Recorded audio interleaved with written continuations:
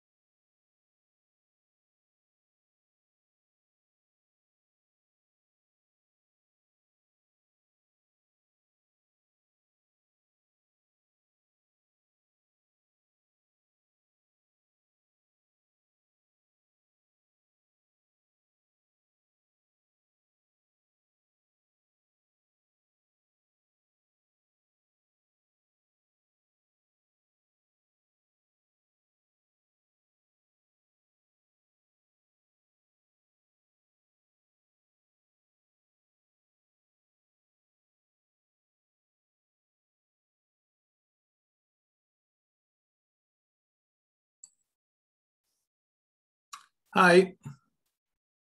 Hello, Doctor. Hello.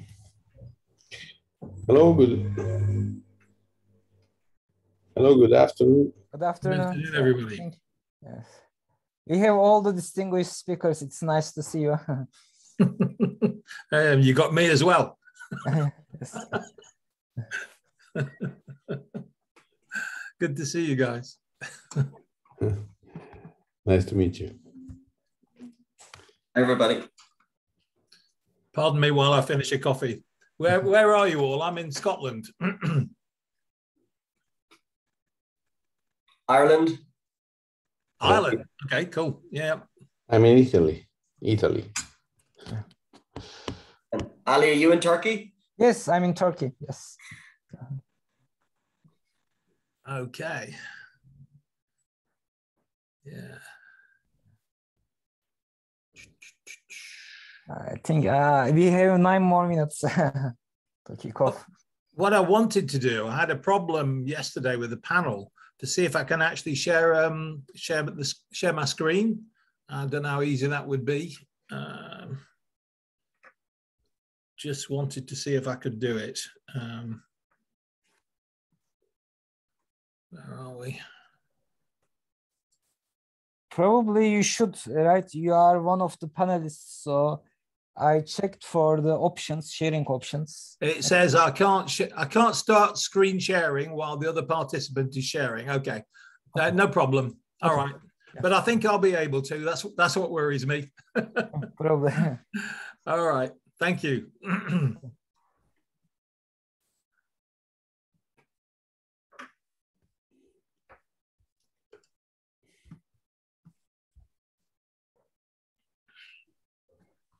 And I better have the coffee while I can. Yes, you can.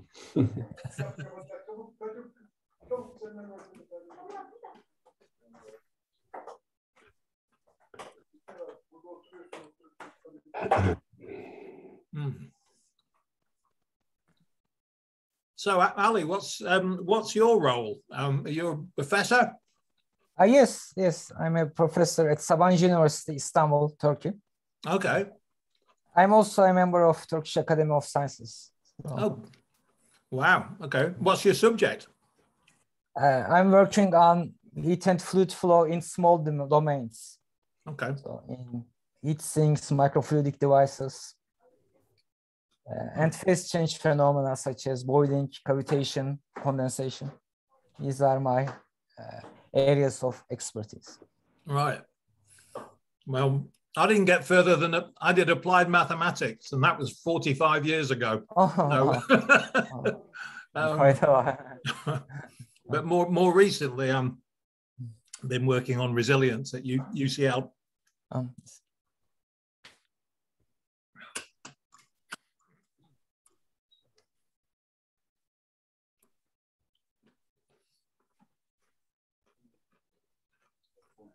Do you get, Ali, are you getting many questions from the audience? Yes, probably they will write to chat box. So I will check the chat box, and probably we will have 5 minutes for the questions in chat box. I'm going to share with you so that at least read the questions at the end of the talk. I think we can do. I think they will not directly ask you the questions. They should write it. No. Okay. Thank you.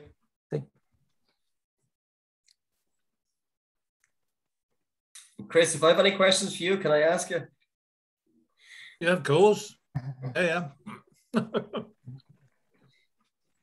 to get some funding.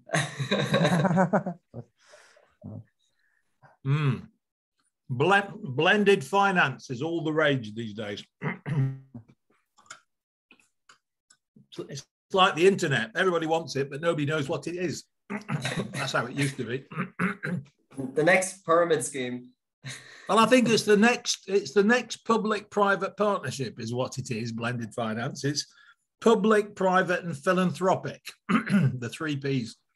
And And they've been sort of bringing it in on, you know, climate change funding. They're looking at it. And of course, the, you know, the medical emergencies, they've been looking at it. So I was on a seminar with the Norwegian Research Council about it a few months ago, and they were really looking at the COVID crisis, obviously, but also antimicrobial resistance. You know, they raised a few billion with those different, you know, public, private, and philanthropic funding. And that's what blended finance is all about. But it's complicated, and it shouldn't be, is my view.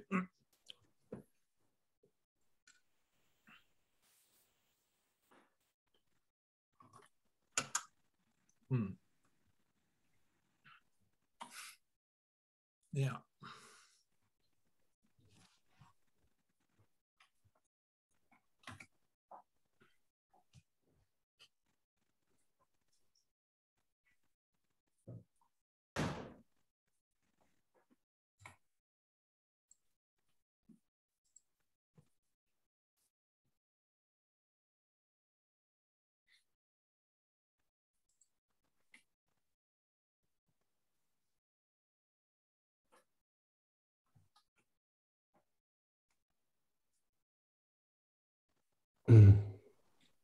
Ali, how many people are attending the conference?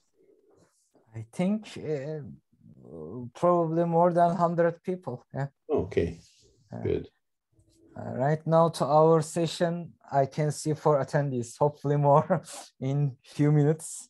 Well, no, it was just a general question.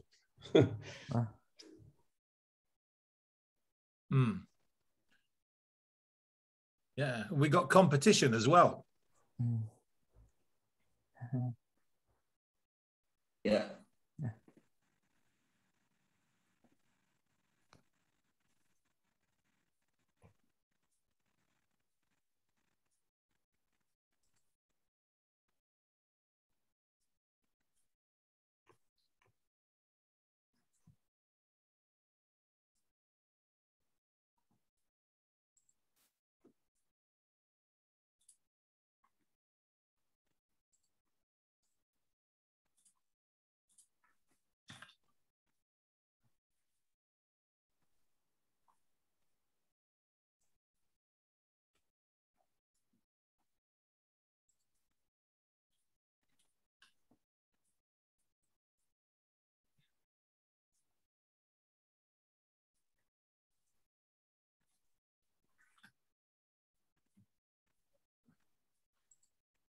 Good people are coming. Yeah. Should always say it starts about 15 minutes before it actually does start, is my experience. It's like when you go for dinner, you know, 10:30 for 11, and then people might just get there in time.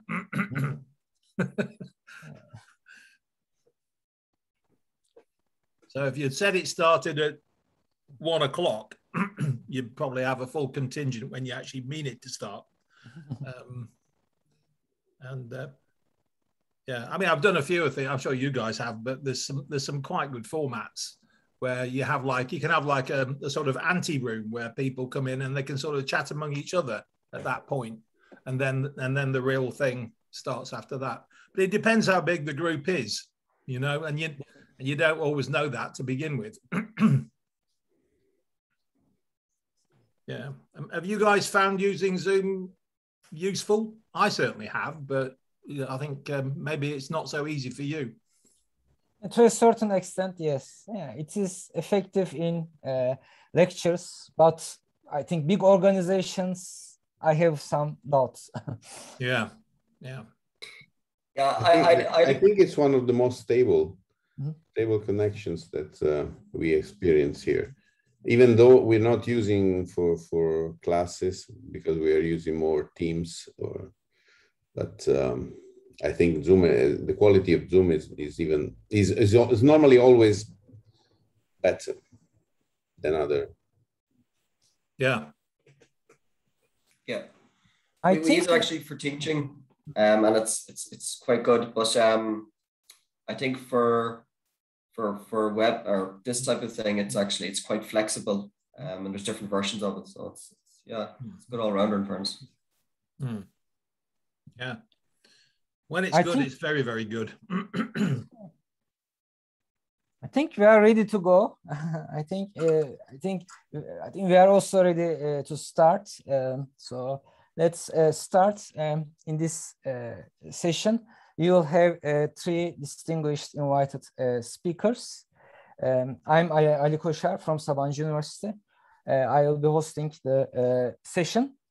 The first speaker is, we will start with the first invited speaker. The first speaker is Professor Umberto Desideri.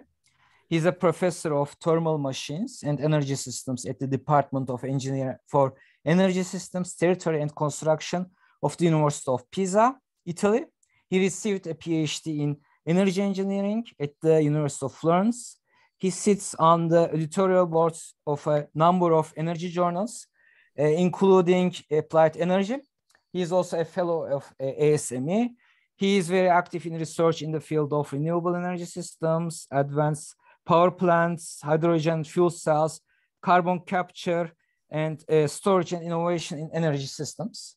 The duration of each talk will be 30 minutes, 25 minutes presentation, 5 minutes question and answers. Please, for the attendees, please feel free to write your question in the chat box so that I could share them with the speaker. So we will start with Professor Desideri. So the floor is yours. Okay, thank you very much for your introduction, and also thank you for inviting me to have this talk. I share the screen so that you can see my presentation, and okay. I hope everyone can see it. Yes, I hope so. Well, this talk was will focus on power-to-fuel technologies, or at least their role in the future energy system. Why this is important?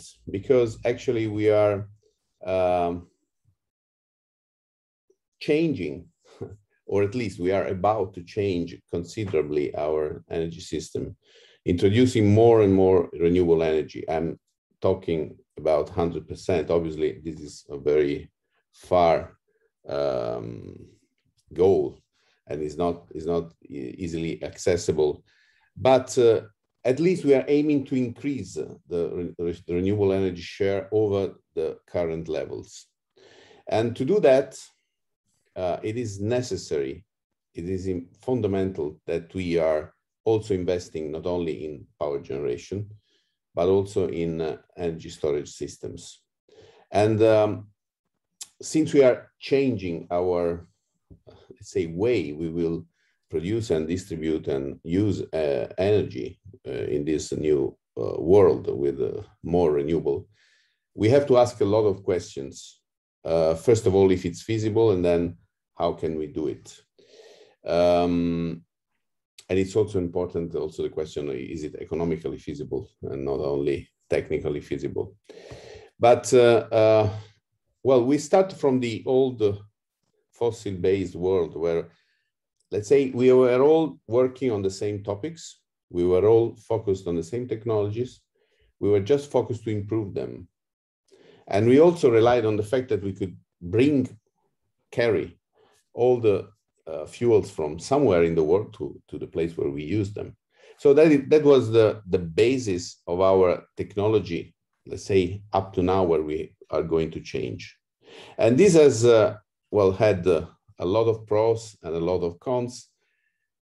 But we are abandoning this way of acting and also way of thinking, because if we all work on the same topics, then we are all, let's say, committed to improving those technologies. But when we have to, let's say, take account of what is available in my area, in my region, in my country, renewable energy is limited to the fact that it has to be available in a certain area.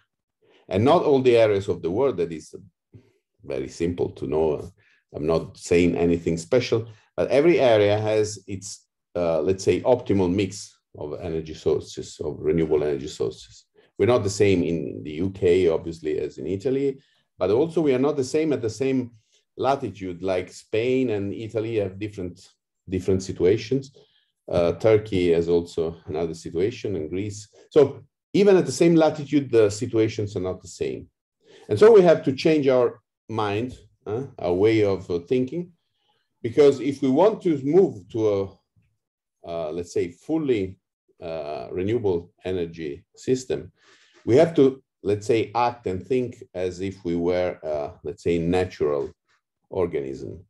And then the natural organism actually gains some energy from food, and then we accumulate, we store it, and then we use what we have stored. And we have thus to consider that we will not using necessarily energy when it is available, and or power when it is available. We have to store it in some way, in different ways probably, and use it in a different time. I like this slide because when we talk about energy, we also talk about power generation.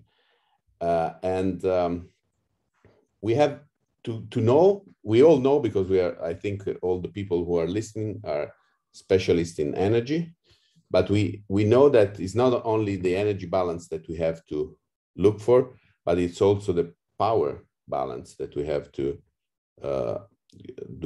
to match every single time, every single second, or let's say quarter of an hour or minute. In when we generate power, we have to use it exactly at the same time, and we always have to have a balanced system. So when we switch from let's say pulling this very heavy load on a bumpy road with very large tracks which are not full power, then it's easier normally to control. It's not so efficient, but it's easier. But when you let's say change all the large tracks with large power output with a huge number of small cars all working almost at full power, then the problem may arise if something is not working well. So the system has to be balanced in time and also during a long period of time. So the big problem is to matching the supply and demand of energy. Well, how can we do this? I will focus a little bit in the second part of my talk about power to fuel technologies, but actually there are many other ways. First of all, we should try to save as much energy as possible, because if the system is not optimized from this point of view, then all the interventions are not very useful. Then there is a lot of work, and it's important work about the flexibility of control of power plants. That is why the large, at least in many European countries, the large steam power plants are now being replaced by other systems, or at least they are decommissioned, and then they will not be working again in the future. Then we have to consider the costs, which is also very important. And also, I think, because we're not talking about so much, we should develop as much as possible programmable renewable systems, not only solar and wind, which are very easy to install, but very difficult to control. And then we have to develop storage systems, which we don't have actually, or at least we don't have for the application and the time and the utilizations that we need. You know, my electrical engineering colleagues love batteries, but batteries cannot solve the problem by themselves. Hydropower, large pumped hydro power systems have already been deployed and used. So we need something else, let's say, in this from one extreme to the other, to build an energy storage system which will not be the same. That is something which is not easy to understand for many people. It will not be the same exactly everywhere, because a different energy mix will require a different energy storage mix. And so we have to let's say, study each system as a case study, which is new. I just want to show you some numbers of Italy, just as a case study. In Italy, well, that was to 2018. The situation in terms of installed capacity has not changed so much, but we can say that almost half of the power installed in Italy, power generation systems, is renewable, including hydro, obviously, not excluding hydro, PV power, wind, geothermal. And in this other share, there is also a share which is not so big, but it's significant, also of biomass in the thermal part. That is the energy, and that is installed capacity. As you can see, well, obviously, thermal power plants have, let's say, are used more than the installed capacity. Hydro is used less, and wind and PV power they're also used to produce less energy. The percentage which is missing is import and export.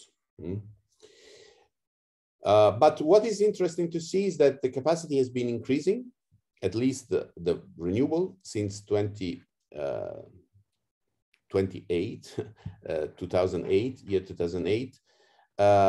And the blue one and the gray one lines have been reducing. So those are thermoelectric power plants which are being decommissioned and closed. But if we look at, let's say, demand and also production, if we multiply, for example, in 2 days, this is January 9, 2019, and this is July 25, 2019. If we look at the consumption, if we assume that the consumption of energy or the produced power is kept the same on the same dates, we can see that even increasing significantly the capacity of wind power and PV power, just multiplying the power produced in those days by 3 times the wind and 5 times the PV capacity, well, the winter still needs a huge amount of thermal power plant. The summer, instead, with lower winds in the summer, needs lower production from thermoelectric power plants, but will generate a huge excess power, which has to be stored somewhere. And these are other different days in 4 seasons. And in these 4 seasons, for example, we can see that this is January. Oh, sorry. Up here on the left is January. January has strong wind, lower, let's say, power production from PV, the yellow one. And in this case, we can, let's say, reduce the excess power, but we have some excess power due to the combination in some hours of the day of the high winds and high winds and PV. This is spring, April day. In April, we are missing the dotted line is the power demand, and the other one is how it could be produced with such a big increment, big additions of PV and wind. We can say there is little wind, a lot of sun. We can reduce a lot the thermoelectric power plant, biomass, and so on, but still we cannot satisfy in some years, in some hours of the day, the demand. And in October, it's even worse here on the bottom right. Whereas in the summer, in July, we have a very high excess power only during the midday hours. So in this situation, and we have studied the whole year, demand and supply for the whole year, we see that we have necessity, a need of huge capacities, which are mainly concentrated on, let's say, 3 different levels. One is the short term, which is midday, since Italy is a sunny place, midday to the evening or to the night after. And this is not easy, but it can be done in some way. Some energy storage systems could transfer this load from midday to later in the afternoon. But then we have also the medium term, which I mean weekly.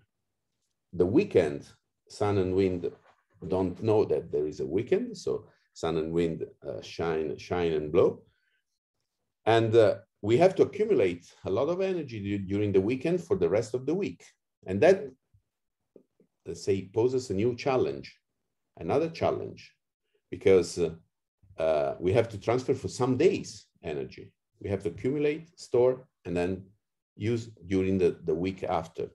But then we have also the need of seasonal storage, because in some parts of the year we have an excess power, and in some other months of the year we need power.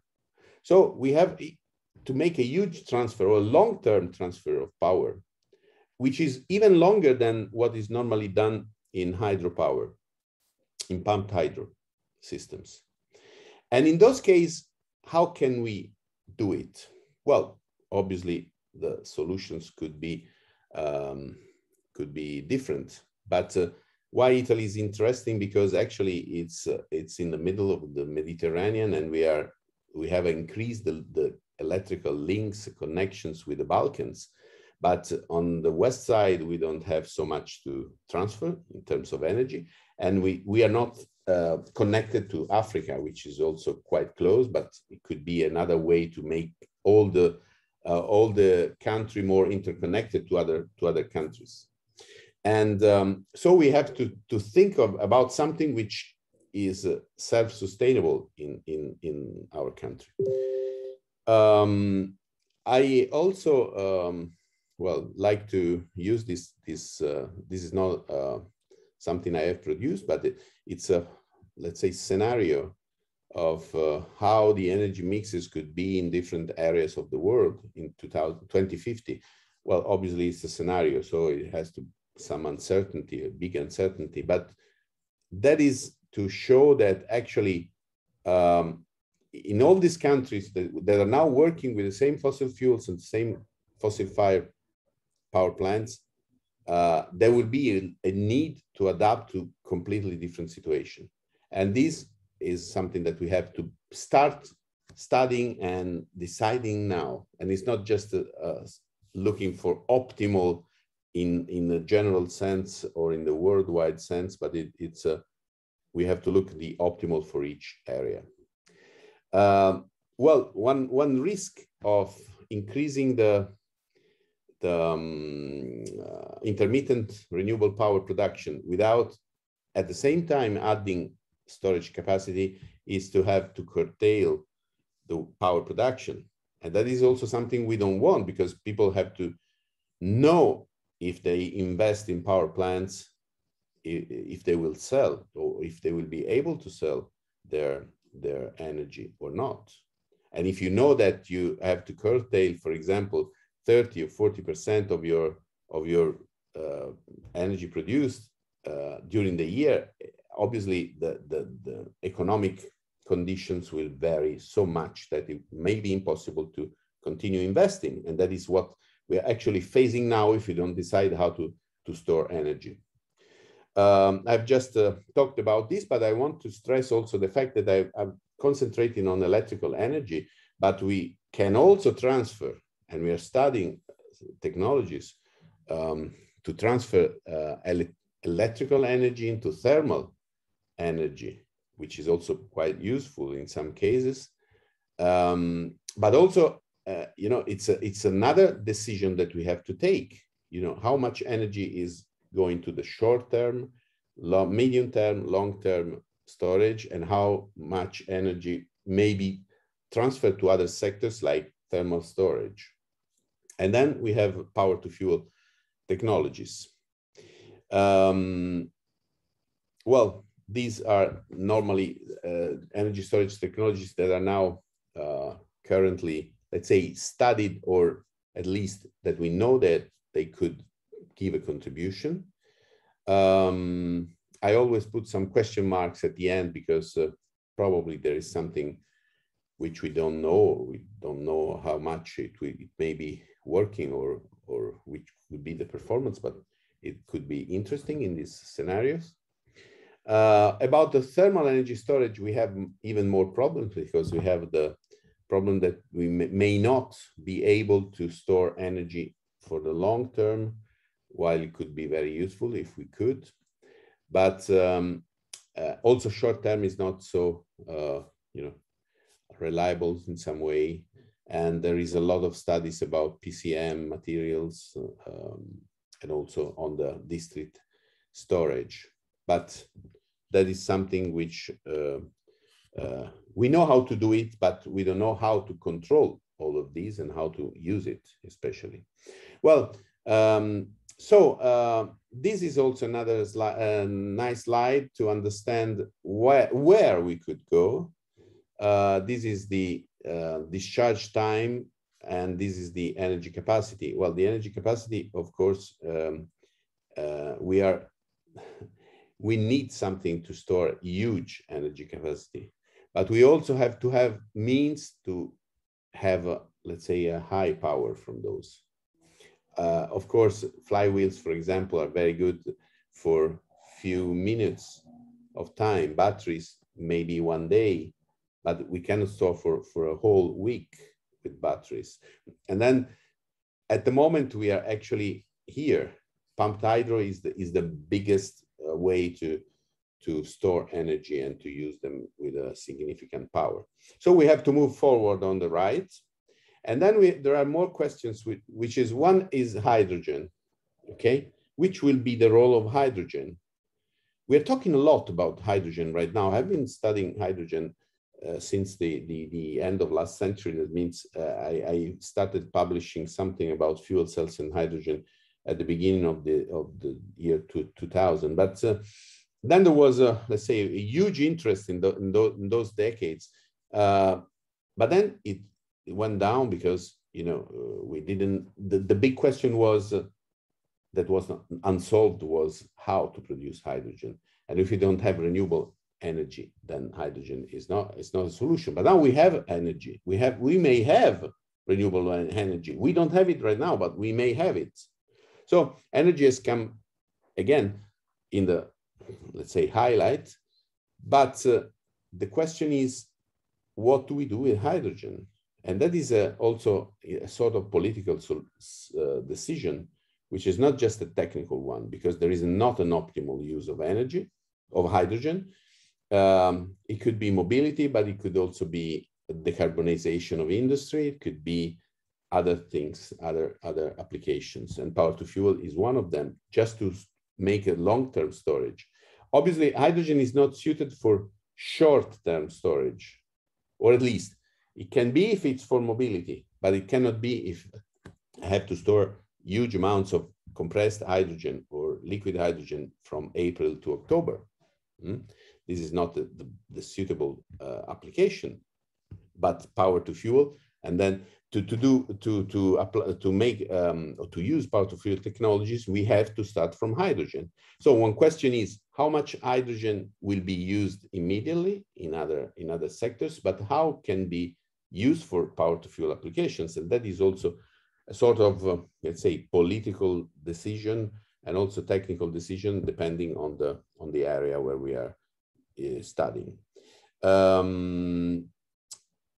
So this is, in my opinion, one very big question when you're talking about power to fuel and power to gas technologies.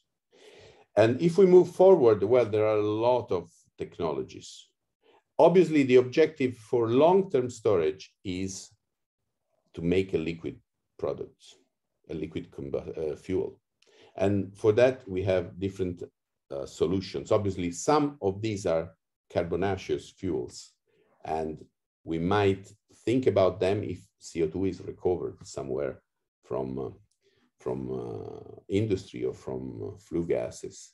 But then there are also, let's say, decarbonized fuels. So these are also, let's say, very important decisions. So what I want to say with this talk is thinking about the future is not just thinking about, I have the best solution, I have the, let's say, the technology for the future, but we have to consider very different aspects, and we should, let's say, seriously talk together about this, because we don't have a single solution, we don't have an optimal solution for everywhere, but we have a, let's say, basket of solutions that we have to apply in different scenarios and in different applications, considering that we should continue to, for example, to use the same vehicles everywhere, or the same appliances everywhere, or the same equipment all over the world. One interesting option is definitely power to methane, which means we can transform hydrogen and CO2 into methane, which could be renewable. This is just an example, but examples like this in Germany are now multiplying. Methanol is also another interesting option. Professor Desideri, it would be nice if you could wrap it up. 2 minutes. Thank you. And I will get to the conclusion. Methanol is also another important option, but that is also carbonaceous fuel, so we're not avoiding new emissions.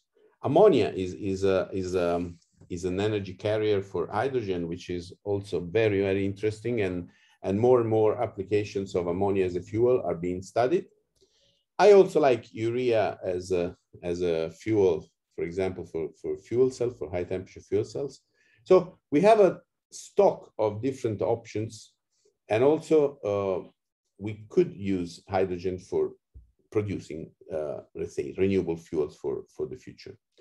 So if I say, could we in some day live in a world where we use 100% renewable energy, I would say I wouldn't have said the same some years ago, but now I can say yes. But then I was just with my talk, I would like you to invite to really think and define the strategies to get to this aim, which is very important, but it's also very difficult, and also we shouldn't think as we have done in the past. Well, this is another conclusion slide. We really have the need to think differently that we have to think locally, but also globally. And this has never been easy, because everyone has his own interest in his own country or in his own technologies. So that is all. I was a little quicker in the end, but I hope you got the message, and I hope it can be a further discussion about this in the future. Thank you. Thank you very much, Professor Desideri. I couldn't see any questions in the chat box, but maybe I can ask one question. Yeah. Right now, I think also contributions from the field nanotechnology and material science are diffusing to the field, for example, as nanoparticles or PCM. Could you comment about possible maybe future implementations of these new contributions?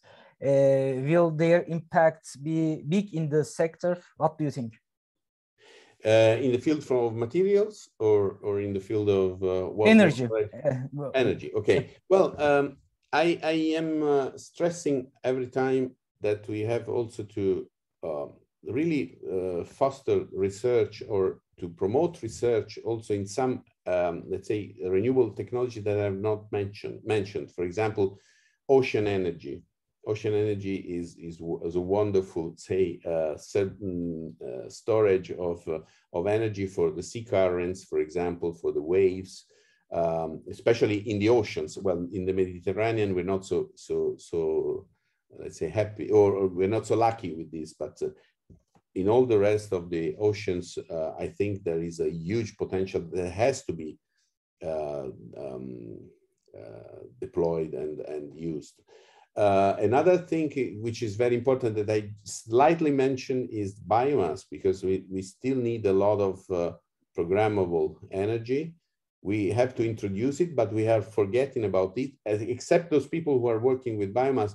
But in a strategic way, I think we are in most cases neglecting or forgetting about biomass, which is also very important, because in all the applications where we need huge amount of heat and power, like for example in some industry, we need to have huge amount of heat, which cannot be just, from my point of view, be provided by electric systems. So like think about pulp and paper or food industry. Are we going to use just electricity to heat fluids and to generate steam? Well, I have some doubts about that. So I think biomass or fuels from renewable systems are very, very important for the future. Thank you.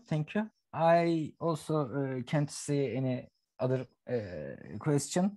Thank you very much, Professor Desidero. Thank you. It was very nice to have you.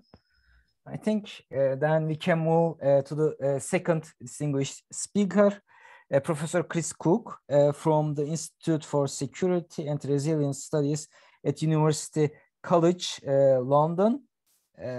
Following an early career in the UK Department of Trade and Industry, he was a market regulator at the Association of Futures Brokers and Dealers, and then at the International Petroleum Exchange, IPE. At the IPE, he developed successful new trading mechanisms such as exchange of futures for swaps, volatility trades, and settlement trades. Between 1998 and 2000, he founded and developed Nuclear, a generic transaction confirmation concept still widely used in global markets. He now works mainly in Scotland, Nordic enterprise tries to develop new partnership-based enterprise models and related finance products and services. And it is a great pleasure to have him here. I think, Professor Cook, the floor is yours. Thank you. Now, let me see if I can share my screen, because I had difficulty with that before. Okay.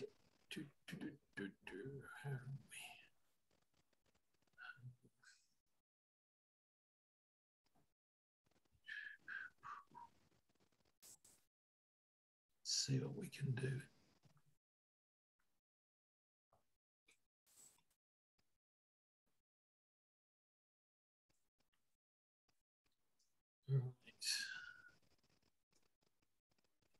Oh dear. Sorry, I'm not a master of this technology.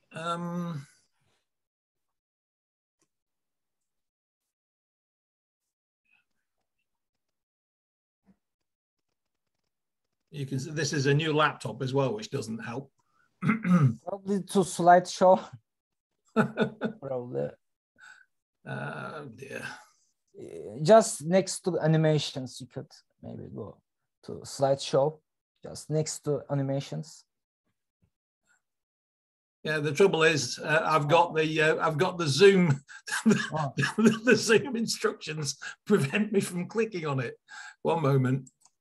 Oh, that's better. Okay. Right, let's see what we can do. Can you see the slide anyway? Maybe from the beginning you can click, if possible, from beginning. Okay. Yeah, I think then it should work. Oh yes, right now. Okay. Okay, fantastic. Thank you. All right. So what I'm going to be talking about today is introducing the energy treasury concept, and how do we get from the current paradigm of dollar economics to energy economics. And what I'm talking about here basically is how are we going to keep score of our transactions? Because at the moment we keep score in those symbols, dollars. We don't even think what they represent. They used to represent gold, and that's essentially going to be my starting point. Now, I like this expression. The Stone Age did not end for lack of stone, and the oil age won't end for lack of oil. We're going to move on from an oil economy to an energy economy, as Umberto was basically, that's essentially where he was going. That's exactly what he was saying. We're moving on from an oil economy to an economy based on renewable energy in different forms. Now, this is where I'm beginning. At that point in 1971, where Richard Nixon, with a stroke of the pen, ended hundreds of years of basing currency on gold and detaching the US dollar for multiple reasons, which I'm not going to talk about, detaching the dollar from what was called the gold standard. From that point on, you could no longer redeem dollars for gold because the system had come under strain. There was too many dollars and not enough gold. So that's the starting point. And following that, within a couple of years, probably you guys, most on this call, on this lecture, will not be familiar with this, but back in 1973, the oil price went up 400%, very rapidly. The market had essentially been come under the control of OPEC, the producers' cartel.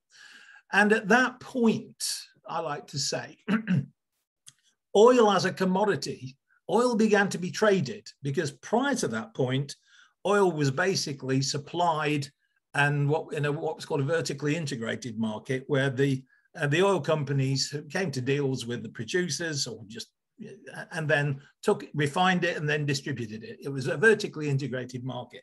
But Mark Rich in the picture there was the first trader, really. He even took Iranian oil and for 14 years supplied it to the Israelis quite quietly. That's what was going on. He got involved in sanctions busting, all sorts of things. He was the consummate trader. But the point was, he was a middleman. And lots more middlemen came along to actually buy and sell oil as a commodity, And that's where the commodity market began. Now you'll see here, this is a historic image of the oil market price, the first of several images. And you'll see that the price was pretty stable all the way until the oil shock in 1973. And after that, it started to become more volatile. Because if there's one thing there's one thing you need to know about commodity markets. Producers want stable high prices, consumers want stable low prices, and they both want transparency. But for a middleman, stability and transparency are death. It means they don't make profits. So they have a vested interest in volatility and in keeping the information to themselves. So during that period, from 1973 onwards, we saw exchanges coming along to try and help manage the price risk. That's where futures contracts came along. It was about risk management. And I, in fact, from 1990 to 96, was a director of the International Petroleum Exchange when it was growing rapidly in use with the Brent North Sea crude oil contract. So I was there and witnessed for six of those years the sheer scale of the volatility in the market. So that was the 1973 oil shock, all the way up to a point I regard as a turning point in markets, which is in 2001, when the company called Enron fell from grace. They basically were a fraud. 70% of their revenues never existed. But the reason they were able to get away with it was that they used a financial technique which was called prepayment. Rather than funding themselves with debt or with equity, they funded themselves opaquely. Nobody knew they were doing this, with prepayment contracts. So Enron at that point fell from grace. And it was at that point that the market changed. At that point, the Intercontinental Exchange was formed and bought the International Petroleum Exchange. This was a few years after I left. And I call this the beginning of the Ice Age, because the purpose of the acquisition, and the guy behind the acquisition from Goldman Sachs, Gary Cohn, there were two of them, one from Morgan Stanley, they were behind the creation of a global market platform for the oil price based upon the Brent North Sea benchmark. And you'll see what happened then immediately after, from 2001 onwards, the market began to be financialized.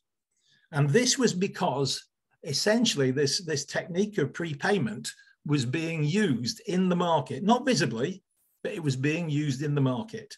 And a colossal bubble was actually created.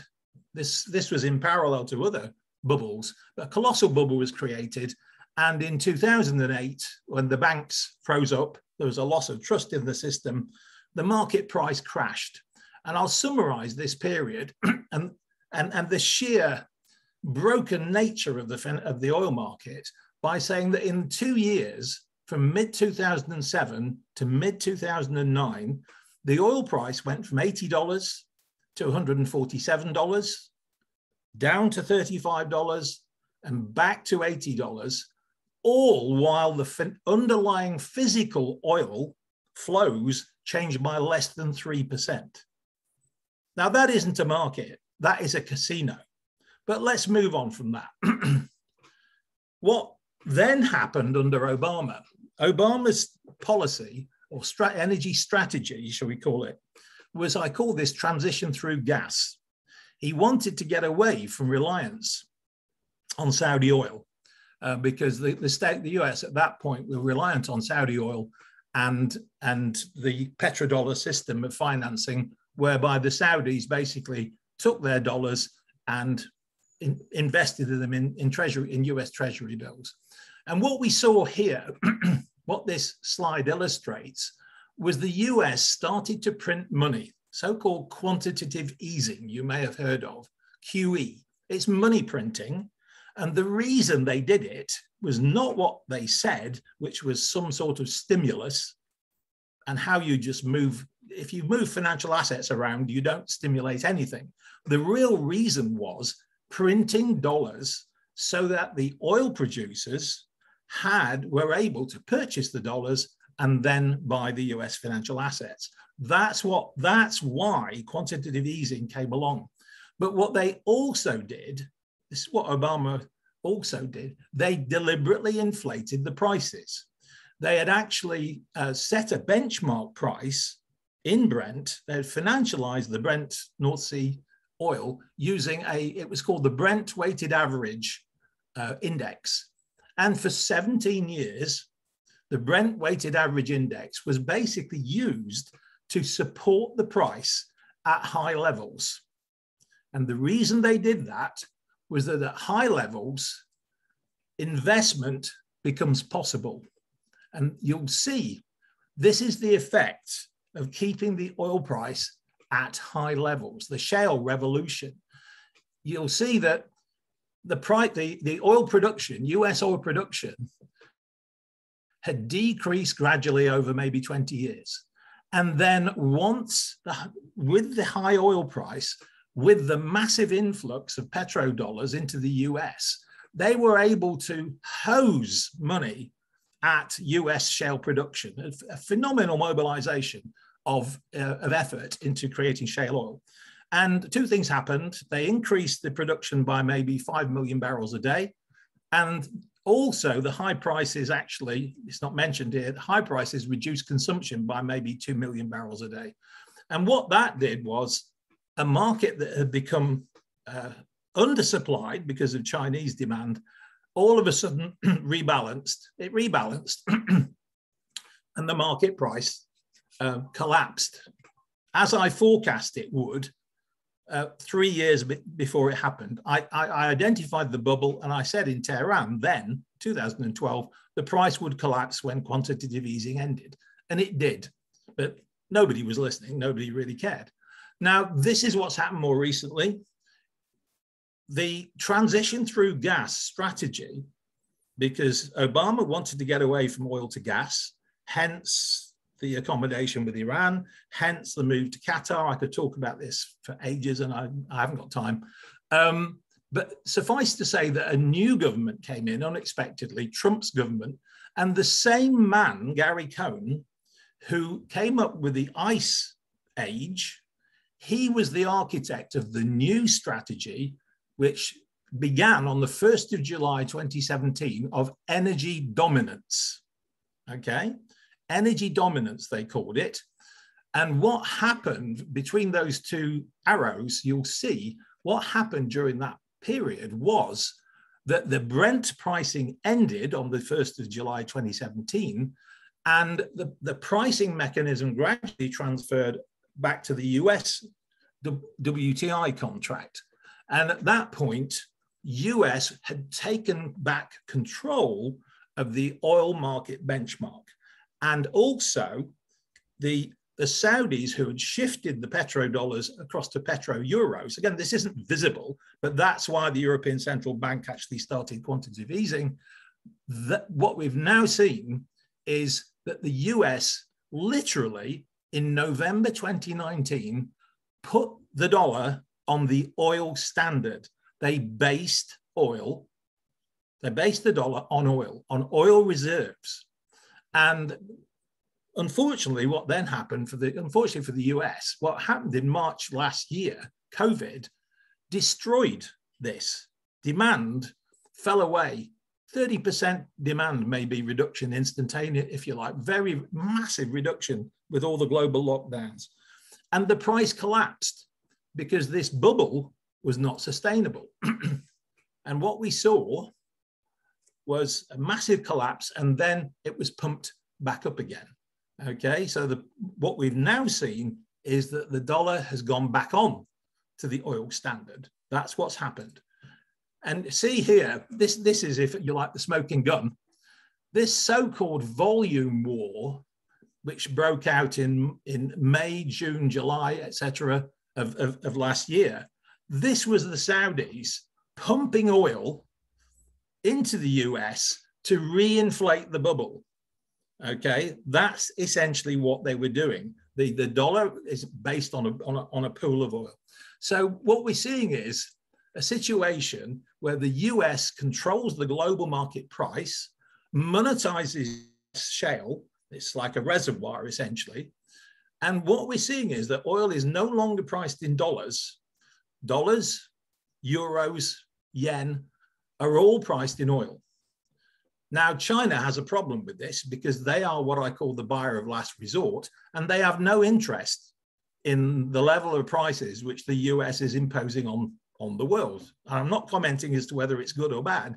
That is what they're doing. China don't like this. And in my view, we've already seen the beginning of a rapid price decline. You may quote me on this, and we'll see if I'm right or wrong. In my view, in the next 3 months, we will see the price bubble deflate.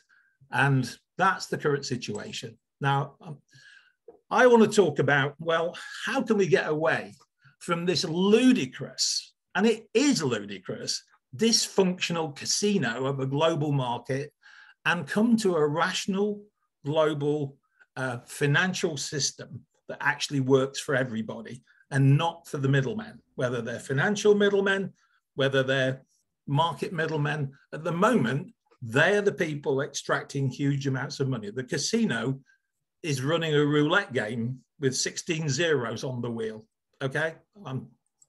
So financial technology, I define as finance plus technology plus communications. It's law and accounting and technology. And financing is short-term, medium-term development finance. Funding is long-term, low-risk funding based on completed assets.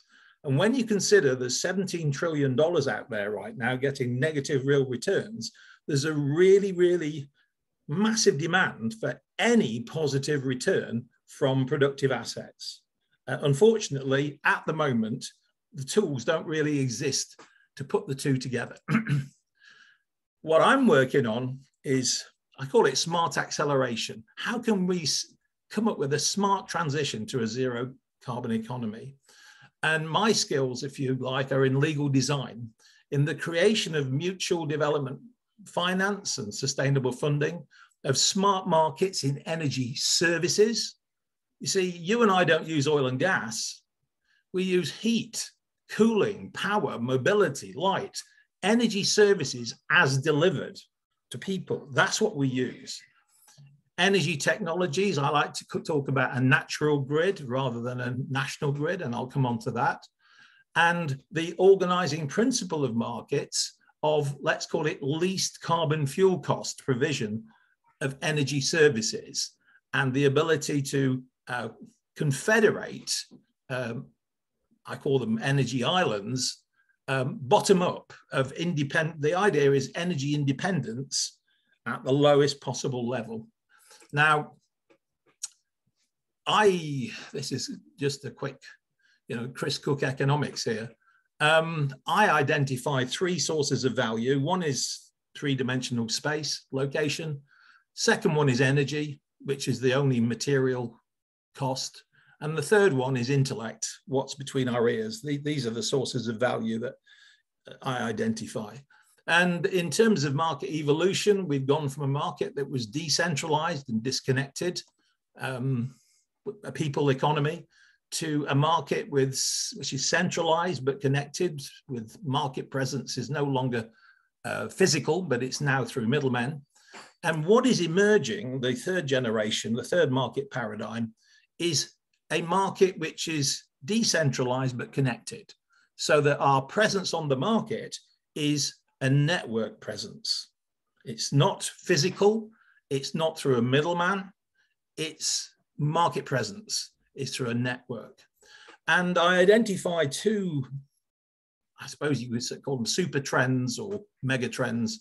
We have, on the one hand, we have this point that resources are getting, all the easy resources have been extracted.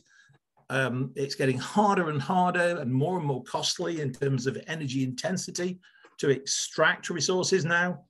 So what that means is there is a decline in what's called EROEI, the energy return on energy invested. And that is a secular trend, and that there's essentially there's a cap on that. That is what led to Yamani's point that the oil age isn't ending for lack of oil. It's because energy is, if you like, the resources are becoming too expensive for people to pay for. Okay, that's what's happening. People are going to have to substitute this. And the second point is related to the direct connections, that we're going from a resource-intensive economy and a capital-intensive economy to an economy which is based on intellectual capital intensity. What's between our ears? That is the resource of the future. That's where the smart solutions come from. It's IP intensive, this emerging economy and services. So financial technology, well, this is the first generation of it. These things are called tally sticks. Basically, I would keep one and you would keep the other, and it was a record of the transaction that we came to. And there were two types of tally stick. There was the one which was a proof or a receipt for value, a proof of payment, for instance. So that was one type of instrument. But this is the one that really matters. It was a tally stick. It was a record of a promise, a record of an obligation that we took on to each other. If you like, prepayment was one of these. It was a promise returnable in payment for goods and services. It was issued by a supplier in exchange for value received. And literally, the expression rate of return was the rate over time at which credit was returnable to the issuer in payment for services. Now, that rate is not fixed. It depends on the existence and the amount of the flow. And you'll see that a promise actually is a relationship. It's not an object. It's something personal to me, the issuer. I issue you a promise, and you can maybe pass that promise on, assign it to somebody else, and so on. A promise is not an object. It is a relationship, okay, between me and the acceptor of the promise. Now, the first generation of what I call institutions was simply associations of people. You had societies who had a common interest. You had companies, which literally comes from the Latin for people who take bread together. Companies, companions, they had a common purpose. You had colleges, which were associations of people to a common knowledge. And there were various agreements that came up for risk sharing, cost sharing, surplus sharing. These were all agreements.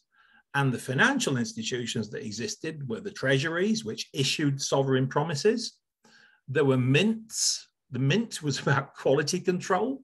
They would take gold and assay it and stamp it, and that was the quality control and issuance of the currency. And finally, there was this exchequer, which was the physical, it was a shared ledger. Nothing new about this. This is, you can see on the left on a table, a bit like an abacus really, and on the right, where the word came from, the checkered cloth. That was the exchequer, where people put heaps of gold and whatnot. So I find this fascinating, but you know, that's just me. So we're now into double entry bookkeeping. In the Middle Ages, you've got debits and credits. You have there on the right a bill of exchange, which is a promise, which could then be passed on to somebody else. You had all these instruments we now know of equity, shares in companies, debt, derivatives, fiat currency. You know, all of these are exchangeable and tradable virtual objects. And the institutions changed. We started to get legal persons coming along. Instead of it just being real people like you and me, we came up with the concept of a legal person, which was a collective. A collective might be a state or a municipality. It might be a private legal person. But the problem with this was it created middlemen. Each corporate legal person comes between real people, alienates them, you lose your identity. You've got management problems and you've also got consensus problems. And the current institutions of the current system are state treasuries, central banks, which are the agents of state treasuries, private banks, which again are middlemen who issue credit. You've got derivative exchange. I was a director of one. You've got clearing houses, which take the risk of markets. You've got stock exchanges and so on. These are all institutions which are middlemen and are involved in the transacting of these objects, which I just described. And now we're into the FinTech 3.0. What does this look like in a network world? What does this emerging market actually look like? And that's what's been the subject of my work for the last 10 years. 13 years ago, I called it nuclear. And it was simply a way of globally confirming transactions. We used to send faxes and telexes to confirm transactions in the oil market. I raised some money and put together a .com, and I came up with, it was called Oil Clear, the first one. And it was quite simple. There was a messaging system. There was a shared database or ledger. There was a market user agreement, like a club rules. And there was unique registration in time order. Not the same as a blockchain, which is about synchronous. It was unique registration in time order. My problem was I couldn't get anybody to use it. And in the end, the big exchanges just took the idea and are making billions of dollars from that idea because they're capturing data, which is very valuable, and selling it back to the people who created it. So that concept of a shared market transaction registry is 22 years old. We've now seen a decade later, shared databases come along in the form of blockchain. A blockchain is a collective agreement for an encrypted database. And it's synchronous, and that is a very difficult technical problem, but it can be done, as we see, and I won't go into any detail. But the problem with the coins, you'll know Bitcoin, it's a proof of past value creation. It's not a promise of future value creation, it's a proof of past, it's a receipt for value. And the problem with that is There is no objective use value behind it. All you have is, yes, it's transactable, but it's essentially a casino token. And here's a wonderful example of, in practice, how that works in the oil market, or rather doesn't. Venezuela launched a coin called the Petro, and they said it was based on oil. A couple of problems with that. One is the acceptability of currencies based on use. There are many different types and qualities of oil, so the only people who could use Venezuelan oil were a few refineries. So they're the only people who actually would have a use for it. Most of us use gas, oil products, energy services, but we don't use oil. I don't personally have a refinery. The Petro is a proof, not a promise. And the problem was and is that you couldn't use it to pay for Venezuelan oil, right? You see the point? It's not a promise, it's a proof. So guess what? It's never been used because it's baseless. So what institutions then, how can we actually mobilize value? How can we mobilize the flows of energy and then bring in investment in those flows? And I've identified what I call a capital partnership is just simply a production sharing agreement. That's what it is. It's a production sharing agreement, a capital partnership. And the production can be the use value of land. It could be the use value of energy.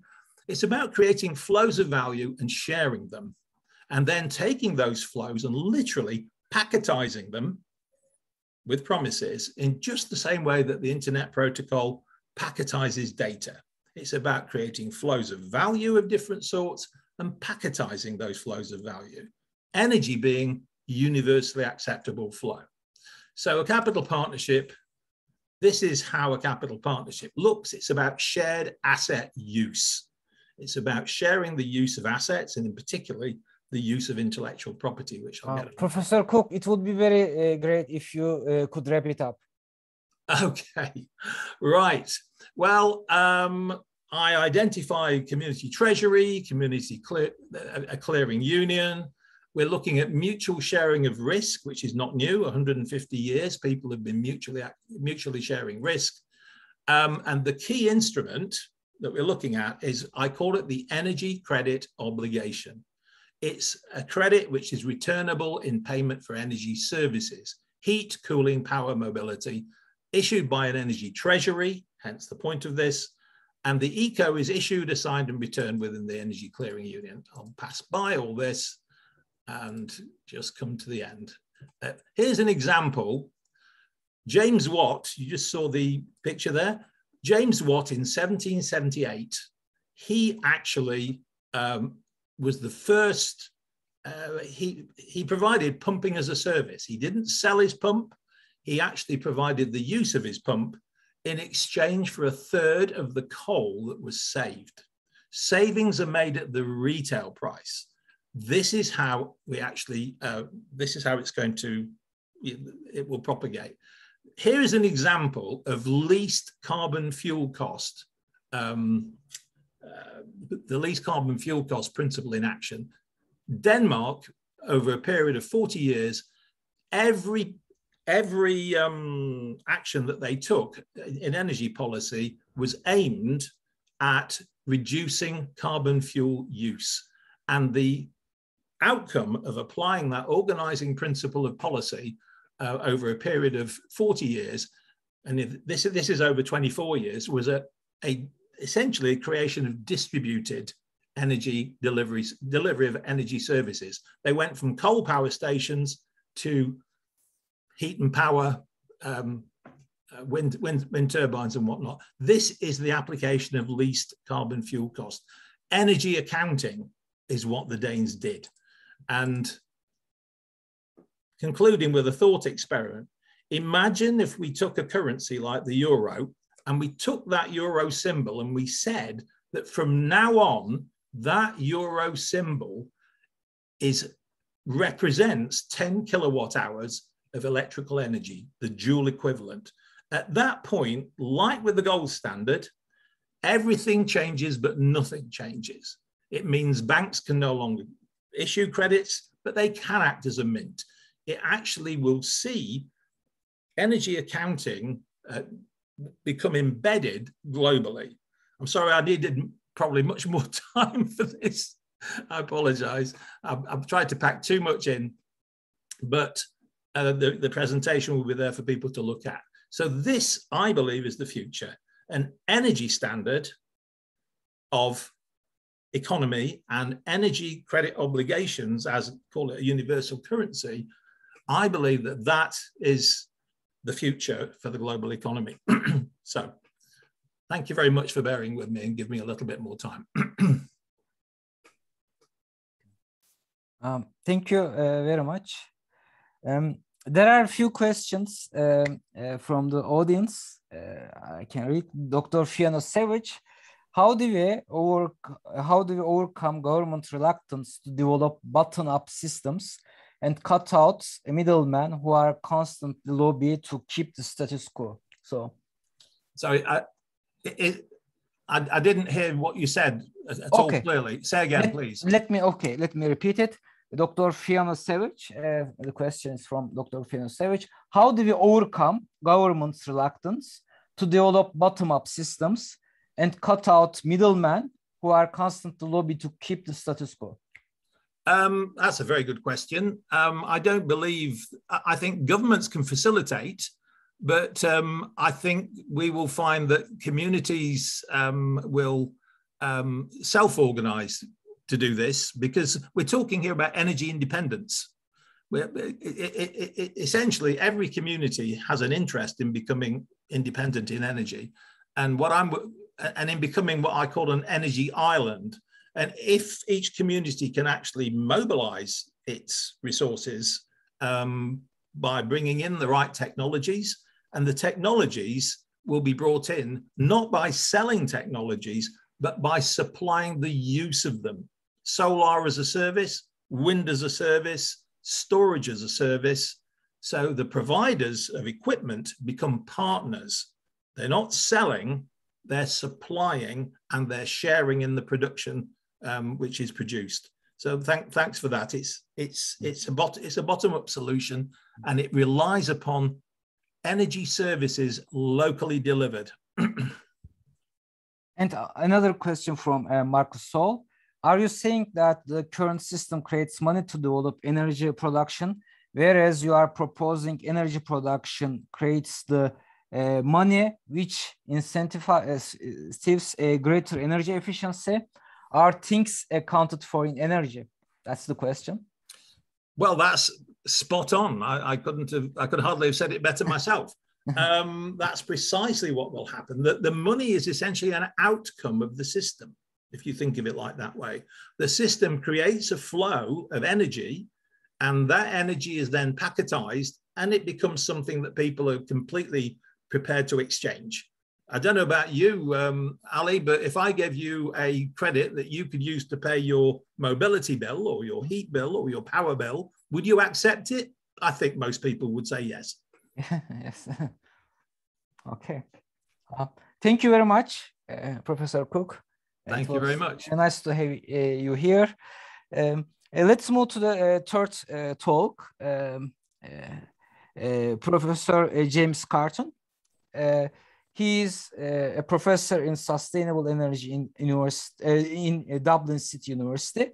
At the same time, he's a co-founder of Hydrogen Ireland Association and Hydrogen Mobility Ireland. He is a member of World Energy Council's Hydrogen Global Initiative, and he is a member of Hydrogen Task Force expert to the UN Economic Commission for Europe.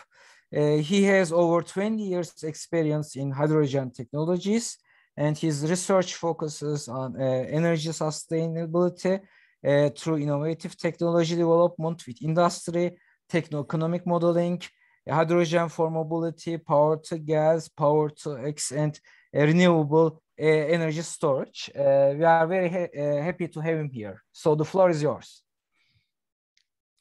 Thank you. Can you hear me? Yes. Yes. Yes, very good. So thank you, Professor Kozer, for the invite to this conference and give me time to speak. So this is actually a very kind of interesting day, and actually I'm going to echo some of my previous presenters' words. I think there were very interesting presentations, and I think a lot of my presentation is actually hopefully going to build on some of their comments.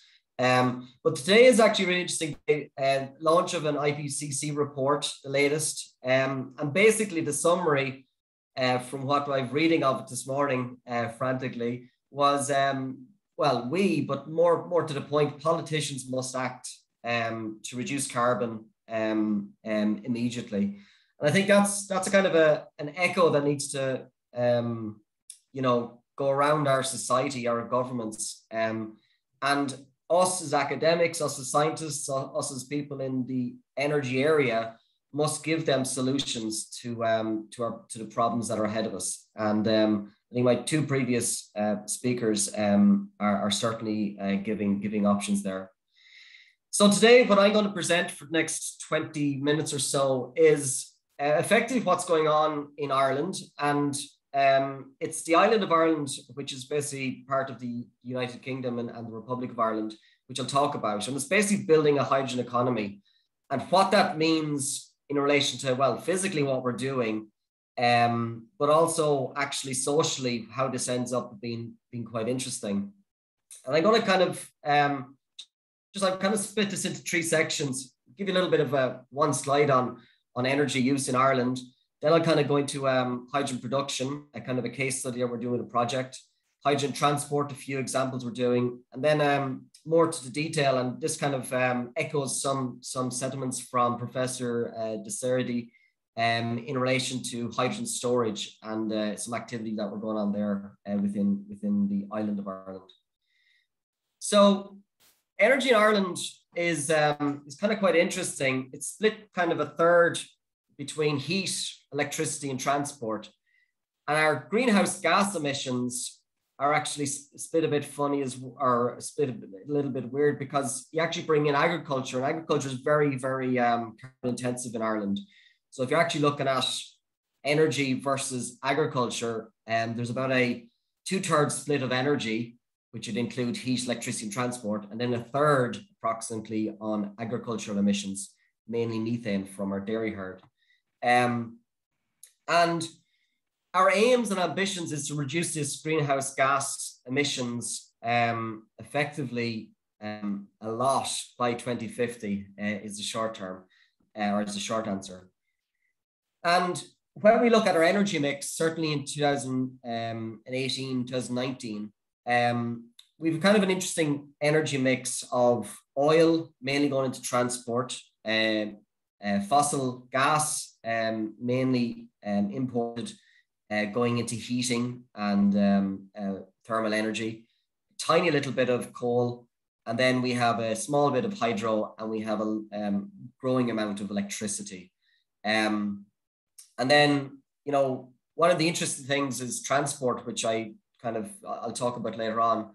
But transport, again, is a very high emitter of greenhouse gas emissions in Ireland. So if we look at kind of for the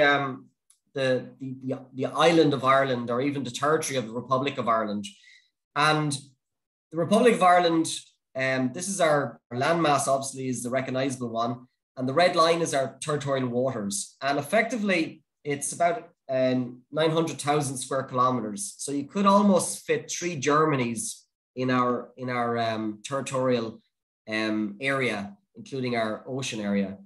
And this allows a lot of opportunity for regional energy production, which Professor Cook and Professor Treasury has mentioned. Regionally, countries, cities, counties, or provinces are important because they have their own resources, either wind, solar, hydro, etc. Ireland doesn't have much hydro. We have a tiny bit of sun, but we have a lot of wind and we have a lot of ocean. And again, we should build on those opportunities. And again, if you're looking at wind, you know, average offshore potential have a really high capacity. And again, there's opportunity there to develop that. So the way I look at this, as I introduce this talk on hydrogen, we have a country that has demand, transport industry. We have heating for requirement as well, but we've also got electricity. So we do have a lot of onshore wind currently. At any one time, around 40% of our electricity is covered by wind. And then instantaneously, you know, we get multiple weeks where on average across a day, we get up to 60% of electricity, and even instantaneous times up to 75% renewable wind on our electricity system. But also, I think I'll come back to Professor Cook in relation to intellect. And actually, Ireland is a very educated country. We have a lot of you know, good universities and good graduates in a lot of areas. So again, that is also beneficial for a region. And then we supply our energy into our requirements. But I'm going to talk today about if we increase our renewables even further, what we can do with that increase, what we can do with that excess, what we can do with that dedicated source, and if we can produce hydrogen for our own country, but also export to the rest of Europe and the UK. So this image here is a kind of a 1 year of a project that we completed at the moment. And we're actually going to have a media press release in September on this. But this is H2 West. It's a project designed for the west of Ireland. And the images here on the left is kind of the wind resources in the west of Ireland. And we call this site, which is actually an onshore wind park, but it can't get grid connected, can't get its wind turbines connected to the electricity grid because the electricity grid is very poor in the area. So we call this site actually an onshore site because we have the exact same capacity factors as offshore wind. So it's a fantastic site to build wind turbines. We have great you know, relationships with the local area and the local people in the area. But we can't, the infrastructure there is not there to actually bring those electrons to the demand. So what this project decided to do was actually, well, what can we do with, can we just build the wind turbines and produce hydrogen? And effectively that's the project, and it'll go kind of, it'll go public, we'll say, officially in September.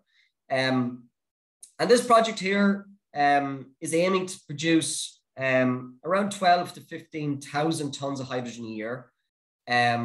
It's a you know, it'll be one of the biggest electrolyzers built in Europe. It won't be built probably till about 2025, but it'll be a very big electrolyzer.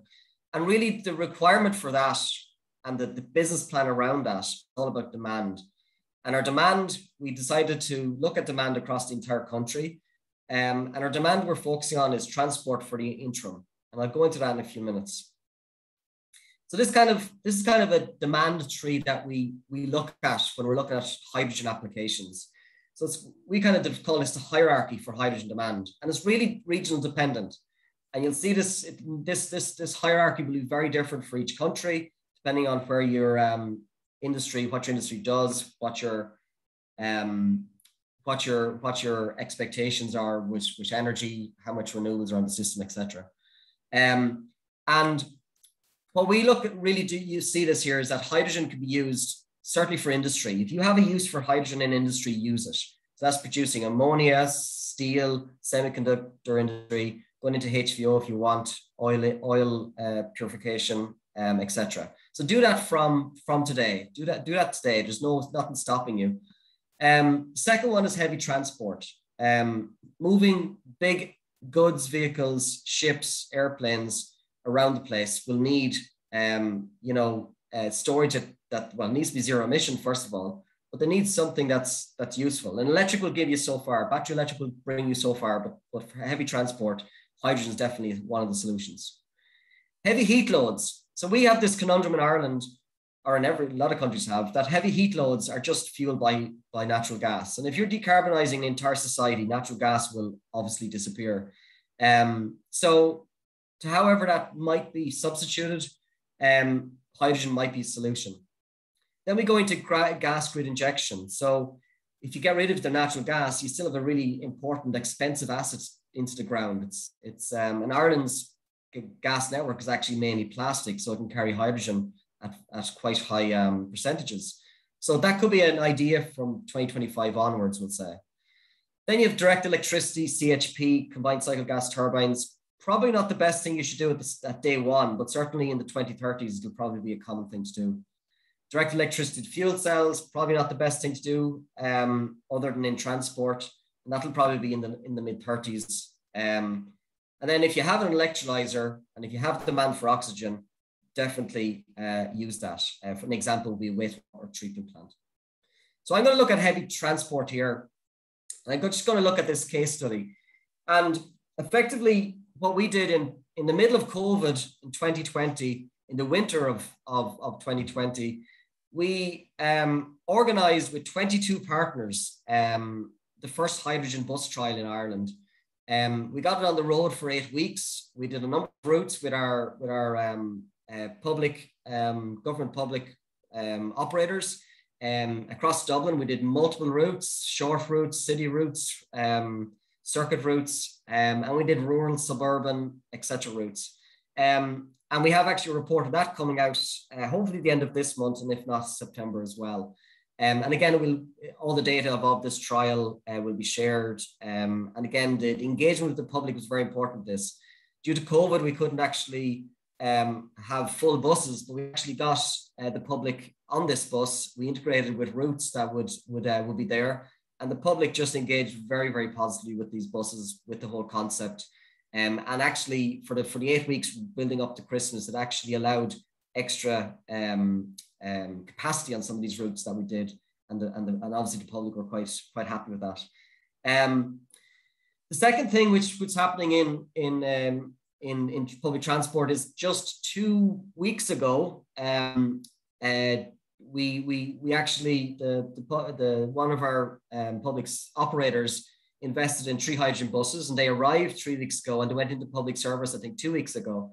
And I was kind of one of the first. I jumped at the chance to get involved with this.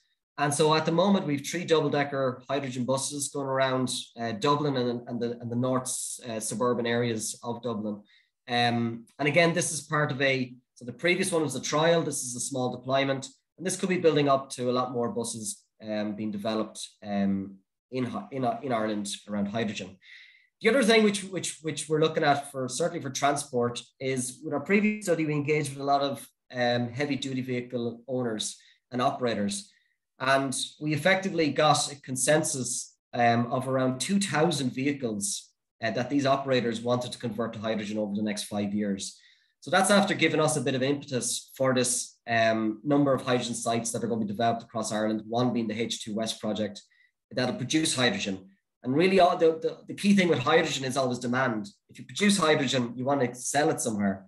So if you don't have a demand for it, why would you produce it? So the idea is bring the chicken and the egg together at the same time, and build the infrastructure as you're developing demand, and have them coincide together. And that's what we're doing here in Ireland, certainly for our first hydrogen production sites, fully green hydrogen, and then also the fully demand for transport, which is the low-hanging fruit. And then we've got a group called Hydrogen Mobility Ireland, which is kind of setting out a plan for national grid for hydrogen fueling stations. And effectively what we're looking for from the government is a skeletal refueling network, and probably 20 refueling stations would cover the entire island of Ireland, north and south. And this would allow kind of an integrated network for heavy duty vehicles, those buses I've seen, city buses that would be in regional cities and towns, but then also for heavy duty vehicles, and coinciding the fueling stations with urban haulage companies, etc. And this effectively is the map that you come out with.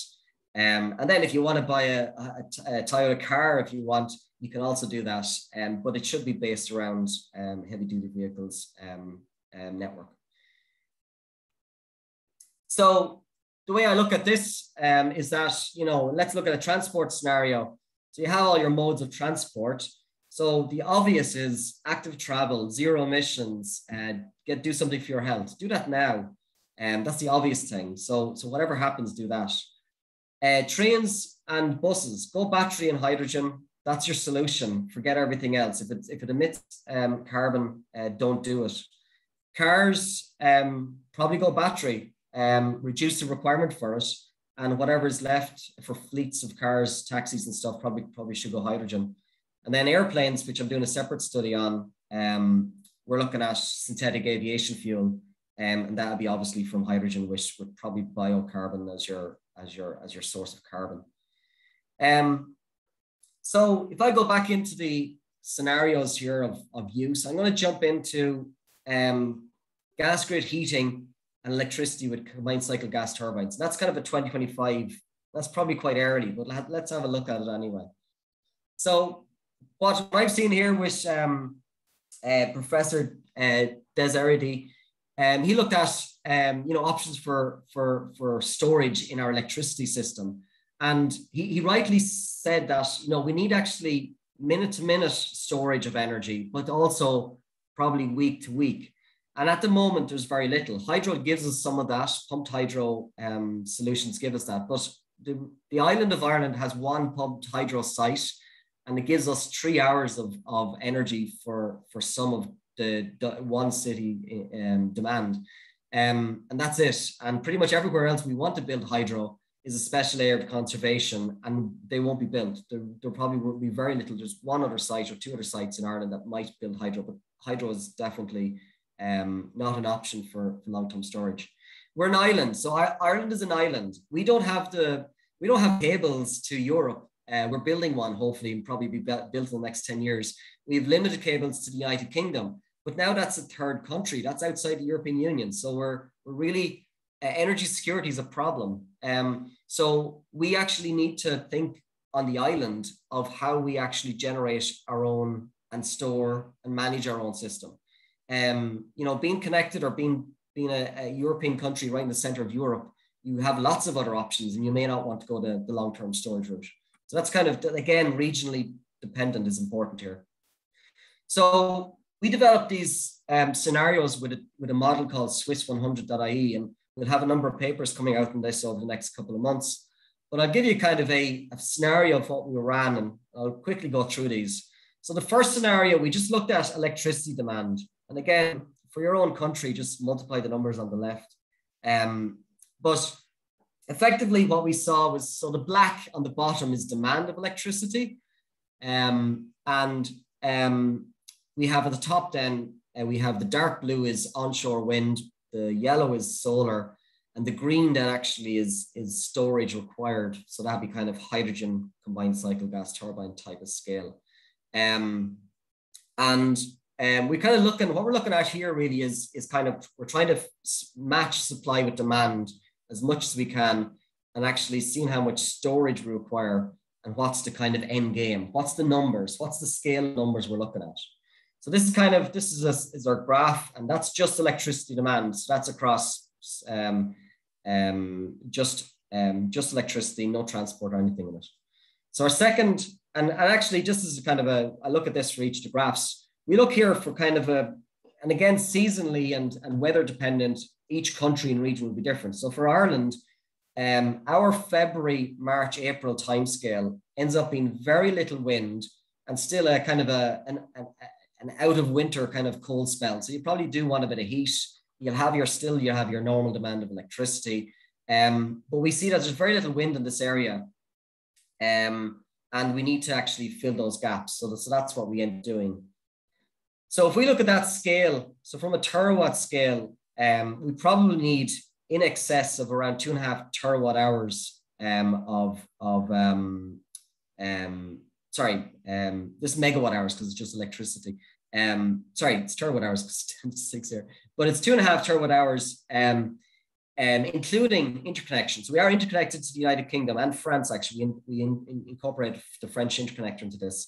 But of that, the major green is about 2 terawatt hours of hydrogen storage required just for electricity, to overcome those short spells. We run on then, and actually what we did here was we brought in electricity, transport, heat, direct air capture and aviation. And the direct air capture was to actually achieve our Paris-aligned what's our fair share of carbon we should collect and send to geological storage if everyone else in the world was doing it. And this is a scenario for 2030. And what we look at here is a more complex graph. Our onshore wind, which is effectively the previous graph, is this little dark blue. Our electricity is the little line of black. And then our offshore wind is this lighter blue. And our solar then is mixed between into the summer. But we get in Ireland, we have a huge amount of heat requirement. And this is the turquoise color. We have DAC is the dark color, direct air capture. And we're actually also we're creating aviation fuel here. So we have a lot of requirement for direct air capture, a lot of energy going into that, a lot of electricity, and a lot of hydrogen required. So if you look at this scenario, again, we come into the March, April time, we have no wind coming into high wind areas. And again, we fill in those large gaps with storage from hydrogen. If we look at this, we look at our total requirement for the Republic of Ireland on this model is around 8 terawatt hours of hydrogen storage we need throughout the year, and the worst case is in midwinter. So what we've done is, well, can we even store that in Ireland?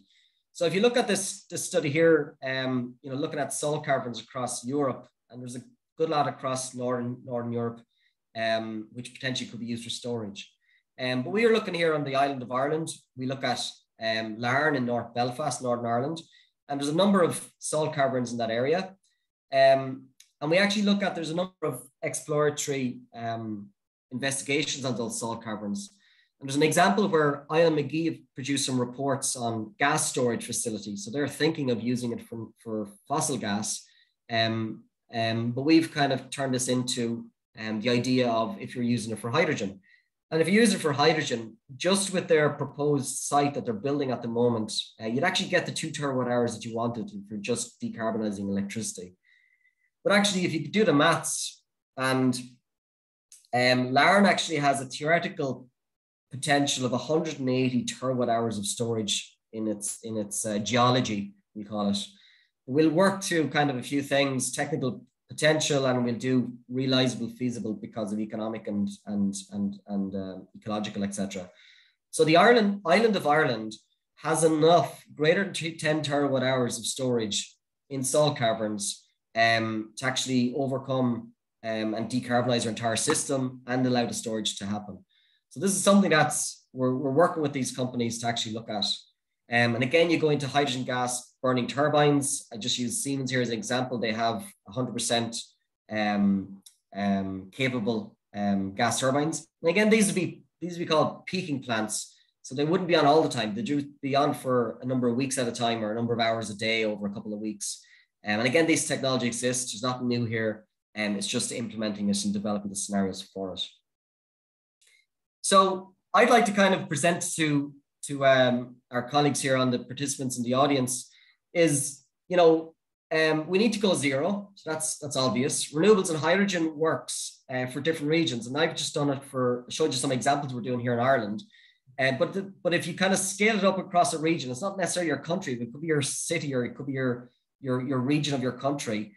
And if you have all these things that align, look at the hierarchy, create your own hierarchy, and you'll come out with some really interesting solutions. And they will be economic. And that's why this project in the HMS will go ahead. It actually, when you kind of pull some of the ideas together with some political support and governmental support at the start of these projects, they can be realizable. Demand is important, and you can't sell trucks without hydrogen trucks without having hydrogen produced, and you won't be able to sell those trucks if you don't have hydrogen in the pipeline. So certainly for the small scale, at the start of your hydrogen economy development, you really need to focus on demand, and transport ultimately will be a tiny portion of the demand in the future. But actually at the very start, it's very important to actually implement demand from buses, from trucks. Go public transport. Public transport, there's an impetus there for governments to decarbonize. So put the pressure on them to do that. Decarbonize your buses, your trains, your public transport, And then once you have that supply chain developed, then move on to the big fish, which is effectively storage for us in Ireland.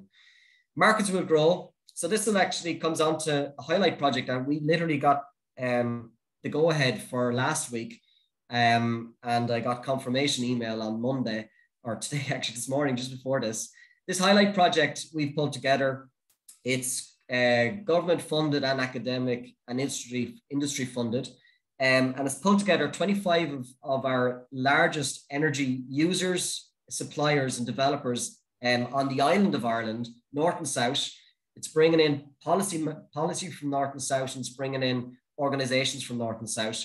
And they've put in their own money, and they want to look at how to decarbonize the island of Ireland, and what is the role of hydrogen? Where does it play and how does it play? So we're developing the data, more data, lots of data to support the credibility of going in one direction or another. And actually, as it turns out, to our previous speakers, you know, there is no one solution. It's a mix, and we want to understand what is the mix of hydrogen, where should it fit, where should it be produced, and then look at options for export, etc. Because we probably, if we look at our territorial waters, we probably overproduce the amount of hydrogen. So we can send that to whoever wants it.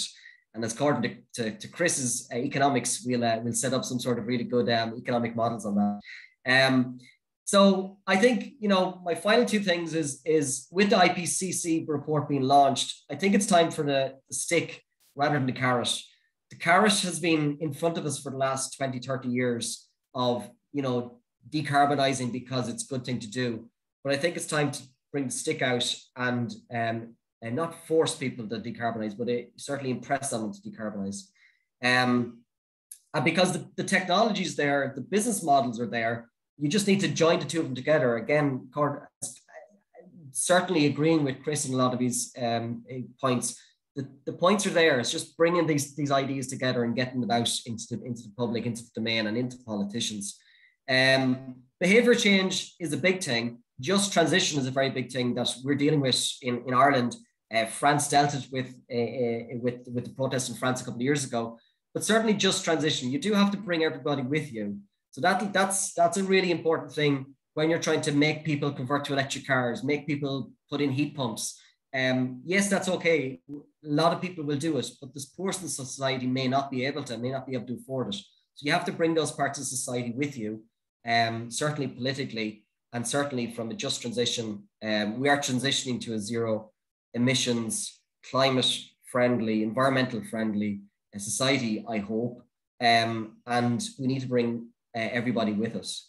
So that's my talk. I think I made up the time, but I'd like to have a discussion, is the value for a lot of these presentations. And again, you know, I kind of speak, a lot of this research I present to you today was from Dublin City University, and the work we do with our colleagues in MARI and Insight. But as well as that, I'm chair of Hydrogen Ireland Association, and that was actually important to bring together to actually create, because we wanted individuals, we wanted small companies, we want companies that didn't interact with academia to come on board and actually have a discussion. And we want the fossil fuel industry there as well to have discussions with those and see how they kind of what's their point of view. So happy with any discussion, and thank you very much.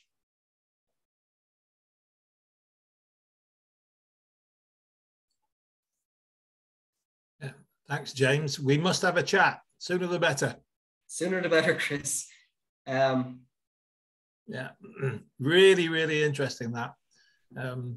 Particularly in terms of how can one coordinate across North and South Ireland, bearing in mind all of the current Brexit goings on. We need a complementary solution, and that's precisely what I believe that I've come up with. You know, it's about competing on quality but cooperating on cost. You know, and that requires agreements rather than new organisations. We've got enough organisations. Thank you very much. You know, I think it's completely achievable. It's very interesting you say with Brexit. You know, like, see, the interesting thing was Brexit and COVID came together, and the the north of Ireland, you know, is governed autonomously to a point, we'll say.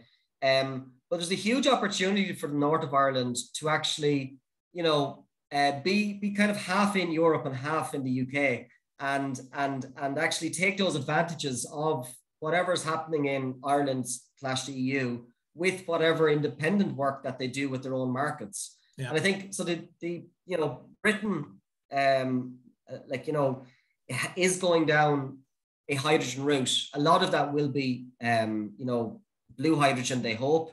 Certainly grey hydrogen is there in the mix.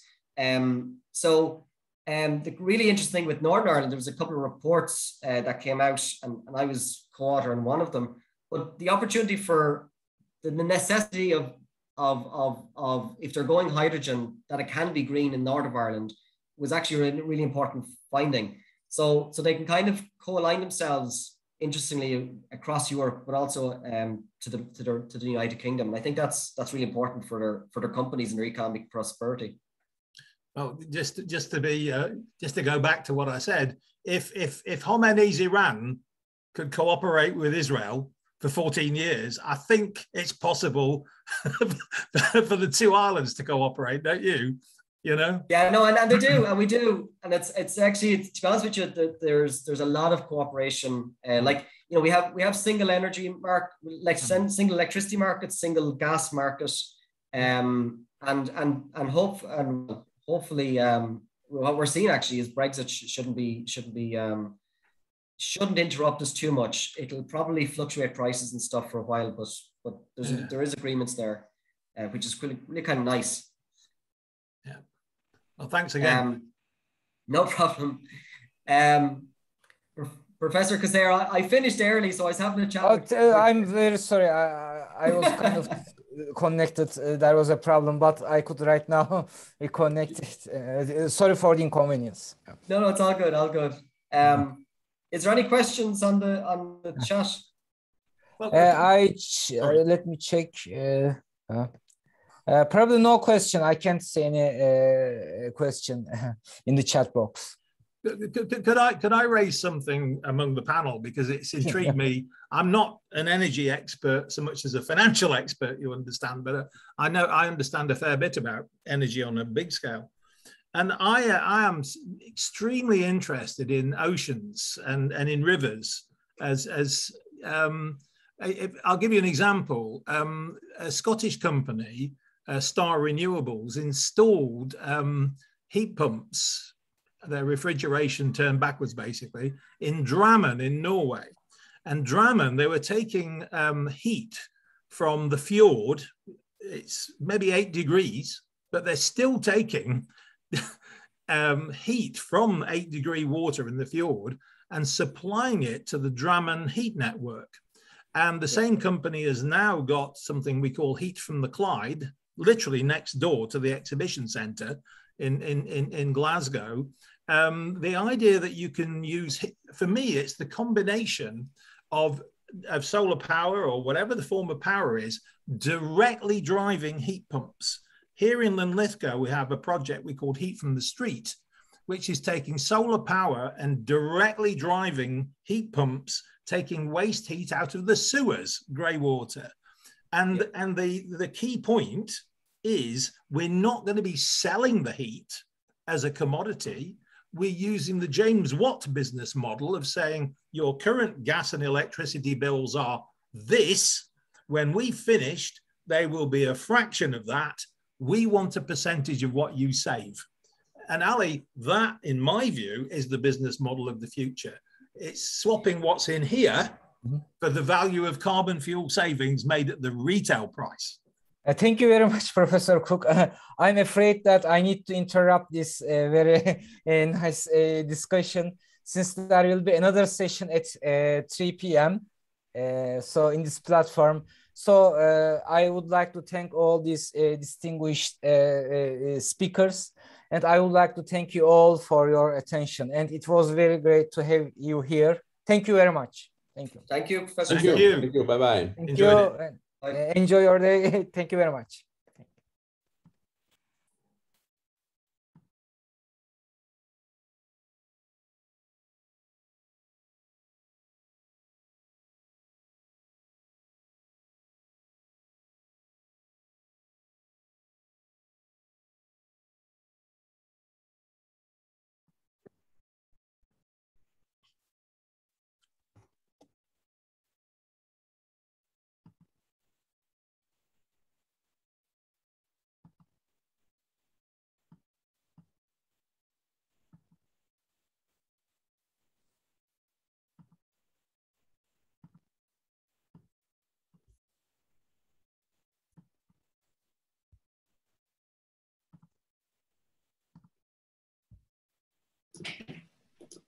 Hello.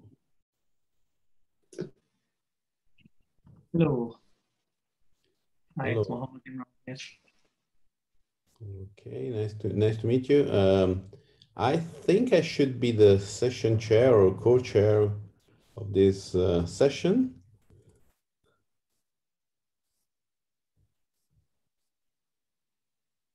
I cannot hear any voice.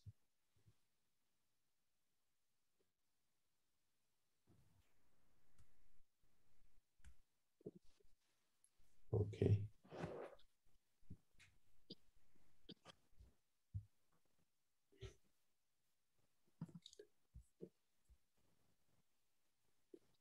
Yes, Umberto, you are the session chair. I am the first invited speaker. Good, Mohammed Imran. good. Well, let me find the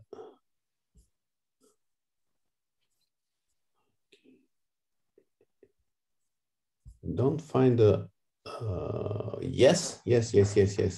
Here I find. Okay, well, good afternoon, everybody. We have this afternoon 3 invited talks from Professor Imran of the University of Glasgow in the UK, and then Professor Dr. Sarikaya from the University of Washington in the US, and then Professor Bushman from the Universidad de los Lagos in Chile. Well, we just start with the first speaker, who is Mohammad Ali Imran from the University of Glasgow, and the title of the talk is Communication Systems and Energy Efficient Future. Please, you have 25 minutes plus 5 minutes for eventual questions. Great, thank you very much, Professor Umberto Desideri, to give me this opportunity to share some of the key insights and thoughts about how future wireless communication systems, especially the cellular communication systems, can transform and impact the energy efficiency of our daily lives, as well as the energy efficiency of their own footprint of operation. So I would start with a very brief introduction to the research group that I belong to, and the research that I'm presenting is produced by that research group. That's why it will be important to introduce the research group. I lead a research group of around 100 researchers here at University of Glasgow called Communication Sensing and Imaging Research Group. And this research group is creating both national and international level impact on 5G and 6G communication systems. And the key impacts that we have are our contributions to national level reports on privacy preserved contact tracing for the COVID pandemic, as well as our Scottish 5G strategy. So the important question is how wireless communication can impact on energy footprint of our daily lives. So that's question number 1. The question number 2 is how we can design the future communication systems so that they have limited impact or limited carbon footprint so that we can achieve the net zero challenge in near future. So if you look at the potential capability of wireless communication, it can enable remote work, saving significant amount of carbon footprint. It can improve the performance of connected mobility vehicles, both ground as well as airborne vehicles, improving the energy efficiency of moving people from point A to point B, as well as goods from point A to point B. There are other applications which overall improves the energy efficiency and reduce the carbon footprint. For example, tele-immersion, when it is matured and available to everyday user, would significantly reduce air travel as well as other forms of travel if people feel same level of or same quality of experience in telephonic or remote interaction as compared to the real interaction. So there are ways how communication can transform the carbon footprint of future technologies. So Now, what I will do is I will provide you a speculative outlook of the upcoming generation of wireless and cellular communication, which is 6G. And I would try to highlight how 6G is planning to address this net zero ambition or energy efficient operation ambition alongside its own design, plus its verticals or its impact on other domains and areas of communication infrastructure. So first of all, what is 6G? 6G really tries to stretch the boundaries of capabilities for wireless and cellular communication. So it's a new dimension that will be added to already very challenging operational space that 5G is operating in. So 5G is focusing on three extreme use cases. One is ultra reliable low latency communication. The other one is massive machine type connectivity. And the third one is enhanced mobile broadband. So everyone is aware of enhanced mobile broadband, meaning high throughput communication, which even previous generations have been targeting as well. But ultra reliable low latency communication is a new area which will actually enable telepresence or telerobotics, or letting people to deliver their skilled jobs from remote locations. That has a significant impact on saving the planet in terms of its carbon footprint of flights, of travel, of people moving from rural areas to urban areas, requiring new buildings, and all of that aspect. On the other hand, massive machine type connectivity is really capable of putting a lot of sensors in built environments as well as other areas, which can monitor the energy consumption, heating, cooling, consumption of water resources, and so on, and then make it more efficient and reduce the waste of energy as well as other resources like water, which actually at the end impact on energy and carbon footprint. So these two new use cases that 5G introduced are real enabler of making wireless connectivity a possible solution to the climate change challenge that we all are facing. Now, how 6G will enhance the capability of all this that is happening? So 6G will bring in some extra ultra intelligence capabilities so that some of these things of saving heating systems, energy, saving water wastage can be automated. So you can bring the human out of the loop and you can have ultra intelligence built into these systems so that these things can be automated. It can also have impact on sustainability of its own operation by designing the wireless nodes more energy efficiently. And finally, it also has the capability of providing equitability to both rural and urban areas. And that can stop the wave of migration from underprivileged areas. For example, rural areas are one example, but even within cities as well, to privileged and other areas which have significant carbon footprint to build new buildings, to improve the road infrastructure, to have road congestion and so on. So this ubiquitous artificial intelligence that will be an integral part of 6th generation of wireless communication will enable a lot of other features like ultra fast broadband, which everyone desires, ultra low energy consumption of both mobile devices as well as the core of the network. Ultra high mobility, so people can use these services while they're on the go. Not just people, but machines as well. So for example, you can then use this service to connect cars, aeroplanes, UAVs, and other facilities and make sure that they operate much more energy efficiently. It can improve the precision of our jobs. It can improve the number of devices that can be connected, including the sensors, which can monitor environment as well as energy consumption and improve their efficient use. And finally, it will have much better coverage. So it will cover both urban as well as rural areas with all these possible services. Sorry, this. So we have many use cases, and some of these use cases you can immediately see will have great impact on reducing our carbon footprint on our environment. For example, having healthcare which is deliverable from remote locations, having smart factories where workers do not have to visit and come to the factory, and a lot of operation can be done very energy efficiently by not just robotics, but robots that are controlled by humans, but from remote location. Autonomous cars, which will be much more energy efficient in their driving patterns, Then there are other areas as well, for example, IoT networks, which will enable wireless monitoring of the environment, consumption, and the context of energy consumption, so that we can use in future persuasive technologies to change human behavior towards energy and energy usage. So the target of 6G communication would be much more challenging as well as much more aggressive compared to 5G on energy efficiency. So it is targeting 10 times more energy efficient operation.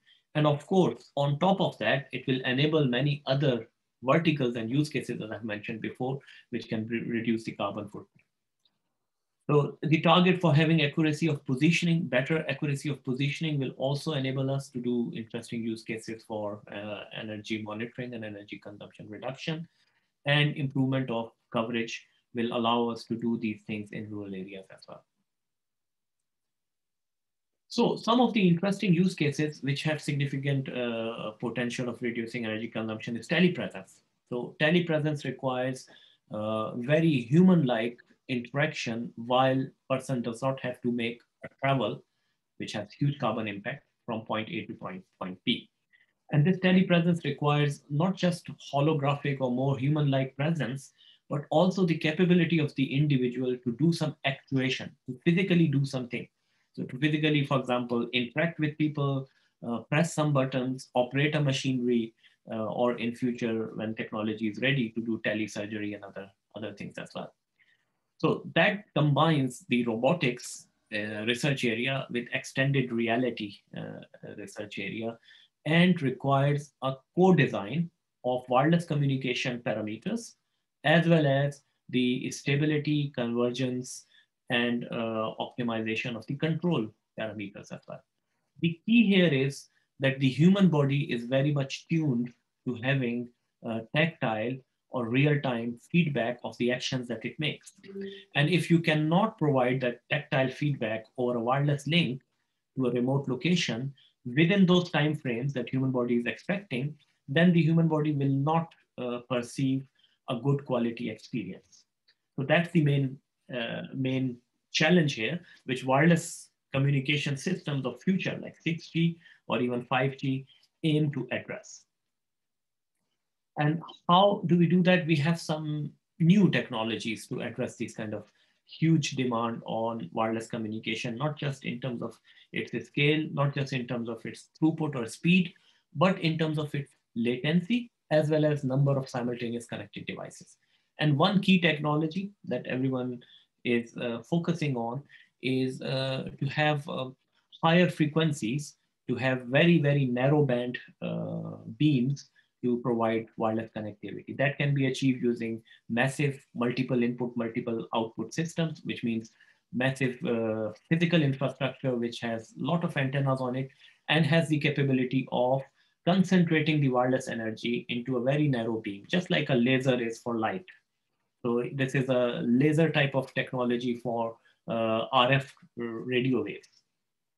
So this will also require ultra dense deployment of access points or wireless nodes, just like you have your Wi-Fi router at your home, you have these access points dotted around our geographical space to provide cellular connectivity, and we have to increase their density.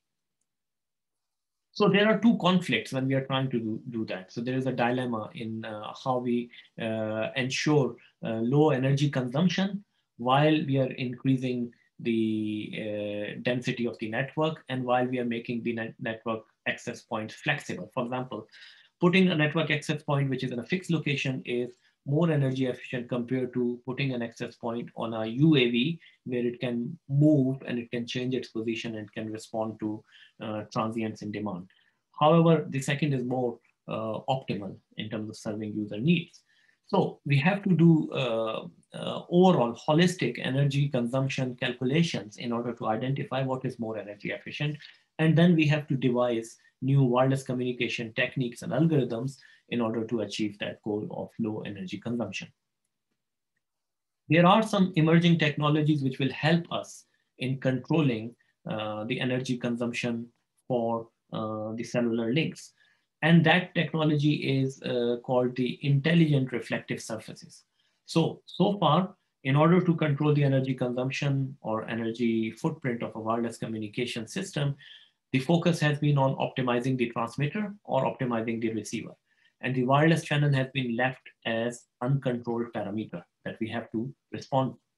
In future, with reflective intelligent surfaces, we can control the wireless environment as well, physical wireless environment, which includes how many multiple paths of communication we will have, how many reflections will be significant to the reception of a wireless signal. And if all of this can be controlled, we can transmit information and data from point A to point B with much lower cost of energy, or in other parametric terms, we will reduce the joule per bit for communicating information from point A to point B.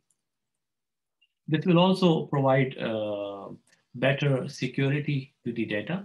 It will also solve problems of physical obstructions which come in the path of the wireless communication. So this is an example of a famous Hunterian museum in Glasgow, where reflective intelligent surface can change the way how individual users can get wireless information or data downloads without consuming a significant amount of energy.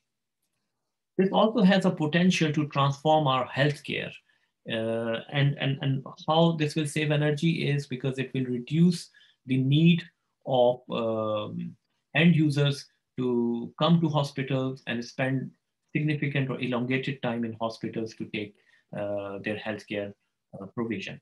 So what is the main concept? Using these intelligent reflective surfaces, as well as the subtle changes that happen in the environment, we can monitor macro as well as micro activities happening in the wireless environment. For example, someone sitting down, standing up, or lying down can be detected by the changes that happen in the wireless environment. At the same time, you can even detect very subtle changes like vitals, for example, your heartbeat monitoring, or your gesture recognition, or your lip reading. All of this can be done using wireless technology and can be enhanced by using intelligent reflective surfaces. And if you fit this into a larger framework where you will be able to monitor people not only within their homes, but on their hospital beds as well as in care homes, then you can reduce the need for sending nursing professionals as well as doctors or the end users visiting hospitals and spending time in hospitals, all of which has energy cost associated with it. But of course, this will require some extra energy that will be consumed by these wireless monitoring infrastructures.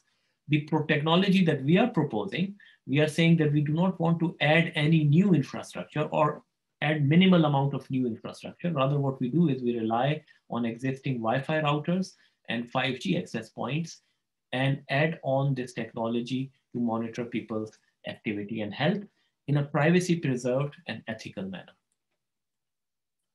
This also has potential in improving people's quality of life as well. Just say, for example, people who are challenged with hearing, they require hearing aid, which has a significant problem of cocktail noise or background noise.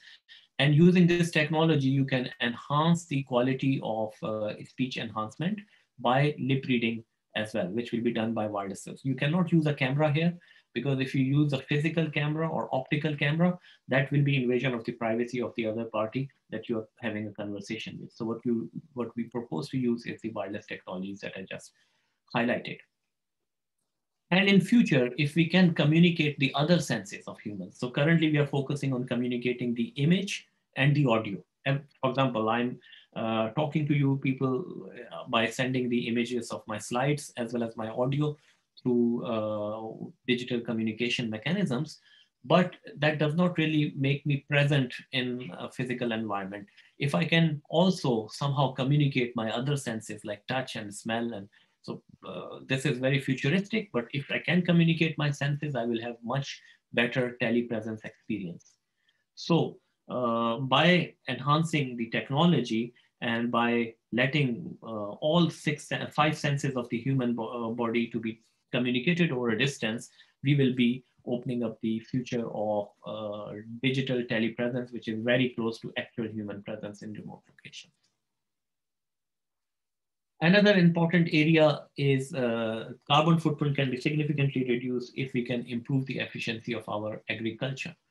And then these wireless technologies, especially the terahertz waves, can be used to monitor plant health by monitoring their soil's pH, as well as the level of moisture in their leaves, which is an indicator of many initial onset of many initial diseases in plants. So by improving the plant health care, we can reduce the carbon footprint for our environment and earth. So how 6G will save energy? Just to summarize some of the vertical use cases. So for example, it will help us to usher an era of extended reality, mixed virtual as well as augmented reality, which will be powered by haptic communication, communicating the senses, as well as holographic teleprojection.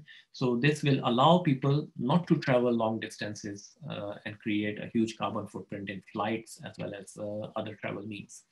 The other important area how it can save energy is by the advent of Internet of Intelligent Things, where you can automate the energy saving behaviors without the need of a human to be in the loop.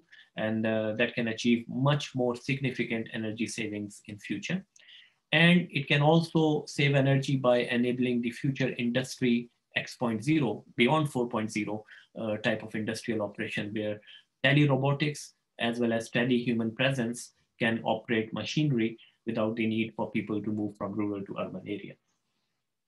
And the key enabling technologies to achieve this future vision includes quantum communication and networking, terahertz and visible light communication, which both of these new technologies are inherently energy efficient themselves as well. So they have lower carbon footprint. Using distributed ledger and blockchain technology, we can reduce the, we can address the concerns about privacy preservation, but at the same time, everyone knows how energy hungry blockchain technology is. So one of the challenging area of research is how we can operate currently energy hungry blockchain algorithms on battery operated devices in an energy efficient manner. So that's another area of research.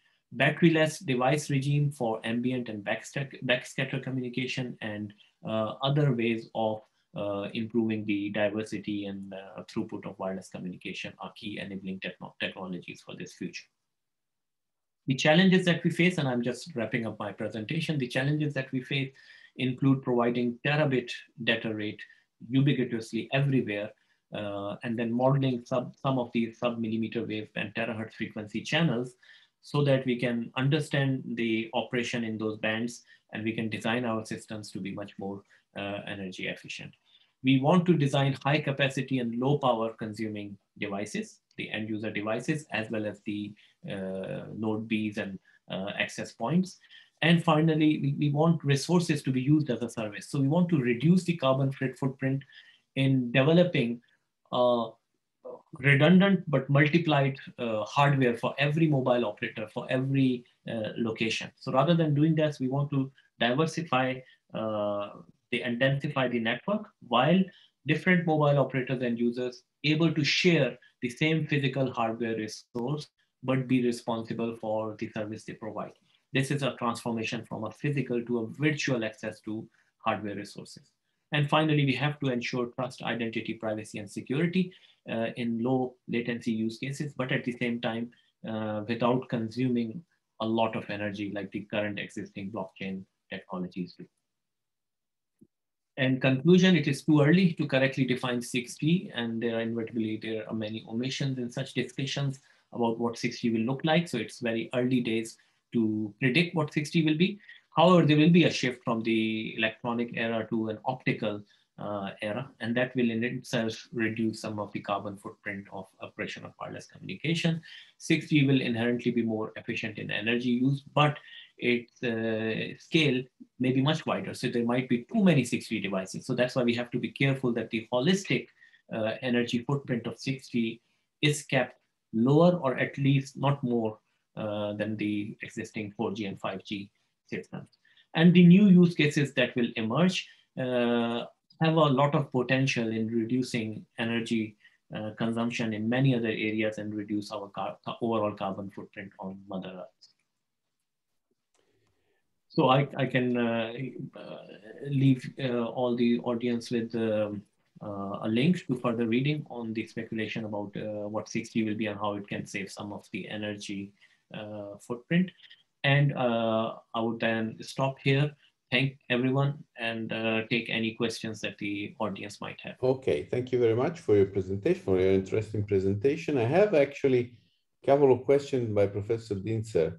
One is, well, actually, a common question in these days about 5G. Does 5G pose health risks? Okay. So the frequency bands that 5G operate in, some of them, they are exactly the same or similar as 4G and 3G. So if you're operating in those frequency bands, of course, the answer is very straightforward. So whatever health risks 4G had, same health risks 5G will have. However, there are some new frequency bands, especially millimeter wave, as well as we are talking about terahertz as well. So that would be used for the first time with 5G and 6G. And there are concerns that people have expressed. But just like in 4G and 5G, when we are using radio waves, we have some physical constraints. What level of power we should emit and radiate, and what level of power we should expose the humans when they are using these wireless communication technologies. So the answer to that one is there are standardization and regulation bodies like ICNIP and other bodies, which ensure that those radiation and power levels are kept to safe levels, right? So any technology, even microwave, for example, is harmful to health if it is not let under the safe constraints. Similar, even visible light is harmful to health if you expose your skin too much to sunbathing, right? But if you control the levels, then the same technology or same thing can become safe. So that's the answer to this one. If 5G is operated according to those regulations, then there are no immediate concerns about. And the second question is, will the concerns possibly increase with 6G or? Yeah, so because 6G again, going forward will reuse some of the frequency bands that 5G has innovatively used beyond 4G, but at the same time, it will open up doors for additional frequency bands like terahertz.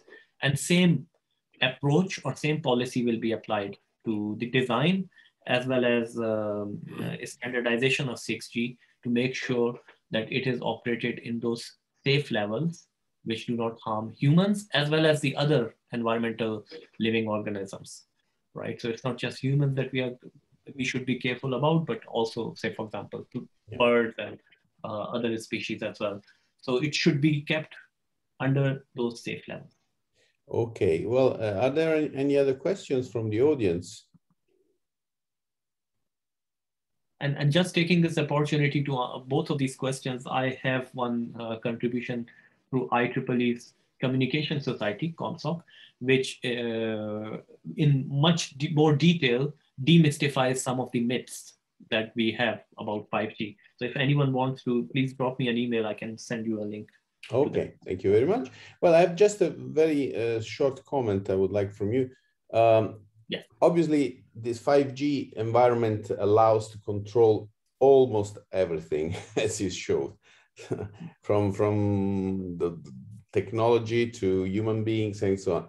So do you think it is really so important to have control over such a wide range of different things, like from the human beings to yeah. autonomous cars, or to, well, I obviously agree for hazardous plants and so on, but well. Yeah, so I think this is a very, very good question. And this question touches some of the ethical issues as well, right? So first of all, technology in its own capacity is not being designed to control humans. Rather, it wants to provide humans more control onto their environment. So that's the main objective. But of course, any technology that you develop can be misused or abused in wrong ways as well. So that's why I did emphasize on this aspect of trust, identity, privacy, and security that must be addressed if you want to use this technology to do any monitoring of human activity, right? If there is a monitoring of human activity, the key point here is the data that will be generated should be owned by that human user who is generating that data, and should not leave even the premise of that human user until and unless it can be used for some for beneficial purpose of that human. For example, even if it is the data for the health, the data does not need to be shared with even health authorities until there is an event triggered, right? So that's important to have that kind of intelligence closer to the edge, closer to the end user, so that the data stays with the end user and only the relevant information is then shared externally. So I do understand there is a genuine concern about if the technology will be so strong, so would we be all monitored all the time wherever we are, even inside our homes? So the answer to that one is technology should allow to monitor things, but nothing should leave you without your explicit consent. Okay, thank you very much. We all hope it will be like that. But so we thank you very much for your studies and for your comments, which is obviously all the technologies can be used for good and bad, and we hope that the future will only bring good uses of technologies. Well, let's go to the second talk this afternoon from Professor Mehmet Sarikaya. I hope I pronounce well the name. From the University of Washington in the USA. The title is Energy Materials, Current and Future. Okay, I'm gonna share my screen. Thank you very much for invitation, as well as the introduction. Very exciting first talk. My presentation is going to be quite different than the first one. Obviously, those Professor Imran's presentation, his work, similar type of work is taking us to the next level, futuristic. Mine is somewhat like that, but starting from the ground zero. What are these materials that we can use for energy applications, and how we can actually sustainably develop, extract these materials. So I'm going to just talk about from the point of really making this useful for the organizer of this conference, Turkish Academy of Sciences. So I'm going to try to also try to provide some guidance how the science and technology can go forward, making use of these new approaches, and somewhat futuristic, but also really well-grounded. And we all know that yes, we have all these energy systems, very exciting future applications, so on and so forth, but they all depend on the fact that we need to have the materials somehow. And these materials have to be in secure hands, and they have to be also environmentally friendly when we extract them, when we use them. So if you look at the all sorts of different implementations, from communications to transport, renewable energy, we need to have some well-known materials such as aluminum, glasses, steels, cements, but also some unknown materials that are hidden under these variety of applications. So when we look at the overall production scheme of materials and systems, it starts with the geology, then goes to the existence of these minerals. Let's take UK. What minerals are existing in UK? It probably brings in all of its raw materials from outside. But Turkey is not the same. Turkey actually has plenty of minerals available. then you do the extraction, then you do the separation, then you do the elemental metal production, and then technology application. As you go from left to right, this is a very busy slide. I'm sorry about this, but I just wanted to demonstrate the fact that you have capital, labor, energy, and profit. Going from left to right, you can see with value added materials, you actually increase the profit. And you can do with that profit other good things for a given country. If you take a very simple system, not a simple system, it's an old system now, and a cellular phone, we realize that there are many different materials used in the production of such a system. So we have basically 83 different elements, and 62 of them are metals, and 17 of those metals are actually rare earth elements. So you don't actually have, not every country has these elements. The kinds of technologies that we are talking about will not be possible if you don't have these elements in abundance, if they are not freely available. And here is the periodic table of the elements, and you can actually see that 3/4 of the elements are used for energy systems, such as communications devices. And the amount, if you look at the real amount of it, is also huge, 60 kilograms of tantalum. And that's probably the most expensive element, even more expensive than platinum. Huge amount of platinum, 0.5 ton, tons of palladium, tons of gold, and tons of silver, and thousands of tons of copper are used. So if you look at the location of Turkey, it's obviously, it's called Asia Minor. It's called Asia Minor for a reason, because it's a little Asia. It's a continent by itself. It's actually in the middle of 3 very large tectonic plates, Eurasian, Arabian, and African plates. So it's highly resourceful in terms of raw materials. My point here is that although mining industry is somewhat at an advanced level, it can actually go even further than that. Now, if you go back to the energy materials and list them, first of all, what are these materials? Here is a list.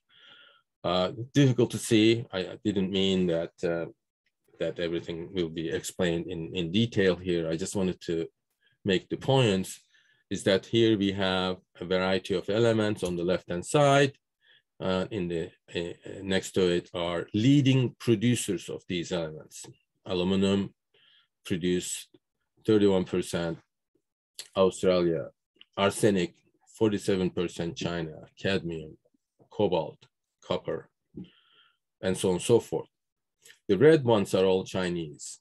As you can see, 97% of rare earths are produced in China. So they get the Chinese, get the raw materials from around the world, and they actually enrich them within China. So these materials are not actually extracted in China alone. Now you can see the importance of Afghanistan for China. So energy materials are used for a variety of different systems, photovoltaics, batteries, fuel cells, thermoelectrics, water splitting systems, magnetic systems, piezoelectric systems. All of these systems are important for the technologies that Professor Imran was talking about. These are extremely significant for any country to take serious look into it. In the case of Turkey, obviously, all of these, many of these materials are available. However, they are actually let go at the very early stages, at the mineral raw material stages. My point, one of my points in this talk, I'm taking the advantage of giving such a talk in such a meeting, is to emphasize the fact that geological engineering, mining engineering, in establishing the true geological map of Turkey, mineral maps, and then mineral extraction technologies. These new, well, in a sense that these are very old engineering disciplines, geological engineering, mining engineering, extractive metallurgy, and process metallurgy, and materials engineering should be emphasized in going forward for energy secure future. So let's see, a major point of my talk was going to be what we can learn from Mother Nature in extracting materials from the earth crust. So this is just an introductory slide telling that Mother Nature actually is an excellent material scientist, materials engineer. And bone and teeth, obviously we know, contains hydroxyapatite, the mineral. Otherwise, we would be all slugs crawling on the surface, on the ground, rather than walking around. That's because of the hydroxyapatite that the body produces. The first ever mineral was produced by these magnetotactic bacteria 2.8 billion years ago, billion with B. And then finally, spine spicules have these extraordinary light collectors based on silica. So Mother Nature actually produces advanced materials and then uses them for a variety of applications, from the left-hand side magnetic to piezoelectric in the case of bone to optical in the case of spine spicules. So what do we get from this? If you just put everything into one slide, the 30 years of work into one slide, it turns out that Mother Nature actually uses proteins to make use of extract, form, and make use of materials. Now, this could be a daunting slide for most of us, not familiar with biology, but these are the proteins that are involved, very special proteins that are involved in the extraction and formation of these solid systems. In the middle, you can see silica binding proteins. There are slavins and silicatine. On the right-hand side is amylogenin, that's the red, and enamylin, that's the blue. The enamylin contains something like 750 amino acids. Amylogenin contains 250 amino acids to form this extraordinary organization, hierarchical organization of the mineral in the tooth structure. Well, proteins are very large. Perhaps instead of using proteins, we could use peptides. Peptides, I would call them as baby proteins. While you have, as we saw, 250 amino acids in a protein, you can actually have perhaps 10 amino acids in a peptide doing the same thing, extracting the mineral elements, forming the material, and then making use of attaching a function to it. So if you have 10 amino acid long peptides, since we know that we have 20 different amino acids, so we will have 10 to the 20, this should be 10 to the 20 different molecular systems that we can actually make use of for materials engineering, material science and materials engineering. So here we have the material science on the left-hand side and biology on the right-hand side. In the middle, we have this new field called molecular biomimetics, using molecules and following Mother Nature's molecular steps in actually creating new technologies. This may be the first time for many of you, and I hope that this short presentation will give you some sense of what this new new approach is. It's a hybrid, totally hybrid approach. On the one side, you have biology. On the other side, you have material science, materials chemistry, and materials physics. And what I mean is that this new technology is not a simple system to go forward, but it's not too complicated. We have all the knowledge to go forward, but requires this mixed sciences, convergent sciences. So if you go to the next step, how do we get these peptides? So what you do is you have a metal in your hand, you use an organism, either a virus. In this case, this virus is very safe. It's called phage. It only infects bacteria. So you genetically engineer this virus, and it displays these peptides on its surface in a random fashion, combinatorial fashion. So you release this organism onto the surface of the metal that you are interested, material or mineral that you are interested, and you select those peptides that actually strongly bind to the surface. On the left-hand side, we have the phage display. On the right-hand side, we have the cell surface display. And this is the technology that was originally developed to select peptides for cancerous tumors. So if there is going to be any drug in the future, and this is the technology, the first step towards that technology, select the peptides and produce this drug. We are using exactly the same approach for selecting peptides for solid materials. Do we really have peptides that are specific to solids? Yes, here are gold binding peptides on the left-hand side. We have silica binding peptides in the middle. We have graphite binding peptides and hydroxyapatite binding peptides. And these molecules, as you can see here, are real molecules that are specific. And these are almost tiny organisms that actually only, for example, gold binding peptides only recognize gold.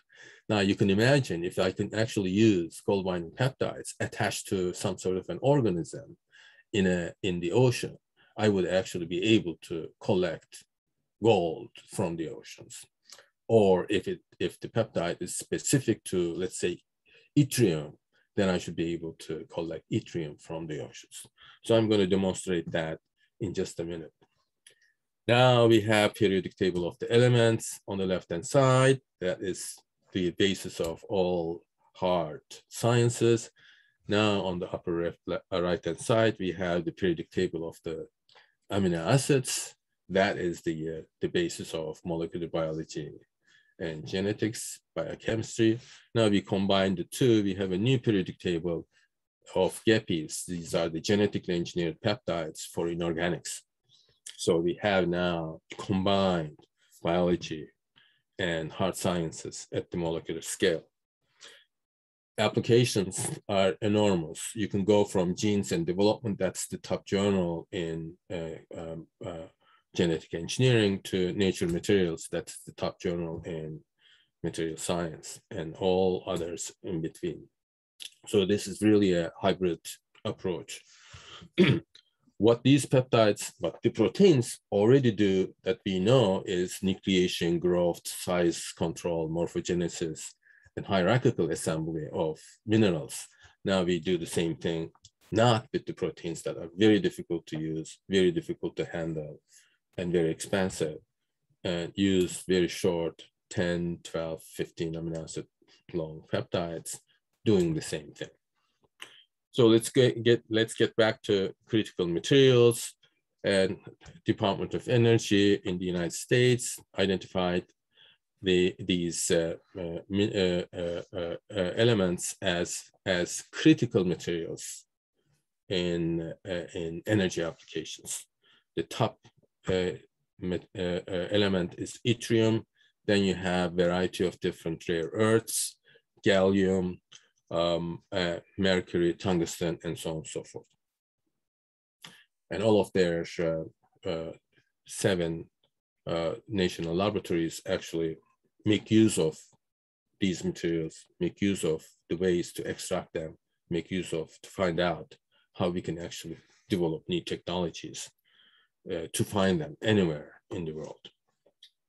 So what can we do at the molecular level? I just briefly mentioned about that.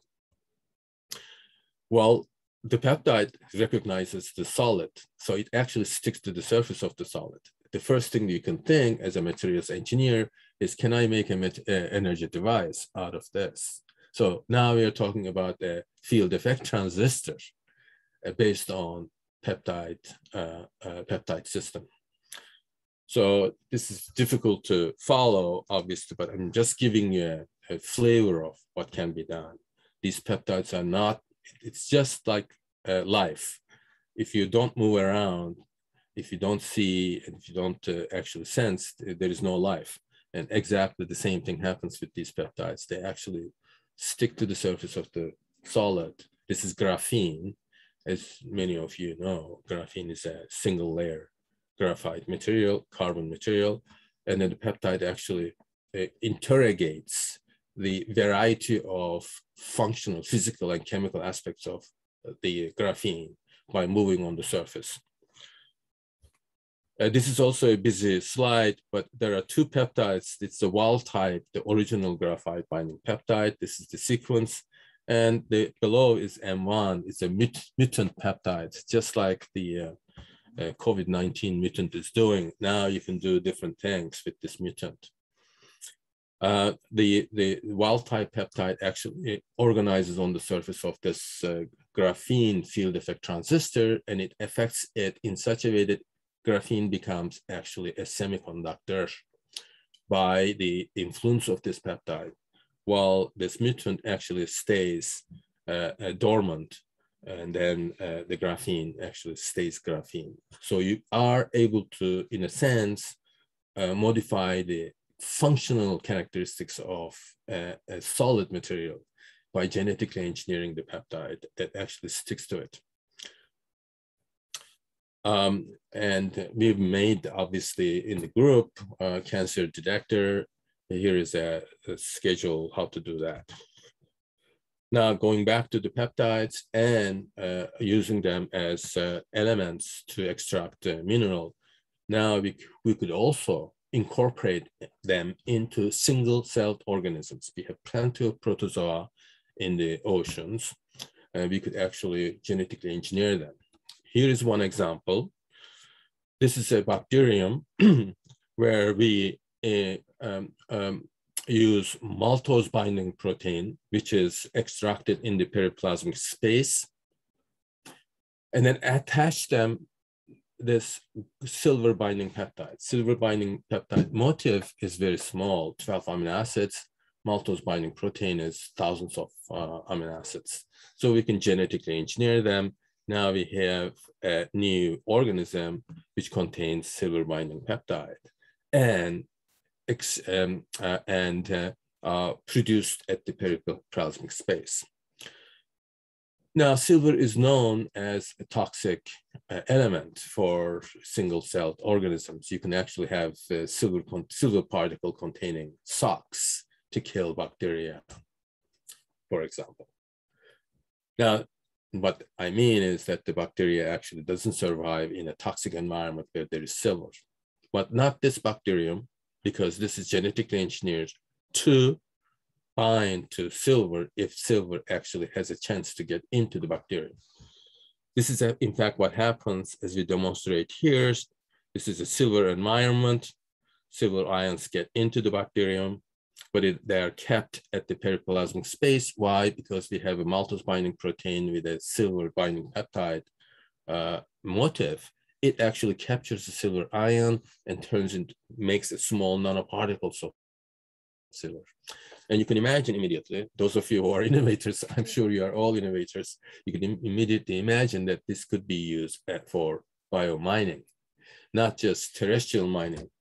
That is a very exciting area for application, especially for old mines, not just for silver, for copper, for gold, for any type of material that you can think of, but also for ocean mining.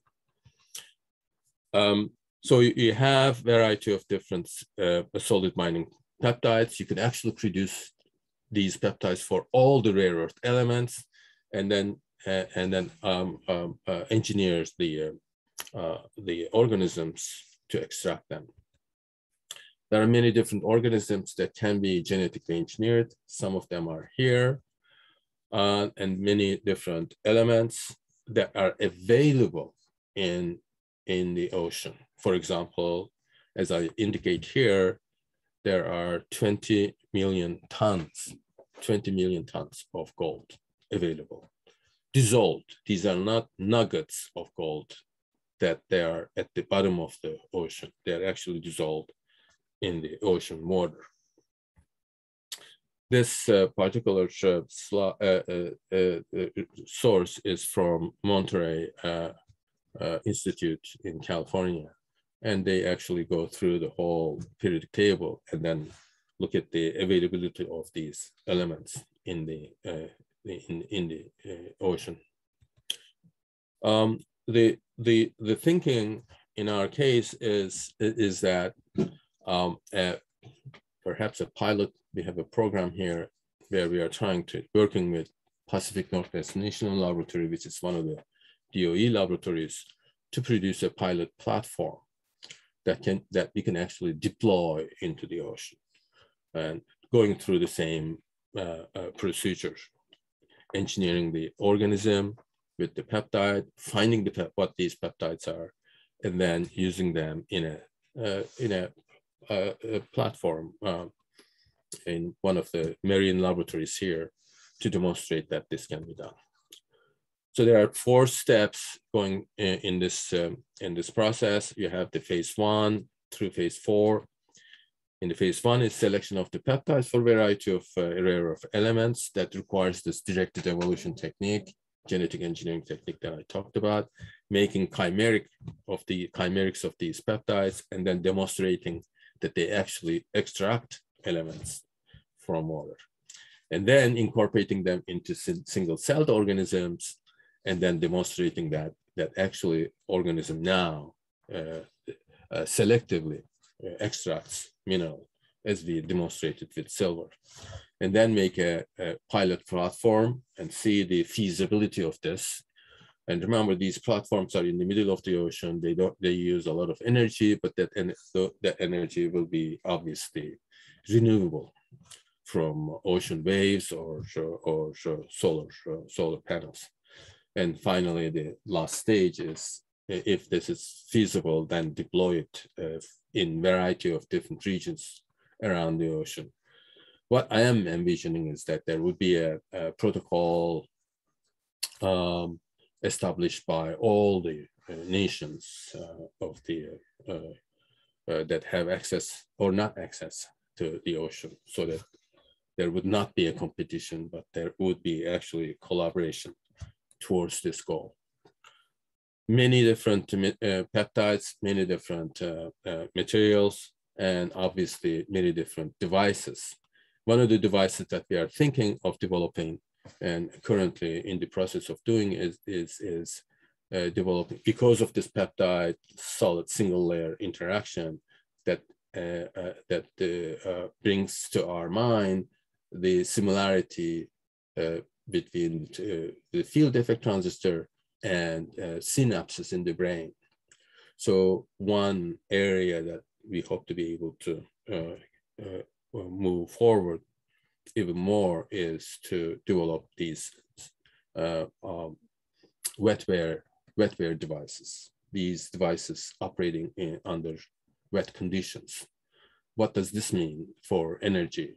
Obviously, we use enormous amount of energy. Microsoft is here, Amazon is here. We know how much energy they use in their operation, because they are always, current computers, silicon-based computers are always working in a serial fashion.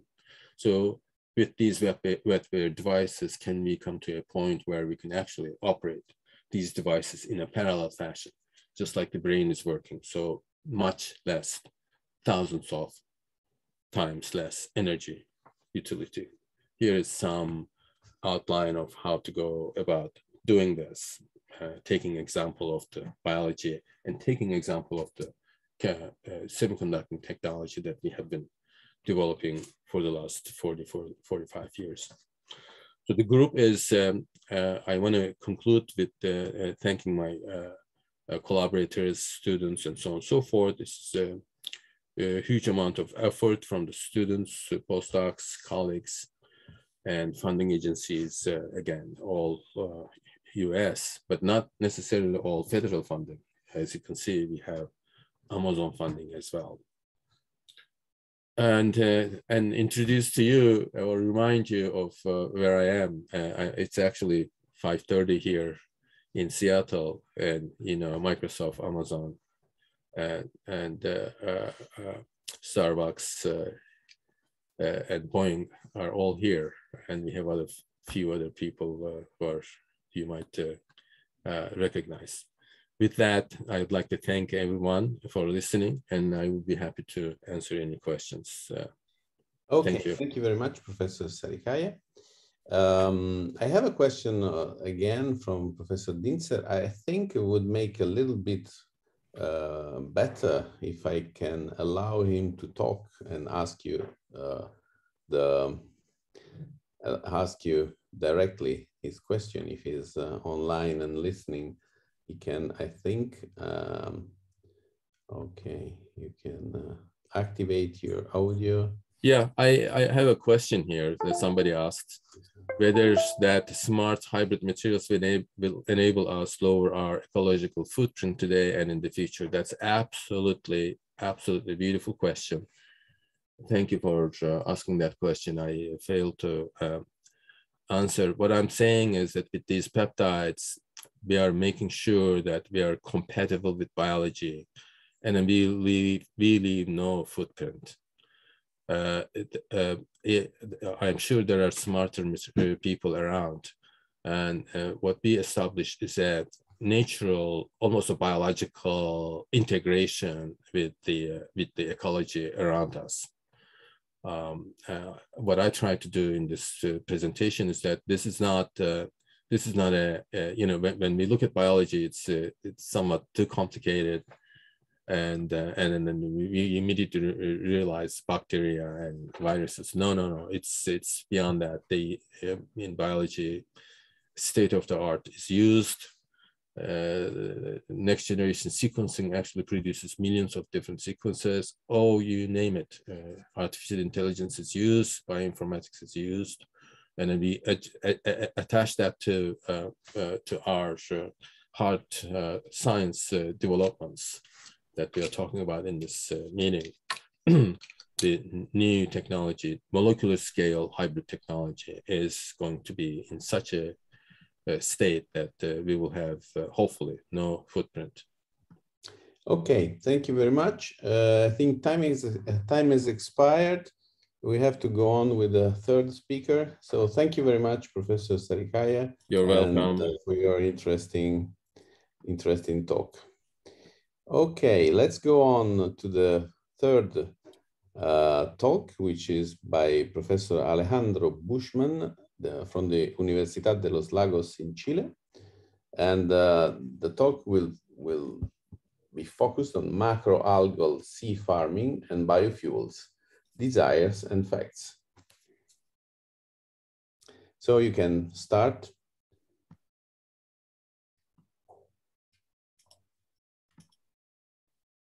Okay. Yes, we are seeing your, okay, wonderful picture. But this is the Apple screenshot. Okay.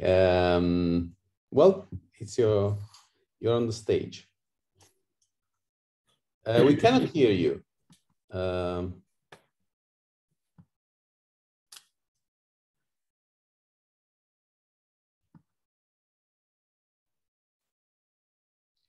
Now you can hear me? Now, yes.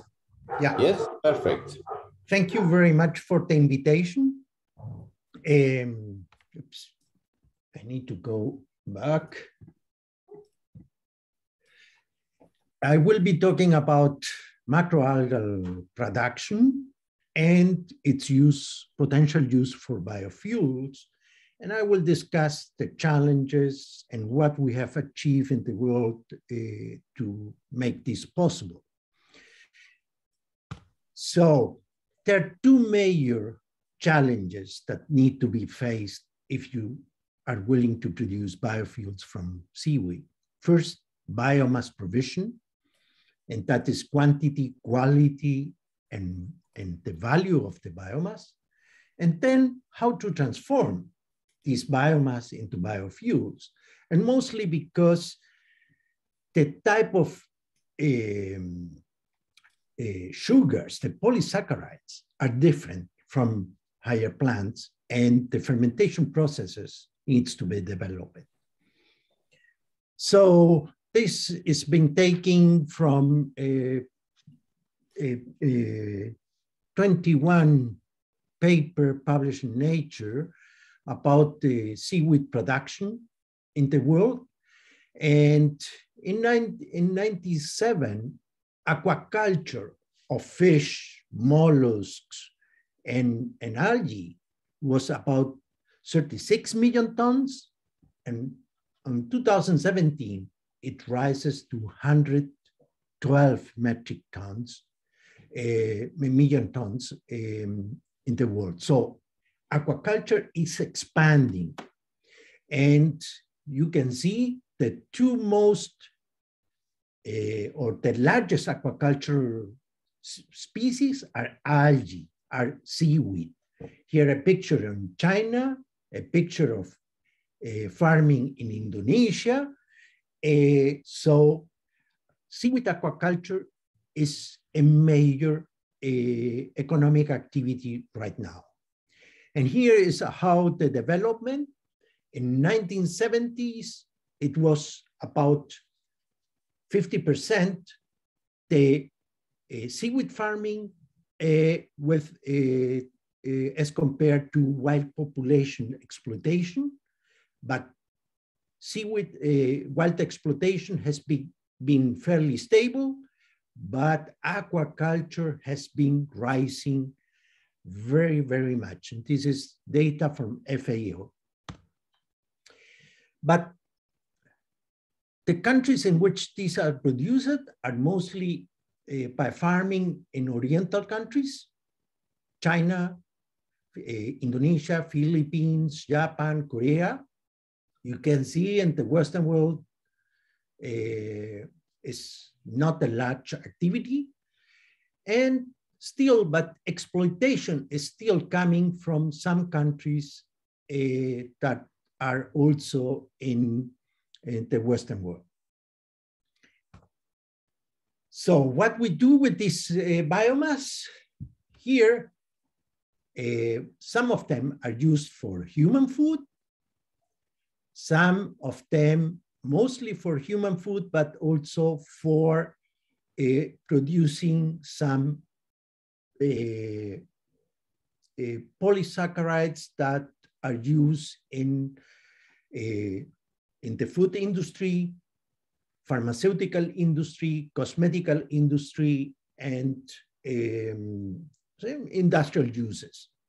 So all these agar, carrageenan, and alginates are coming also from algae and we use it daily, no? As we open toothpaste, it has gels from seaweed and these polysaccharides. So I will focus mostly on this large brown algae called kelps. Why? Because they are highly productive. They live in cold temperate water. They have high growth rates, 10% per day, high polysaccharide content, over 30% of the dry mass, no lignin that make the process easier, and they have a lower freshwater requirement for production. So those things are moving or making people think that with the production of these organisms, we can produce biofuels as they have these high levels of polysaccharides. So, but the first point that we face is that they have a complex life cycle. What we see in nature is one phase, but microscopically, and here you have a male and female, is the gametophyte phase, and we need to go for production through this fertilization process and being able to rise them on artificial substrata like these ropes, and you see the brownish color with young new individuals, macroscopic individuals growing on the seed. So for producing these, we need to develop a technology that is well known. We are producing different species of these brown kelps around the world, but we need to sort a fertile material, induce the spores, cultivate the spores under controlled conditions, and then 30 to 40 days, you can produce this new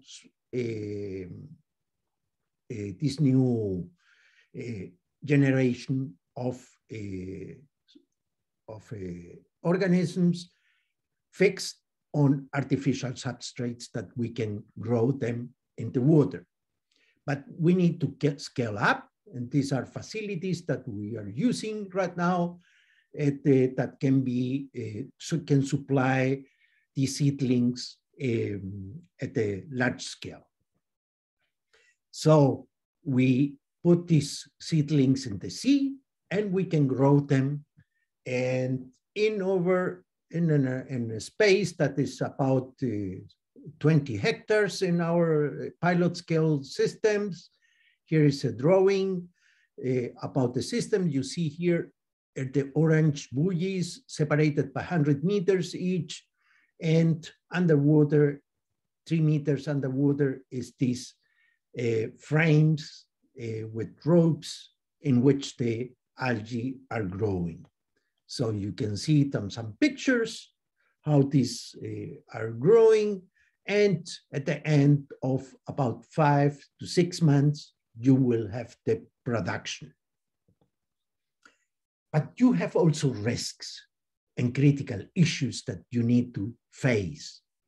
For example, this herbivore is a small crustacean, about less than 1 centimeter. And if they increase their abundance of these crustaceans, you lose biomass very quickly in less than weeks.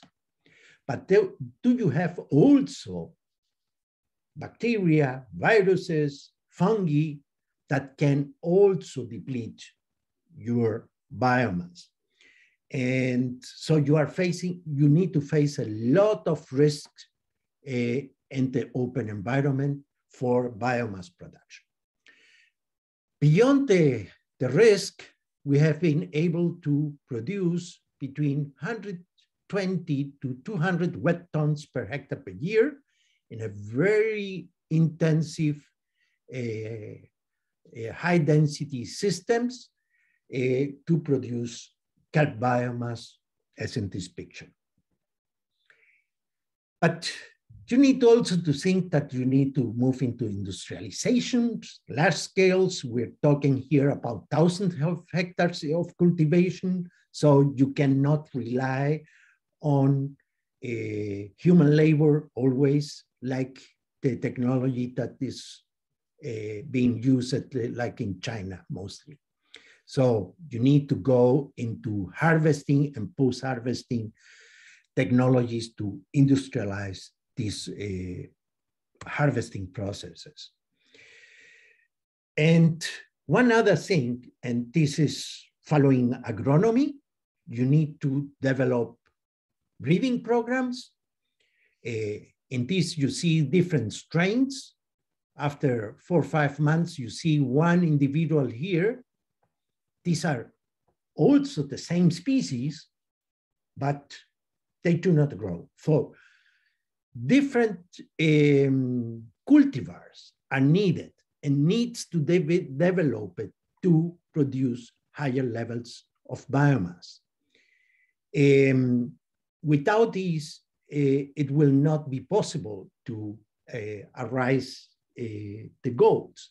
But not only growth, biomass, it's needed to be manipulated. Also here are different strains, and they have different bioactive molecules, for example, and you can see that the levels of 10 are here, in this case, 10-fold differences.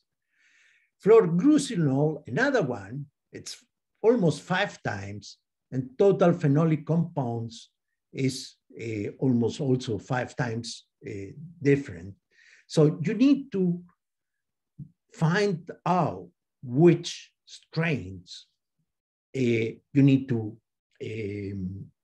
produce. And I will come back to this one again afterwards. And for production and making a business, here is the net present value in US dollar. So to face to have a profit, you need to go beyond certain levels of productivity. And here is actually the lower value that we found in our systems. So we are not coming, having a production that will sustain, as today, the production. And even though the selling price is here also, so we can add value, but this value is still higher than what is needed for ethanol production. So we are still not coming to have a low value biomass. So the first part, the conclusions about the farming, is we can have production results were higher in southern Chile than in northern. We thought that with the higher sunlight in the north, it will be better, but that was not the case. But so location of your systems is something that you need to search for. Seeding must be in autumn, not in winter, not as autumn in winter, not in summer. Seeding should be at 3 or 4 meters deep to have enough sunlight, but not too high sunlight. Establishing a breeding program is highly relevant to get these production levels.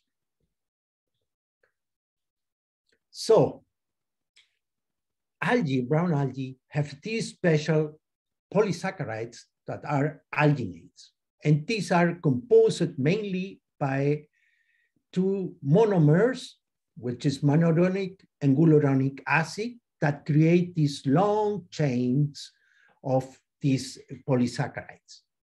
And we need some enzymes to break down these large molecules and produce oligosaccharides that can be metabolized by and fermented by some bacteria.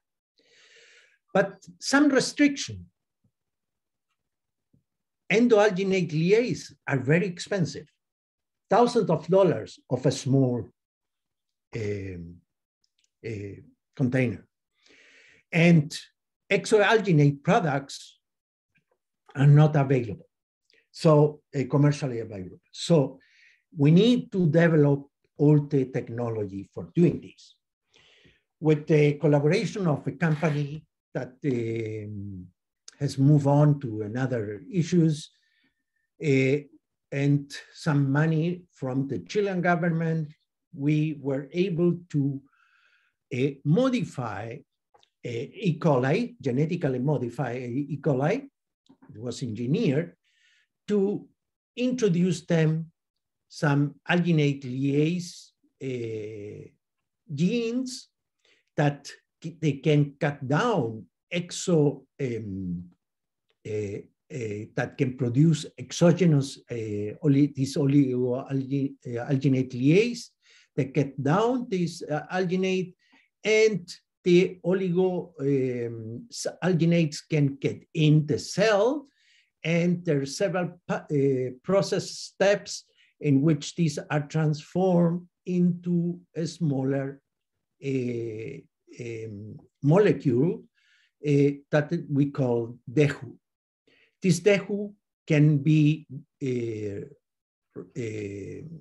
produced, transformed with a reductase and pass into and ethanol pathways, and the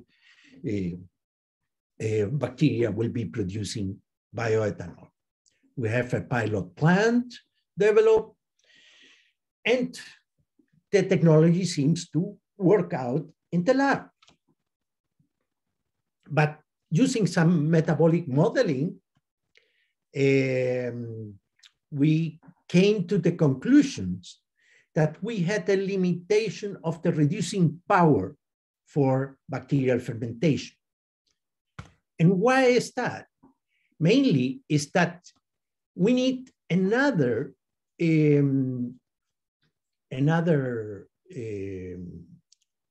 sugar that is in the cytoplasm of the brown algal cells to have the reduction power to produce and make the bacteria work.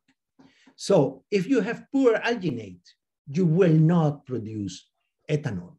You need an amount of mannitol, and the ratio must be 5/8 molecules, and to get the highest ethanol production, high ethanol yield. So not all kelp has that ratio. So we needed to produce a more complicated, complex production systems in which we introduced the biomass, we wash it, mill it, and here we added the acid leaching, and by membrane separation, we concentrated the mannitol, and then we could, the residues depolymerize the alginates, saccarize them, and we can introduce the concentrated mannitol here to produce the fermentation and distillation and produce ethanol. And we were able, with the 70 liters fermentator, we reduced all the glucose, the mannitol, the dehu, and was transformed into ethanol. With these values, we have came to that we can produce 180 fermented liquid that has 12 grams of ethanol per liter. In other words, this means that we can produce 232 liters of ethanol by ton of dry kelp, or we can, in other words, produce 30 tons of kelp. By producing 30 tons of dry kelp per hectare, we can have about 7,000 liters of ethanol per hectare per year in our production system. But as I told you, we need to pay quite high value for this ethanol, and we are not able to produce at a reasonable value ethanol right now still. But on the other hand, I'm willing to indicate that here we have other products. Proteins are concentrated. We do not have only here mannitol, but we have here iodine and other salts that may have also commercial value. And we have an ethanol in addition. So we have more than one product in our process. How we deal with this is still under research.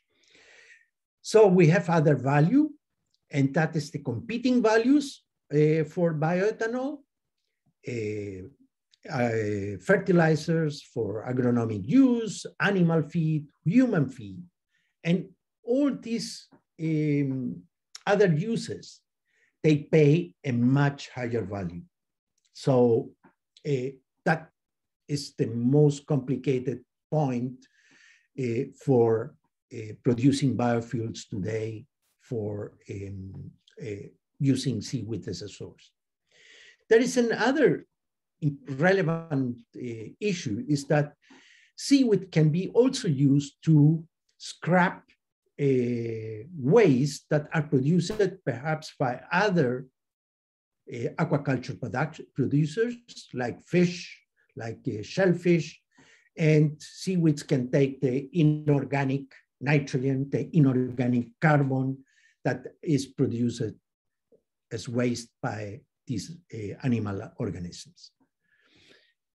So in conclusion, about the biorefinery aspect, we have different kelp products. It is technically feasible to produce bioethanol, but economically, we have still a lot to be able to find out how to do it. Methodological approach for separation of different biomass fraction has been also established. So we have a model for a biorefinery, and for being more efficient about the use of all the biomass and not just a fraction of it, with producing a lot of waste. So by ending, small number of words for the constraints that we face. Still, biomass value is too high. Biomass yield is variable in time, is variable in space, and still face a lot of additional risks like pathogens, herbivores that can reduce your productivity, your production. Technology is there, but biomass quality, and I'm thinking here, the alginate mannitol ratio requires research effort.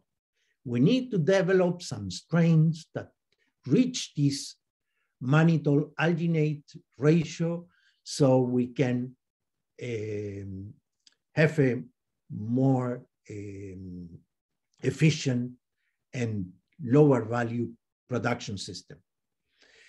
And scaling up offers also several challenges. Here is a recent papers by Lawrence in which they tell us that there is a lot of open space for seaweed aquaculture. Thousands of hectares are available for production of seaweed. Nevertheless, have these areas enough nutrients to sustain the growth of kelp? If it is not, we need to fertilize. And one of the issues that people are selling today, why seaweed aquaculture is relevant, is because of remediation, taking up nutrients. But if we need to fertilize, we will lose that advantage. And if you calculate, and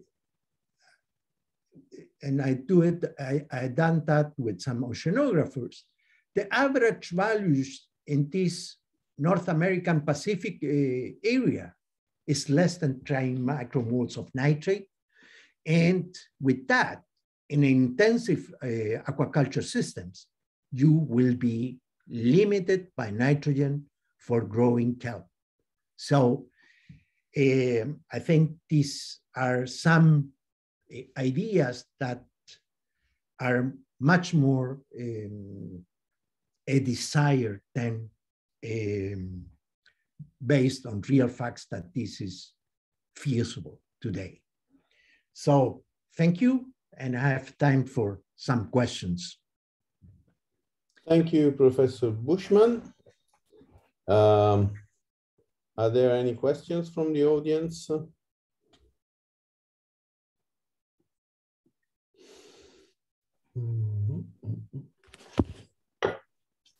Well, this is here, there's a question. Yes, please. Professor Bushman, thank you so much for a very detailed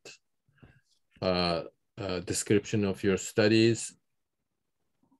obviously, it takes a long time to really get the essence of one plant. I'm just thinking of the way we can actually perhaps use your approaches to extract ethanol from plants that are invasive. So we can also solve some. Sorry, can you repeat the last part of your question? Invasive. For example, there's a plant called, that plant lives in the Amazon. Now it's invading Nile Delta. Mm-hmm. Let me tell you the name of the plant. It's called, let's see, it's difficult to pronounce for me, but it's called hyacinth. This is a plant that actually grows very fast on a given day, and it lives in fresh water, and it's very invasive, already out of South America. So my question is not specifically for this plant, but in general, can you apply your approaches to other plants, including freshwater plants? Okay. The problem with freshwater plants is that they requires that to have a high productivity, that the water conditions are not very good. So there is a lot of fertilizers in the water. And in those systems, normally we're trying to restore them by lowering the nutrient levels that are coming to these freshwater bodies. So that will restrict the use for and having a highly productive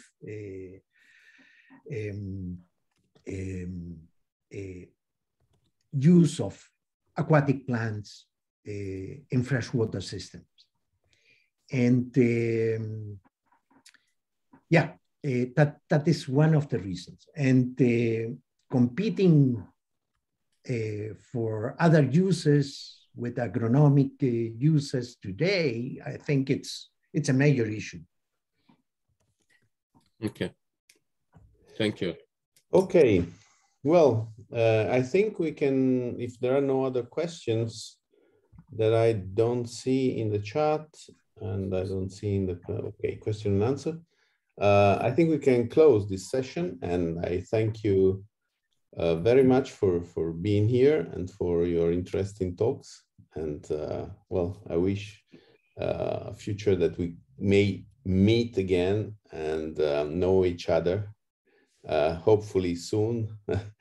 But well, let's hope.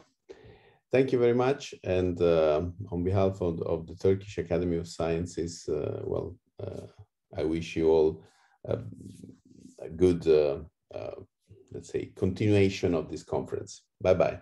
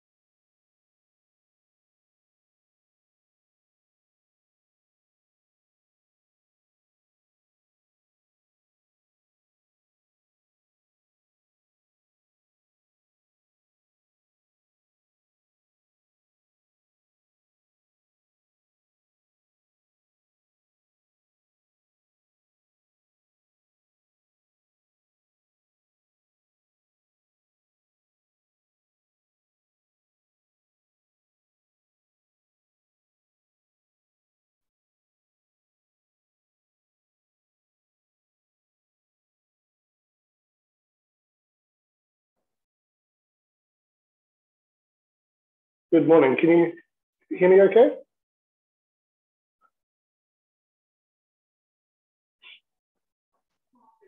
Good morning. Yes, we can hear you. Perfect.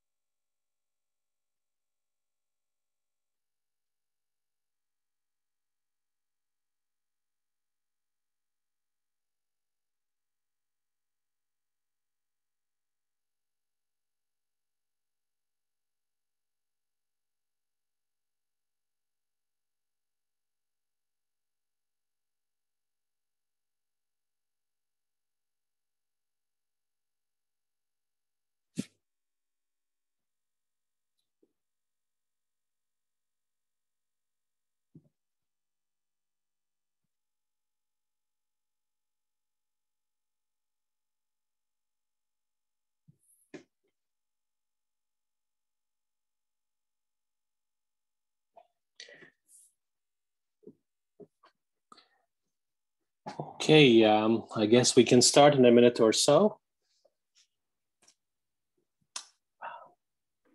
Sure. Just let me know whenever you're ready.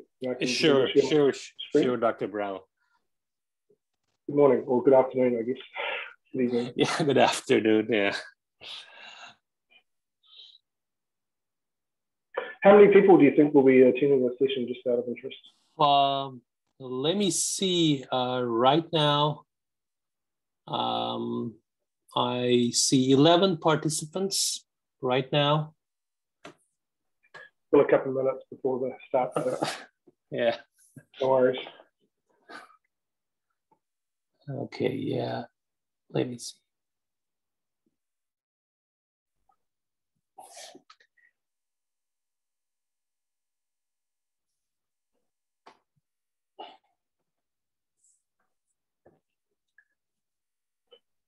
Okay, so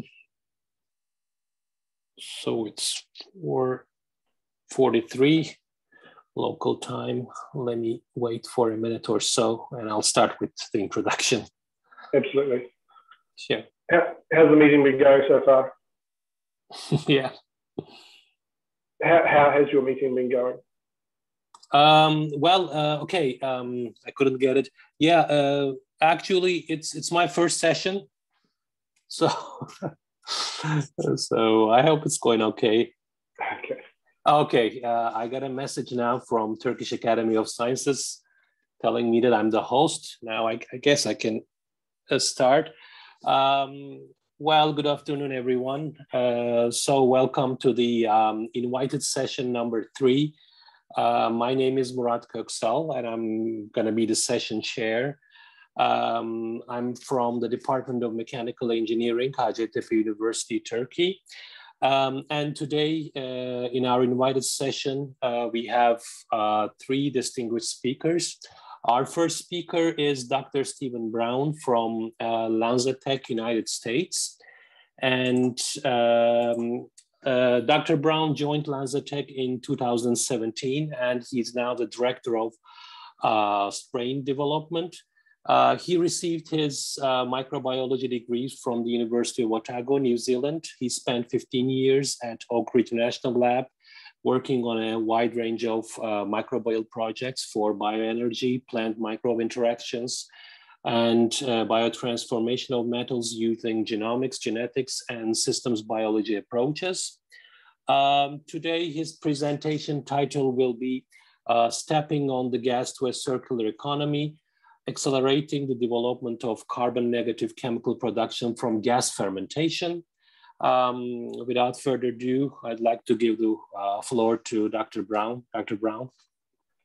Well, thank you for the kind introduction, the opportunity to present today. I'll begin by sharing my screen. And I've been at LanzaTech about 4 years now. And so one of the reasons I joined was actually to join a company that is translating basic R&D into practice. And I hope today to show you that we're doing not only cutting edge research, but we're translating our research into the real world. We've scaled it, we have a commercial process, and a process that is pretty flexible. So firstly, a little bit about the company. So the company was founded in New Zealand in 2005. The main corporate R&D and headquarters was relocated to the Chicago area in 2014. We have now offices in China, India. We also have a pilot scale plant in Georgia, the USA. Now today we have commercialized our first generation technology for ethanol production. I'll tell you a little bit more about that. A nameplate capacity of 48,000 metric tons per annum. We've been granted over 1,000 patents. We're rapidly growing at the present stage, which is presenting some challenges, but it's a really exciting time. The part that's been facilitated by the actual rollout of our commercial technology, and now we want to really rapidly expand the penetration of that into the market. You'll see down the bottom of my slide, we have some pretty significant and strategic partners from Sinotech most recently, Indian Oil, Mitsui, early investors, K1W1 from New Zealand, the New Zealand Superannuation Fund, BSAF. I'm not going to go through them all, but you'll see there's a number of really high-profile strategic investors in the company. They see the value and the promise, and they're going to help us actually with the scaling and dissemination of the technology now. And perhaps I don't have to tell this audience, the imminent, the current climate disasters. This is some figures from last year in the US. So there were 22 $1 billion plus US climate disasters in 2020. This year, I know in the Mediterranean, Greece and Turkey itself, even facing your own challenges. This year in the US, we've got another terrible wildfire season, and so we have to do something. It's clear. It's just a report obviously released today in terms of where we're at now in terms of 1.5 scenario being about 1.1 degree Celsius presently, and just the imminent current crisis that we're facing. I don't have to say perhaps too much to this audience. We do need to bend the curve. We need to begin with some action now. Realizing that we need energy. We need energy for our lives. We need energy for our economy. Today, energy can be carbon free. And there's some images here of a wind turbine, solar. Of course, nuclear is another carbon free option. However, we do need carbon for the chemicals that we use in our everyday lives, for fuels, these high density, energy dense fuels such as aviation and jet fuel. I'll come back to that later. But really, where this carbon comes from will define our current future, climate future. And now we need to make a range of products today, as was mentioned. So what do you want to make? And I'll give you a little flavor of where our technology can play a role potentially, where we see it going. So just a little bit of background about our platform. That's a microbial biocatalyst shown here. We do gas fermentation. So as part of the gas fermentation, we know a lot about the incoming gas. We have very sophisticated analysis in terms of the gas composition, contaminants that will be coming through the industrial process. And we have a suite of tools, catalysts to be able to clean up that gas. It goes through a compression step, which does put some energy into the system, and then it's a gas fermentation. So this is a microbial, a bacterial fermentation. I'll come back to that later, a little bit more detail. And then, of course, we have to separate the product and store it. In the first instance, we're using an industrial off gas as the main carbon and energy source. We have demonstrated and have pilot scale municipal solid waste in Japan with our partner Sekisui there. We have also gasified agricultural waste. So these would be things like walnut shells, a very recalcitrant material. This is at a smaller scale, but they've been gasified and then cleaned up again, fed back into our fermentation. We're sort of agnostic in terms of the gasification technology at this point. Not really going to talk about this today too much, but in the future we also see CO2 and green hydrogen playing a role. We have projects funded now and in the area of electrolysis, where we can split the CO2 into CO and oxygen and feed that into our fermentation. And then the first generation of products is actually fuel ethanol. It's being used today, also being upgraded to jet fuel. As a significant portion of our commercial operation, there's a large amount of microbial biocatalyst protein that's generated. It's a significant source for this integrated biorefinery. And now we're also beginning to use this ethanol in other ways, upgrading it again to PE, MEG. I'll talk a little bit more about that. And then finally, at the end of the talk, I'll give you a little bit of a flavor of where we're going with some recent R&D results that have been accepted for publication in the area of acetone and IPA. And I'll touch briefly on MEG as well. So for those that are interested in the microbial part of it, we see that there's a lot of similarities between the industrial processes and hydrothermal vents, these black smokers at the bottom of the ocean, for example, where there's an emission of carbon monoxide, hydrogen, CO2, sulfide, methane. And life actually persists and grows in these types of environments. And that's by virtue of this Wood-Langdale pathway, which has been described in some detail. The Wood-Langdale pathway has ways to assimilate and use CO2 and hydrogen for carbon energy, to feed that into central metabolism of a bacterial system, or actually indeed just use CO. And actually through the CODH, this enzyme gas water shift reaction, be able to use a range of gas composition that gives the organism flexibility in a range of different conditions. And that's really the basis of our biocatalyst. Sorry. So jumping into the actual application of this, we've used this Clostridium, it's Clostridium autoethanogen. We've deployed it commercially. This is our first commercial plant, a couple of different views of the plant in Shaogang in China. We will have used industrial emissions from a steel mill to manufacture ethanol. Actually, the second commercial plant is in operation already this year. Payback is listed here, and this is for the China case at least, 4 to 6 years. It has been certified by the Roundtable for Sustainable Business. To date, I think this figure is now 130,000 metric tons of CO2 have been avoided through this process. And you can see the view of the plant here. So you can see the distillation columns, you can see the fermenters in the back. It's a continuous process. So gas from the steel mill is coming off the industrial process for steel, and we're capturing a part of it. This shows you actual production and daily ethanol production in the bars in gray here.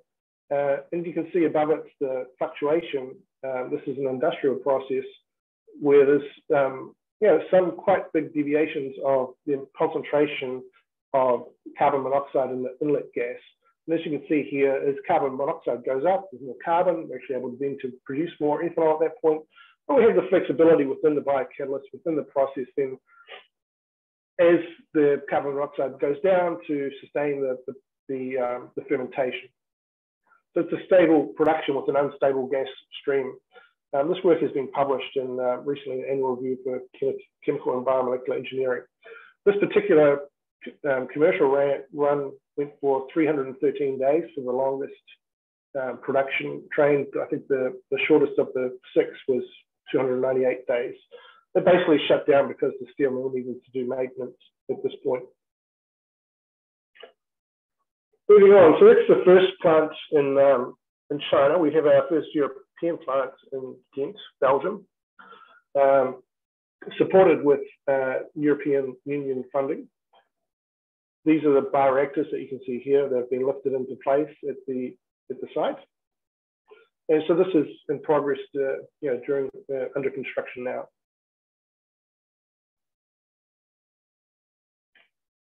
Ultimately, the nameplate capacity for this plant is 6,200 metric tons of bioethanol a year, which would mitigate 350,000 metric tons of CO2 per year. So what does it take? And it's really exciting to be at the company at this point, but the company started, as I mentioned, in New Zealand in 2005, so laboratory scale. Now, these are small bottles. These are 1.5 litre fermentations on a bench here. I think one of the keys to the company's success is they were actually using industrial gas from the earliest stage. So gas was being bottled from an industrial plant, brought back to the lab and utilized. In 2008, there was a 500 litre fermenter that was actually installed at a steel mill in New Zealand. And that really helped give the company experience then to deal with real world issues in terms of pilot scale. That took some time. There were several demonstration scales around the world. Actually, this one is in China. And then again, some additional time before the commercial scale plant, the first commercial scale plant, which was built and constructed and started in 2018 in May. So I think it took about a year for construction in China. There's now a second commercial plant operating, and I'd suggest if it wasn't successful, they wouldn't have built the second plant, and indeed they have plans underway for a third plant now. So I mentioned the plants in China. So the first was on steel. The second plant is on a ferroalloy gas stream, as will the third be. I briefly mentioned earlier, we have a plant running in Sekisui. So in Japan, there's obviously a small land area for the country. They gasify already the municipal solid waste. And so we've been working with them for a number of years, and we're working on the next stage for a demo plant to take municipal solid waste, which is very chaotic, requires a good amount of cleanup and understanding of the gas systems. But again, we're able to ferment those gases into product. We have plants in India being constructed with Indian Oil Company, refineries to site. Really an exciting area, and one I'm not going to get into too much today is agricultural waste in India, again with Angkor, in this MRPL project. There's a plant being announced in Safka, again a ferroalloy plant. I mentioned the plant in Belgium earlier. We're also beginning to look at plastics waste.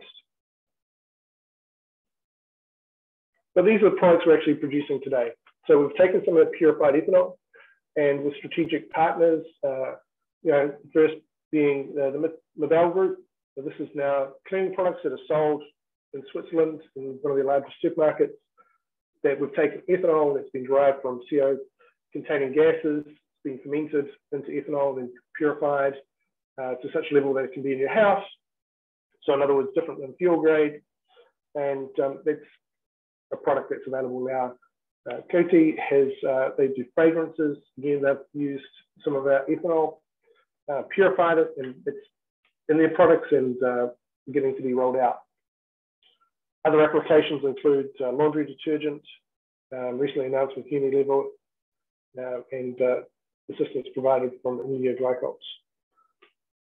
Another application or outlet for our ethanol has been to make PET, so bottles with L'Oreal. This is a L'Oreal bottle that has, again, used some of the ethanol that's been generated from industrial waste and now has been manufactured into a bottle. Most recently, we have announced a partnership with Lululemon, and this is actually the fabric. This is their top line fabric now that's been produced as a sample for the PET fiber that will go into yoga pants. And of course, we have resins and making samples available to other companies at this point. So, yeah, we see waste actually as a resource. I've mentioned the case of steel mills, agricultural waste, municipal solid waste. We see this as an opportunity that we really must tap into.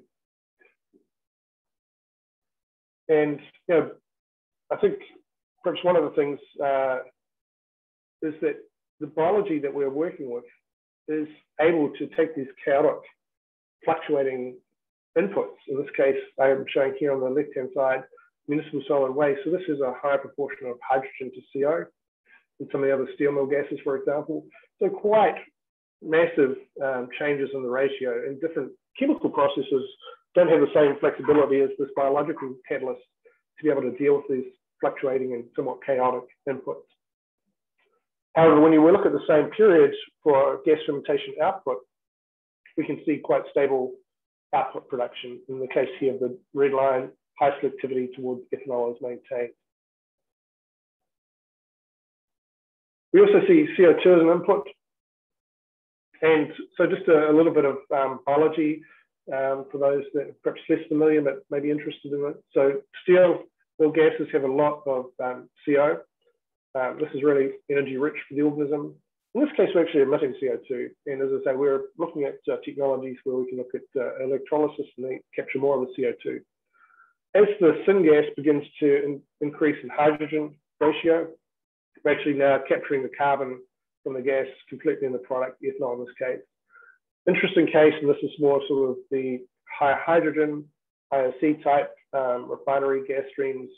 Now we're actually beginning to capture half of the CO2 in the form of ethanol, or half of the carbon in ethanol is directly derived from CO2. I'm not going to talk about it today, but we've recently been awarded a project with the US Department of Energy's ARPA-E program office to look at even higher ratios to capture even a higher proportion of CO2 into the product. The point is that our biocatalyst, our process, can use a wide range of feedstock inputs and have stable production. So we have a great team. This is shots from our R&D facility. This is part of my lab here in the Skokie area, looking where we do continuous fermentation at the bench scale. We have a great team of synthetic biology folks, anaerobic microbiology. We're actually supported greatly by modeling and AI. So again, we have tens of thousands of hours of continuous data from our laboratory that feed into our systems for modeling for AI. We've got some pretty neat things that we've developed. So internally, we have a page called Genopsis where we look at the browser and look at the genome scale models, look at proteins and select and collate all of this data, organize it. We have a pilot scale facility, several pilot scale loops in our research facility here in Skokie. And we see a day where you can have cleaning products for your floor derived from our ethanol. You can perhaps have our clothes, in part made from carbon captured waste streams, and a range of different products potentially. So changing gears a little bit, I mentioned earlier we have interest in MEG. We're actually in the process of looking at a direct path through our biocatalyst synthetic biology program so we can make MEG. And this is a project supported by the US Department of Energy, partners with Innotek for gasification, waste management as well, providing input. So I wanted to sort of give you a flavor then for how we might go and optimize and develop a pathway for one or more of our platform chemicals. And one of the more further advanced programs is for acetone and IPA. This work has recently been accepted in Nature Biotechnology. So just how do we do this? We firstly start by modeling, is it possible to do this? Then we look for genes, do genome mining, look at engineered enzymes. We've used combinatorial library to express different gene variants and the various promoters, and I'll come into some more detail on that. A new technology that we've employed in cell-free protein synthesis and assays. We use various omics, so systems biology tools. And again, we have in the lab, we have scores of laboratory scale fermentation fermenters to be able to characterize before we then go to the next scale. So in the case of acetone and IPA biosynthesis, these are non-native products for our organism.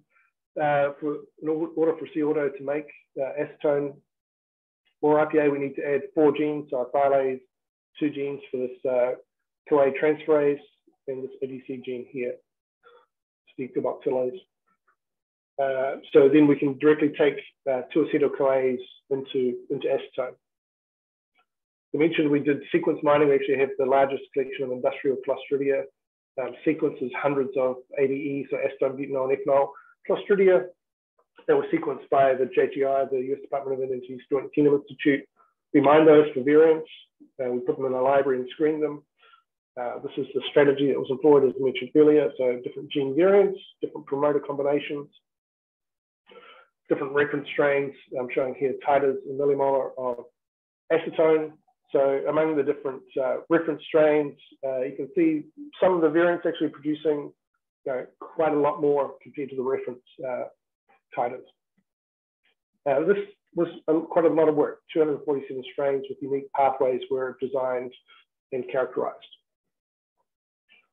And so we wanted to then optimize this further. So you can see the base strain is actually producing isopropanol, IPA in green here. and we're looking for acetone. So when we put the genes in, we're actually initially getting a relatively small amount of acetone. We use this technique, cell-free protein synthesis. So the genes have been, basically we take a cell-free lysate and we put the genes of interest into this lysate material, and then look for acetone and IPA production, and then also some of these competing side products, so 3-hydroxybutyryl-CoA, the 3-hydroxybutyrate rather, isopropanol. And if you look for, in the case of 3HB, we've got this gene here, perhaps I'll highlight 420. When we add the DNA, when we add this gene to a test tube, it's actually making the most amount, and you can see the concentration gradient here, the most intense amount of 3HB when this particular gene is added to the in vitro assay. And likewise, if we're making, we don't want to make isopropanol in this case, we want to make acetone. So among the alcohol dehydrogenases, it's the secondary alcohol dehydrogenase. When we add this gene number back here, you can see we're making the most amount of IPA. And we can do that for other genes and different side products. We also look at transcriptomics and proteomics. We use these approaches then to guide gene deletions in the chromosome to knock out competing side products. And when we do that, we're able to change the selectivity away from IPA and towards acetone. We're able to really increase the titers. However, that still wasn't enough. We still needed to do further optimization. And this is showing protein abundance for acetone biosynthetic enzymes in strains across a range of production levels with fixed reference genes. So these were the ranks in terms of the titers of acetone. I hope you can see that here, the right-hand side, and the protein abundance. So from the highest to the lowest, and a couple of sort of higher ends. What we noticed was these particular proteins were highest in the better producing strains. We also have a range of modeling apparatus that we bring, or approaches that we bring to characterize the system.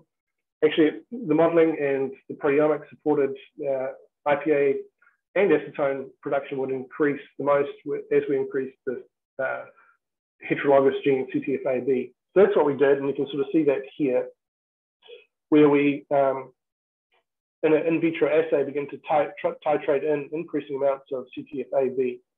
And as we increase the amounts of CTFA-B into the reaction mix in the cell-free lysate, we're actually increasing the amount of acetone. And so from there, we were able to then add that back into the chromosome of the organism. Now we've got extra copies of CTFA-B, and as we add additional copies of CTFA-B compared to the reference strain, we're actually able to increase the amount of acetone in this case. And the difference between IPA and acetone production is the secondary alcohol dehydrogenase, which is native to the organism. And this also applied when we put the additional copy of the CTFA-B into a strain for IPA production, we're able to augment the production of IPA relative to the parent strain. We looked at different variants of that enzyme as well. I'm not going to talk about that today. So as a technology, our first generation is ethanol for a range of products. And I hope I've given you a flavor for some of the acetone and IPA work. Again, it's accepted for publication in Nature Biotechnology, not yet public. But we have a synthetic biology platform that now will enable production of a wide range of chemicals. The concept is we use the same reactor, the same feedstock, same process, and we just change out the micro. So today, if the market is looking really good for acetone, we'll make acetone. 6 months from now, a year from now, if it's looking better for IPA, we can actually switch the microbe out and make isopropanol. And the capital basically is largely unchanged. There may be some downstream distillation costs or changes that will be required for some of these other products, but largely the same capital, the same reactor, the same feedstock, the same process, being able to quickly change as the market dictates. And these are products that we have made that are in the market today. From the protein here to the different cleaning products and different consumer products. It's made from waste.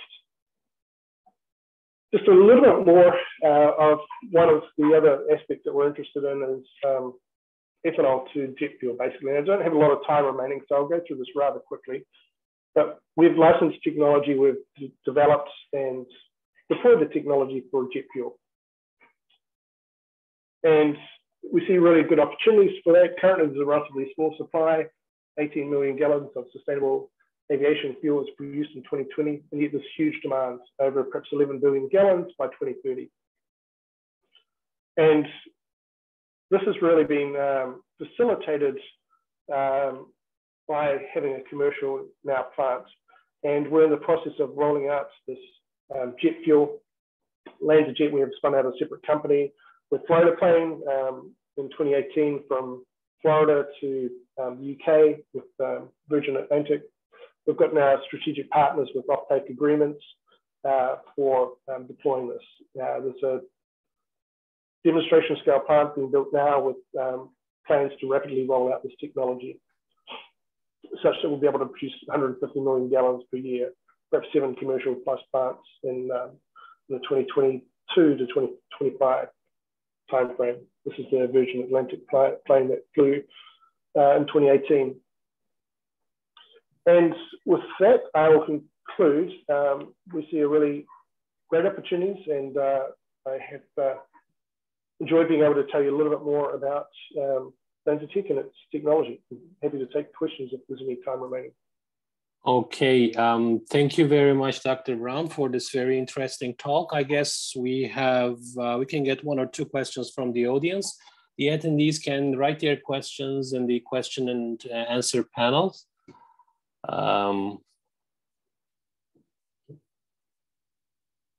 Okay, are there any questions? Well, let me see.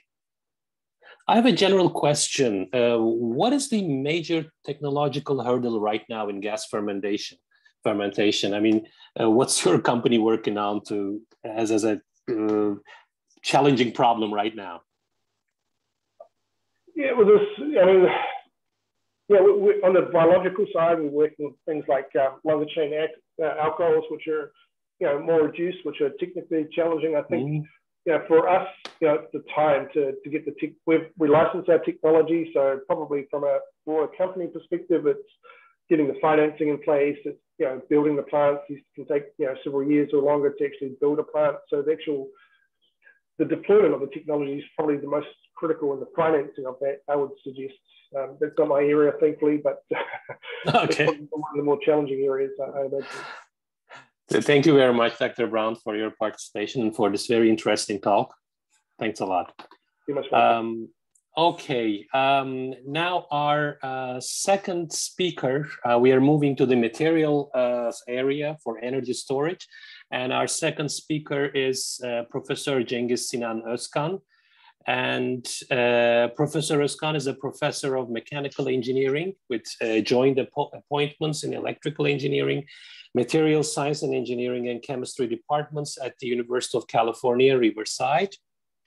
Dr. Özkan is an internationally recognized for his pioneering research in areas of energy storage technologies, including advanced lithium-ion batteries and supercapacitors, design of nanomaterials for energy storage, 1D and 2D nanomaterials for electronics, including logic and memory applications. He was recognized by many awards for his accomplishments, including the TÜBİTAK Presidential Science Award, Fellow of the Materials Research Society, and Engineering Educator of the Year by the Engineers Council. His research received significant media attention in Wall Street Journal, Huffington Post, Science Channel, Discovery Channel, Physics Today. He published over 700 technical publications, including journal articles, proceeding abstracts, books, and delivered over 150 plenaries, invited, and scientific meeting presentations. So without further ado, first of all, the title of presentation is Materials Design for Sustainability and Energy Storage, mainly on lithium-ion batteries. And without further ado, Professor Özkan, the floor is yours. Thank you very much for the introduction. Okay, so today I've decided to have my presentation a workshop style so that you all can enjoy on the coming information. Okay, so let's get going actually. So first of all, we are well equipped, and so I have the 3 labs on campus, and this is one lab, so which is specializing in energy storage, and we have so far 20 patents granted, and we have another 15 in progress actually. So we work on batteries and supercapacitors both. Okay. So lots of things to talk about. So first off, I wanted to title this talk to include sustainability, because this becomes very important today. And so one of the goals is decarbonization and circular economy. So to provide this, there is a lot of work that has to be done. Now around the planet, there are a number of guidelines being posted. So you'll see on here and there that there's going to be a transformation into non-fossil fuel transportation by 2035, by 2040. There are many different deadlines and guidelines on this. So we have to promote the clean energy, and we have to invest in sustainable transport. And electrification of transportation becomes very important. In doing so, we have to look at sustainable sources and how we can actually eliminate the pollution and minimize the carbon footprint at the same time. So pretty much every country have their own set of policies on this come involved. Well, so for example, if you are into battery manufacturing, then you have to take a look at your resources for all kinds of materials, so whether you have them or you have to then invent new things. So some of the things I'll mention that today, we'll take a look at those sources too. All right. So sustainable battery manufacturing actually involves a lot of things. So we have to take a look at new battery materials by design. And this includes lots of iterations actually. So, and again, it's no mystery that we take a look at nanomaterials for this, because they possess a lot of very important properties. There has to be continuing R&D cycles and sustaining innovation.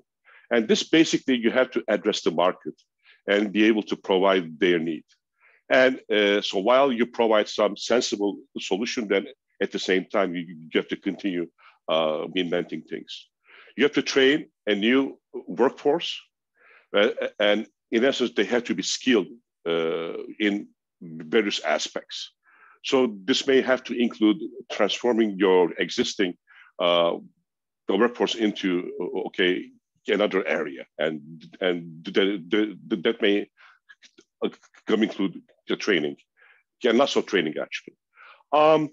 So if you want to sell your products, you have to be competitive in EV manufacturing and also battery manufacturing as well.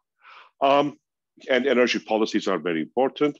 So you have to take a look at essentially integrated national and regional supply chain of materials. Do you have enough nickel, cobalt, manganese for your cathode? Do you have high quality carbon for anode or silicon? So those are very important. Environmental safe and benign materials will become more and more important. And there are a few options. We'll take a look at those. There are many opportunities here. So essentially economy incorporating high value and high tech products. So as you have more access to battery manufacturing, then you are able to address more needs in various areas. And this includes so not just EVs, but also personal computing and aviation, etc. Again, growth of jobs in many industries. So this brings up new startup companies, and then you have this huge potential, and also this impacts academia as well. So your training and education will change, and then also decarbonization and climate neutralization are also very much integrated into this. So when you open the back of your phone, so this is a Samsung S20 Ultra over here, and well, you'll see that a huge real estate is occupied by the battery. So here, a tablet, your battery could be in a curved form. Over here is sort of the so Moore's law analog for battery. So the battery capacity has been inching up just slowly. Well, if you take a look at this chart over here, so we provide a specific power versus specific energy, and you will see different technologies over there. And then, so one other striking thing is that, so you will see, so we are trying to achieve both high power and high energy batteries at the same time. But that's a big challenge. So we have supercapacitors for that. Different formats. So we have a cylindrical. This is your famous Panasonic 18650. And there are other versions. We have the Panasonic 2170. 100 called the 2170, just simply, and then the new 4000 series, which don't have the tab. This is a prismatic battery. Well, in essence, you wound the layers. So this is in a cylinder format, and in the prismatic format, they are squashed down. Well, if you chop off the layers with alternating anode, separated cathode, and so forth, on top of each other, and that becomes your pouch. And of course, in the academic setting, we have this coin cell. So this is, okay, very easy to do, low volume materials, and this one gets suited in academia. So what you have to do is really go from here to these other formats, and that takes some funding too. If you take a look at the inside of an EV, well, for example, the Tesla, so you may come across the different presentations or videos. So you will see that, well, the batteries are in the chassis. So, and if you look up very closely, they're glued to each other. So that, and there is also a thermal compound that will actually disperse the heat. So I'll get into some calculations later on this to show you, okay, so how many batteries are involved and how we can calculate. There are other formats. For example, over here, Nissan will use geometry pouch format. And so, but in any case, you have to be mindful about, okay, how much battery you are carrying and what kind of performance you have. Okay. So climate action and sustainability are becoming actually more and more important. So this year, so we see the many fires around the world. So there are a lot of issues, and they will keep coming up. So here and there, we see many targets and deadlines to achieve them: 2030, 2050, such as the long-term objectives. And so the idea here is to really to prepare for the impacts of climate change, and they can become more and more serious. Decarbonization of systems is becoming very critical, and so this is needed to achieve the target of sustainability. There are a number of major strategies that to be implemented. So this includes system integration for energy sources, hydrogen, methane, you name it. And then we have to use wind, solar, and we also have to use batteries, get lots of it. If you are into EVs and you would like to have more and more EVs, your charging infrastructure is also very important. So the EU is aiming at least for 32% share of renewable energy and at least 32% improvement in energy efficiency by 2030. So just basically 9 years from now. They would like to cut transportation emissions by 90% by 2050.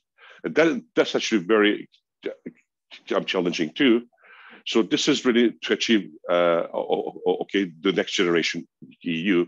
And so they are planning to spend some 1.8 trillion on this to achieve the 30% mark. Circular economy actions are becoming more important as well. So we have to look at things to change the ways we consume and manufacture products. That includes batteries too. So again, that's our focus today. And also they will impact other sectors like electronics, textiles, plastic food, so personal computing and EVs. So the new renovation wave in EU essentially sets out to create some over 150K new jobs. And this will be the same thing around the world too. So sustainability and circular economy, means the green transportation with batteries. So the batteries are supposed to be more sustainable, so manufacturing with minimal environmental impact, try to minimize mining, try to recycle the materials and source your materials in a more friendly way. And eventually batteries will have to be long lasting and safe. And we need to restrict or minimize the use of hazardous substances for processing, minimal carbon footprint. If you mine, for example, the high quality carbon or graphite ore from the earth, then so for every ton of carbon material, you use at least 2 or 3 tons of solvents to purify. And we also need to add to a contribution to the supply chain for battery manufacturing and take a look at all the materials around the world. Repurposing of batteries from EVs, the used batteries, so that they can have a second life for maybe for grid storage. And you can directly integrate them into large power needs. And end-of-life batteries, so the purpose is to be able to recycle them. The materials are becoming more and more expensive. So, some activities are in progress and more are needed on this. So for supply chain issues, you will see there is going to be wider and wider scale electrification of transportation. So more and more batteries are needed, massive amounts. So for 10 years from now, we don't have enough batteries. We don't have enough factories. And by 2050, that number is much, much more. So there are a few companies out there, like, for example, Lilac Solutions, Redwood Materials, lithium recycling, and they are looking into recycling the batteries and reuse those materials.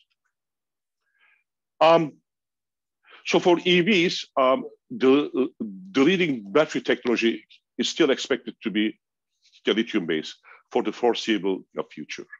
And you will see by region for the next 18 to 20 years, this essentially EV production is projected to steeply increase. Okay, and this is in response to the need for decarbonization. So EVs are going to become a critical driver for battery manufacturing. You will see many marketing reports, and they cost a hefty penny. So there are a number of sources. So a company would have to pay maybe $5,000 to $10,000 membership a year to obtain those.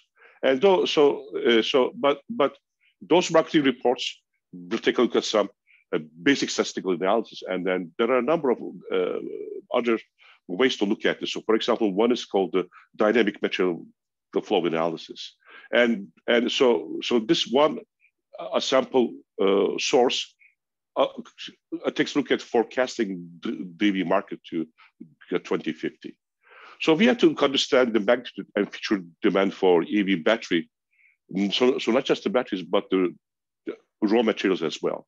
So they have taken a look at all the mining operations, okay, gather as much the data as they can.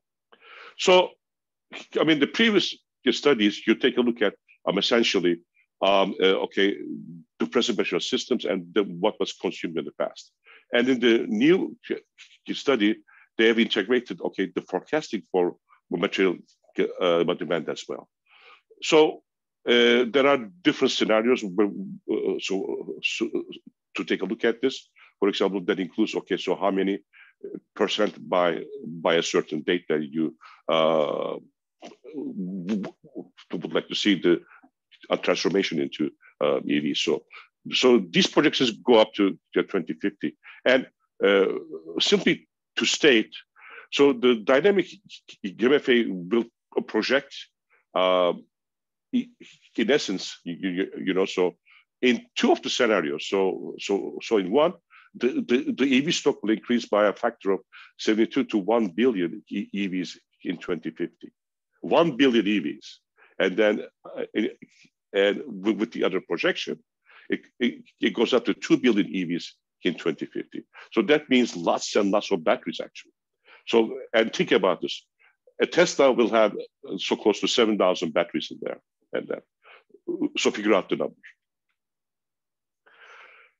So the same study takes a look at, well, okay, so the production of the materials needed for the battery. So this includes most of the strategic materials, like, so for example, lithium, cobalt, and nickel.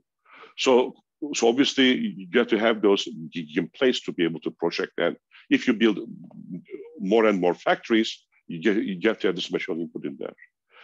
And by the way, so EV factory is one area. Battery manufacturing is one area. And then the material supplier is another one. So the material supply basically has agreement with the battery manufacturer. Most of the time, we don't know the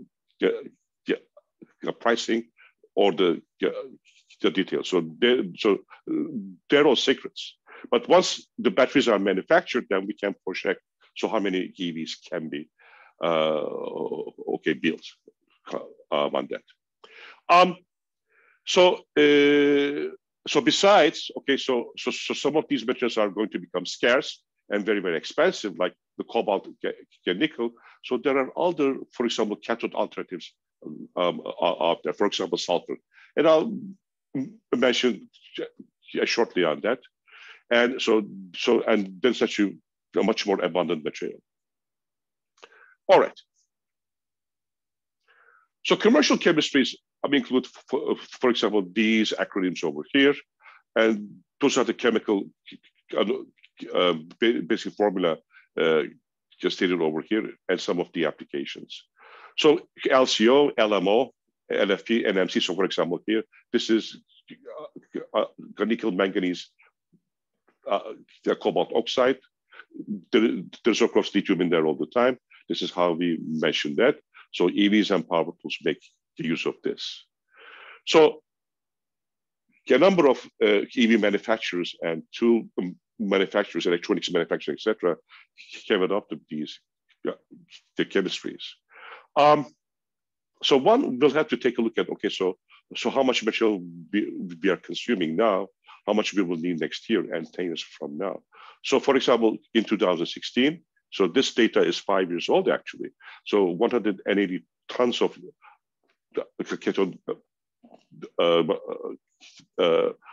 materials were produced. And then, so this could grow over 400,000 tons just 3 years from now.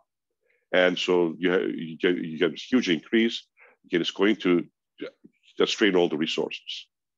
But by the way. So now, a few things about batteries. So I have added this to this as a workshop style format. Okay, so you have a number of choices available. So when we design a battery, we have to pick anode and cathode materials. So we turn them as negative and positive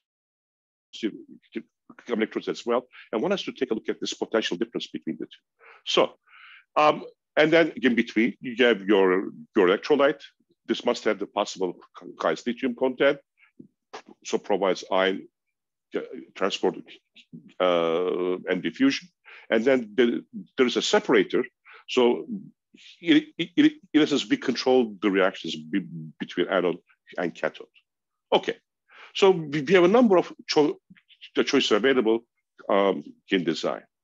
So one computes the eventual cell voltage by taking a look at the difference between the chosen pair of electrode materials.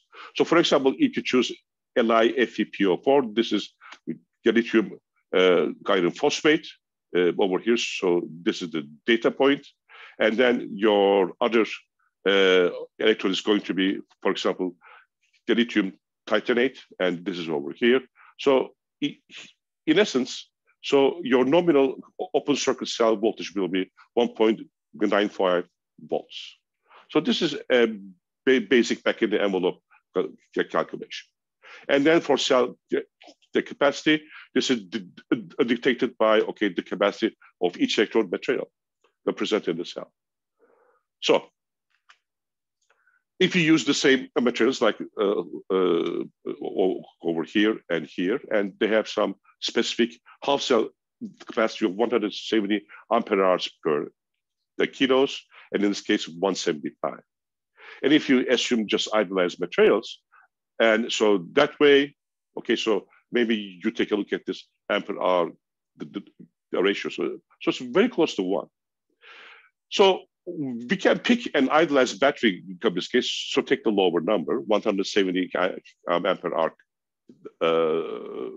capacity. So this will contain a kilo of this material over here, and then 0.97 kilos over here.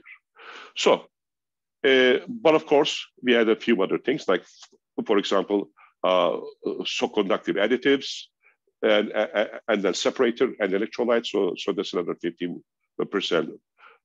And then then one can compute a battery specific capacity of about 75 ampere hours per kilo. So if we were to use the same possible electrode paired with carbon, in this case, so it's down over here. So this itself has a capacity of 370, and then so that basically forms with your 15% allowance of everything else, about 101 ampere hours per kilo. Okay, so this is how we compute. Now, the specific energy of a battery module will be obtained by multiplying, okay, their ampere hours with the expected cell voltage. So, for example, take a look at the Tesla Model S. 16 modules each, they are about so close to 56 pounds. And then they have about 444 individual 18650 cells. So we have 74 cells in each voltage cell, and 6 of these are in series. So you basically make your serial and parallel connections to obtain the specific amperage and voltage. And each 18650 cell is about normally 3200 milliampere hours, and with a voltage of the 3.8. So each module in there with with 444 batteries will come up to about 237 ampere hour at 3.8 volts nominal. Okay, so that corresponds to about 5.3 kilowatt hours. And the module nominal a voltage of about so close to 22 volts. And if you take a look at the whole battery pack, that runs to about 350 to 375 volts for the Tesla Model S. And when you put that in perspective, so the essentially so battery capacity for a Tesla is about 214 watt hour per kilo. All right. So Tesla's battery suppliers are Panasonic, LG Chem, and also Cattle, depending on where their EV manufacturing is. The 2170 system is based on the NCA chemistry, And so they've started with that in 2017. And furthermore, on their anode, they have added some 5% to 8% silicon in there. So it's a bit unknown, but they also would like to reduce cobalt by 5% too. So in the future, we are going to see more and more battery cells with the silicon and less of the cobalt as well. Okay, and then so we'll see silicon anodes with more applications come in the coming years. So I find a company in the Bay Area is developing a 30% silicon anode battery, but in the commercial sense, of course, in the lab, we can actually push in more silicon. There's lots of very complicated modeling involved in basically, studying a battery. So you have to take a look at all the interaction between the different layers. There's going to be mechanical, thermal, and fluidic modeling as well. So when you have a liquid electrolyte. And you have to take a look at this in terms of multiple computational domains. I'm at the nanoscale, micro, and macro scale too. And one has to take a look at the electronic conductivity and lithium transport issues. All right. So I'm going to spend a few minutes on what we do very shortly. But so first off, the technology roadmap to 2035. So actually, we have a number of different players involved. And so they have some very specific goals. So this is a busy chart, but I'm going to focus your attention to right over here. So by 2020, an energy density of about 300 watt-hour per kilos. So we are trying to approach this. So we are almost there. And then, so, you know, last year and this year, so we have stalled a little bit, but so some things are on track. And then there is also more activity to further increase this density. Okay, so different projection possibilities with certain chemistries. And so some of the major players in this area will include CATL, LG Chem, BYD, Tesla, Samsung, etc. And so they have their projections for the next 10 years, and actually depending on the material supply that they can obtain. Okay, so again, the EV supply chain becomes very, very important, so where you obtain your materials. Okay, now coming back to this. So new battery materials by design is very important, and actually, so when we take a look at the materials in the nano domain, so we can have easier division of lithium into and out of the host. We need to have increased surface area for our electrodes, and we need to have stable 3D materials. And with that, so let's take a look at our portfolio. So this is one material system that we have spent the years in the making, and for both applications in batteries and supercapacitors. Theorized in 2008, and then first practical manufacturing in 2009, a year later. So this is called the PGN, or the pillar graphene nanostructure. So this is basically a graphene floor with carbon nanotube the pillars, and it provides a state-of-the-art material system. And actually, it took many, many years for the patents to be issued in 2018 and 2019, so both in the US and China and Korea. So this provides a very high surface area and high conductivity material system. So briefly, a supercapacitor provides a much higher capacity intrinsically compared to other capacitors, and then it can store charge 10 to 100 times more, and then it can provide very fast charge can discharge. So this material system becomes very important. So actually, when you are able to integrate them, come into your applications. For example, there's a company called CapEx. They actually have their energy harvesting module where they actually use capacitors only. So just by vibration of energy harvesting, they can charge what their cap. So going back to our PGN, so we can use very environmentally friendly materials. I see that my time is coming up, so I know. And then, so one can begin with a pristine chemical form. So this is commercially available, and then by suitable by reactions, equipment, we can grow the PGN on top. And we can also integrate what we call the pseudo-capacitive materials on top as well. So this material system has been used very successfully for supercapacitor manufacturing and also for high-speed charging battery manufacturing as well. So one can do many different types of measurements and characterization. So one thing over here, the specific capacitance with our system is over 1,100 farads per the gram. So this is a very high number, actually. We can use the same material system, get different solvents, and we can actually edge up our essentially the voltage window coming the capacitor to about 2.8 or 3 volts. So for a supercapacitor, both the capacity and the voltage window are two very important properties.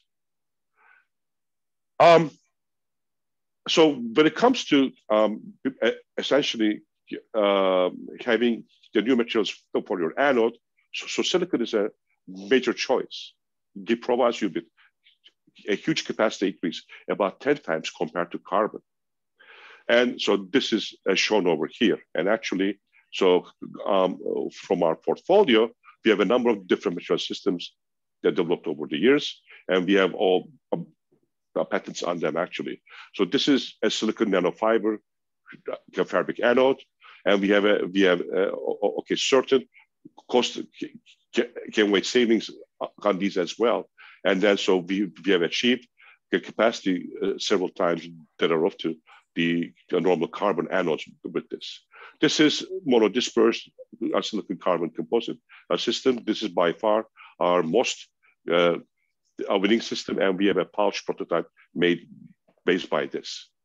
So when you talk of the natures of sustainable materials, so essentially the beach sand is one. So because we have essentially this silicon material all around the world, and then we have achieved over 1,000 mAh per gram the capacity with that. Now, the PGN system has been integrated with silicon, and that gave rise to actually a very fast charging battery. So if possible, I would like to take 2 more minutes. And the next on the list is I'm essentially using bioorganic sources as well. So this, for example, the portobello mushroom and other bioorganic sources are possible too, and this minimizes the carbon footprint. And then the plastic waste and glass waste are also very important to be able to repurpose and recycle your materials for circular economy. And we have demonstrated these as well. So just very shortly, this is actually the fastest charging battery in the world, made out of PGN. You deposit a very thin layer of silicon to coming from capacity. This is before and after processing with silicon over here on the left, again on the right. And the idea is that you be able to form these forest-like features so that you can actually have, these very specific architectures where you can draw in your electrolyte. I'm almost done. So this has indicated a very large capacity, so close to 2,000 mAh per gram. And then the charging speed is up to about 8 C. So 1 C means you charge your battery in 1 hour with 1 amp current. And 8 C means you are charging your battery in a matter of a few minutes, actually. This is essentially producing a new anode material based on the beach sand. And the idea is that you'll be able to obtain this very high quality nanosilicon, so which is used for battery manufacturing. And this is also one of our patented technologies as well. So this actually is forming a fiber system using electrospinning. This is happening at some 30,000 volts. And then you coat this fabric over a substrate, and then you obtain this basic self-standing anode, highly porous, and provides you with a very high capacity. And the fabric has provided us with 1,000 milliampere hours per gram of the capacity, and so come as the silicon from bead sand. And by the way, the Tesla battery will charge in C/3 to C/5, and we can charge a silicon battery with C/2 much larger speed. I'm almost done. So let me just show you also this battery. So this battery is our highest capacity, actually. So we begin with close to 3,000 milliampere hours per gram. So we're pushing about 75 to 80% silicon on this one. And actually, we have a prototype on this. So I just want to show you that. And there is one other thing I would like to show you. So we have demonstrated a pouch format battery with this, with the cost 30% less, and overall balanced capacity about 30% more. And the initial manufacturing has indicated $120 per kilowatt hour. Let me finish with this, actually. So this is recycling PET plastic source. So in essence, you can chop off a bottle, and then the idea is to be able to generate your new style of anode material, and then we dissolve this, okay, with proper chemistries, and this is one of our patented works as well. So the idea is that we obtain actually an electrospun silicon nanofiber system. You obtain a fabric like this, so it's like a sheet, and you can cut this and then basically use it as the anode, come inside the coin cell or a pouch cell. So all the same. And then this actually worked very well. So this is a great example on how we can actually obtain circular economy based on recycling PET. Okay, so I'm out of time. So with that, I'll stop here. And so I just mentioned that, so we have a lot of material possibilities and systems available to recycle. And we are looking forward to manufacturing some high quality batteries with this for many applications. And I'll be happy to take your questions if you have. Thank you very much. Okay, thank you very much, Dr. Özkan. I wish we had more time. Thank you for this very interesting talk. This is the last session of the day. We have some latitude, so although we are beyond the schedule, I can get one question from the audience or from the attendees. Again, you can use the Q&A panel where you can see at the top of the your screens if you have any questions. Any questions?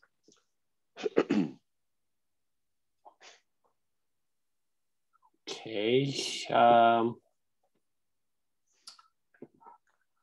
Okay, then, well, thank you very much for this nice talk again, Dr. Özkan. Thank you. Our next speaker is Dr. Tianjian Hong from Lawrence Berkeley National Lab. He's going to give us a talk on the applications of machine learning techniques in buildings. Dr. Hong is a senior scientist and the deputy head of the Building Technologies Department at the Lawrence Berkeley National Lab, and he leads the Urban Systems Group and a team with research on data methods, computing, occupant behavior, and policy for design and operation of low energy buildings and sustainable urban systems. He established and chairs the ASHRAE Multidisciplinary Task Group on Occupant Behavior in Buildings. One of his software toolkits, CBES, won the 2019 R&D 100 Award. He's currently the editor of the Energy and Buildings Journal. He's also sitting on the editorial boards of Building Simulation and Applied Energy. Dr. Hong, please. Thank you, Mura, for introduction. My international very well, so I'm going to stop my video to ensure the the voice size working correctly. Okay, so let me make it a full screen. Okay, and then I can switch. Okay. I hope you can all see my screen. Yes, yes, right now. I'm happy to share with you some of the machine learning application we explore in the last few years. I think everybody knows that with much more data, right? It's opportunities, right, to try some of the advanced and interesting machine learning techniques. So I borrowed these slides from the University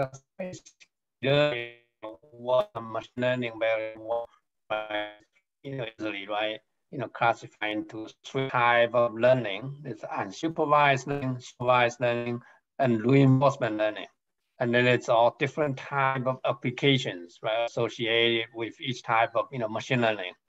Especially, I think if you look at supervised learning, so it's been used for applications like classification, diagnostics, forecasting, prediction, and control optimization. So later I'm going to mention we actually cover some of those applications. Reinforcement learning is also becoming a very interesting topic. I think some of you may remember the AlphaGo, right? Developed by the Google group, and that has been achieved like beyond human performance in terms of playing Go. So those are some of the interesting things we all want to explore. If we think about how we control our buildings. So building, why we need machine learning, right? We want to build it for kids, and one of the reasons, it's not only reason, it's things are getting complex, to control for optimal performance. Complex means, right, we care about energy use, energy costs, occupants, comfort, productivity, but also, building demand is getting much more dynamic. In addition to traditional lighting, HVAC, and hot water, heating needs. Now you may have electric vehicle, right? So when your buildings are energy demand, right? And your building may have storage. It can be electric storage, it can be thermal storage, right? And on the other side, it's the grid. So every have more and more renewable, and these are intermediate, renewable energy sources from wind. So right, your supply and your demand are getting much more dynamic and sometimes uncertain. So how you control, right, demand on the top of the performance growing channel. So key question about how we do machine learning for building, right? So I listed 7 here. So for example, different type of machine learning to figure out what best for different type of applications across the building life cycle, right? Second is imitating. As we know, machine learning needs lots of data and good data to learn, to train, right? But every industry, they already have lots of rule-based expert knowledge in the industry, right? So one question is, how can we encode those rules, right? Experts already in the industry accumulated for decades. So number 3 is transform learning, right? As we develop machine learning model for one building, needs lots of data, takes lots of time, right? But how can we apply, right, a model trained from one building to another, right? They may have the same building type, they may in same climate zone, but building operation characteristics may be different, right? So this is a very important question when you think about how can we scale up the machine learning technique, right, to cover many more buildings. And the data needs, right? Obviously, this is the elephant in the room for machine learning, right? We usually need to understand, what kind of data and how much of the data, kind of resolution or quality are needed to train our machine learning model, right? And machine learning sometimes is right. Most of the time, it's seen as a pure data-driven models like a black box, but it's more and more research. At least see some potential of integrating some physics-informed features in a machine learning model, right? And the physics, right, depends on what the domain you're talking about. You know, I think in the buildings, and sometimes we know the buildings are thermodynamic, right? So those kind of features, you know, what we talk about. Let me see, it's a very challenging thing. It's because of the way machine learning models work, right? It's very difficult for humans to understand, you know, why certain recommendations, decisions are recommended, right, by machine learning. So how to interpret the results from machine learning in natural language. So this is a huge topic. And, you know, in order to gain, you know, confidence about the result from machine learning, and this is also a task we need to deal with. Last, but also very important is, right, with so many different types of tools, algorithms, usually we have a question asking ourselves, right, what kind of data set, what kind of performance metrics should be used to benchmark, to compare different types of machine learning algorithms, right? So these are fundamental research questions we try to understand. So about 2 years ago, we did literature review, and this is looking at the state of the art on research and development machine learning, you know, in the building life cycle. So as you can see, the figure on the top left. So basically, for the last 20 years, there's thousands of articles about applying machine learning across the building life cycle. And, you know, on the right, this just shows some of the papers we down select, you know, for deeper, you know, review. So, you know, for example, the building design, we found 19 papers, and it covers basically, you know, machine learning applications for parametric design, generative design, design evaluation, right?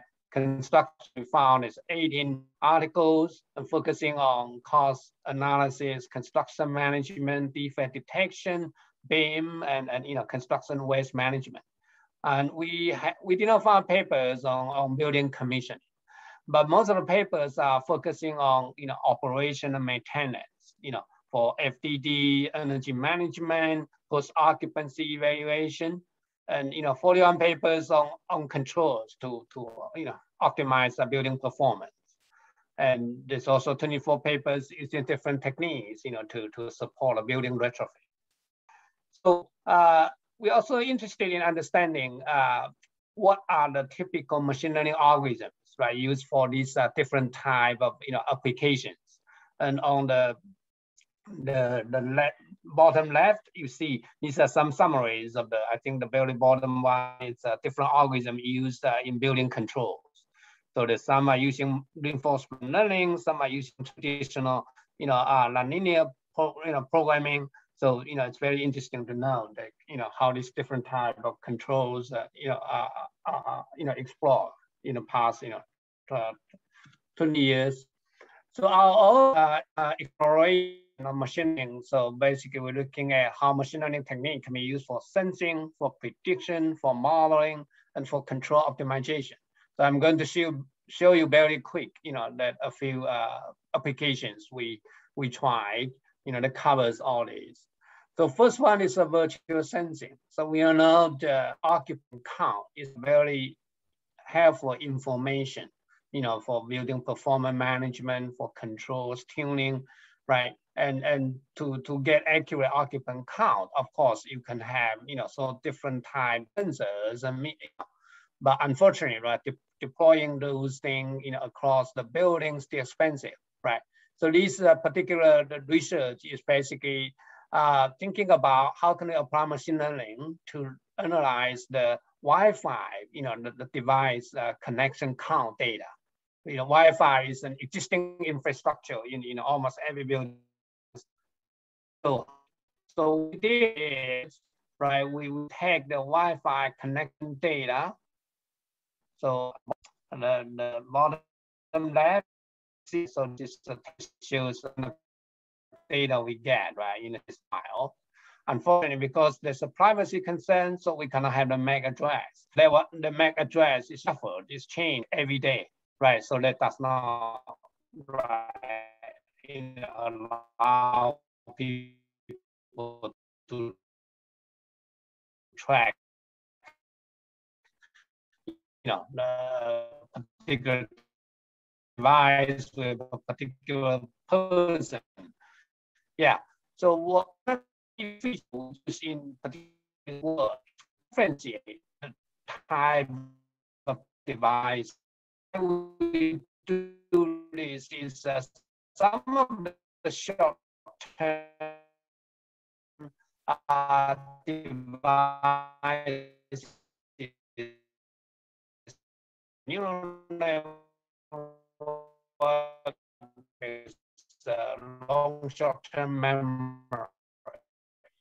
So, and as you can see, right, random forest.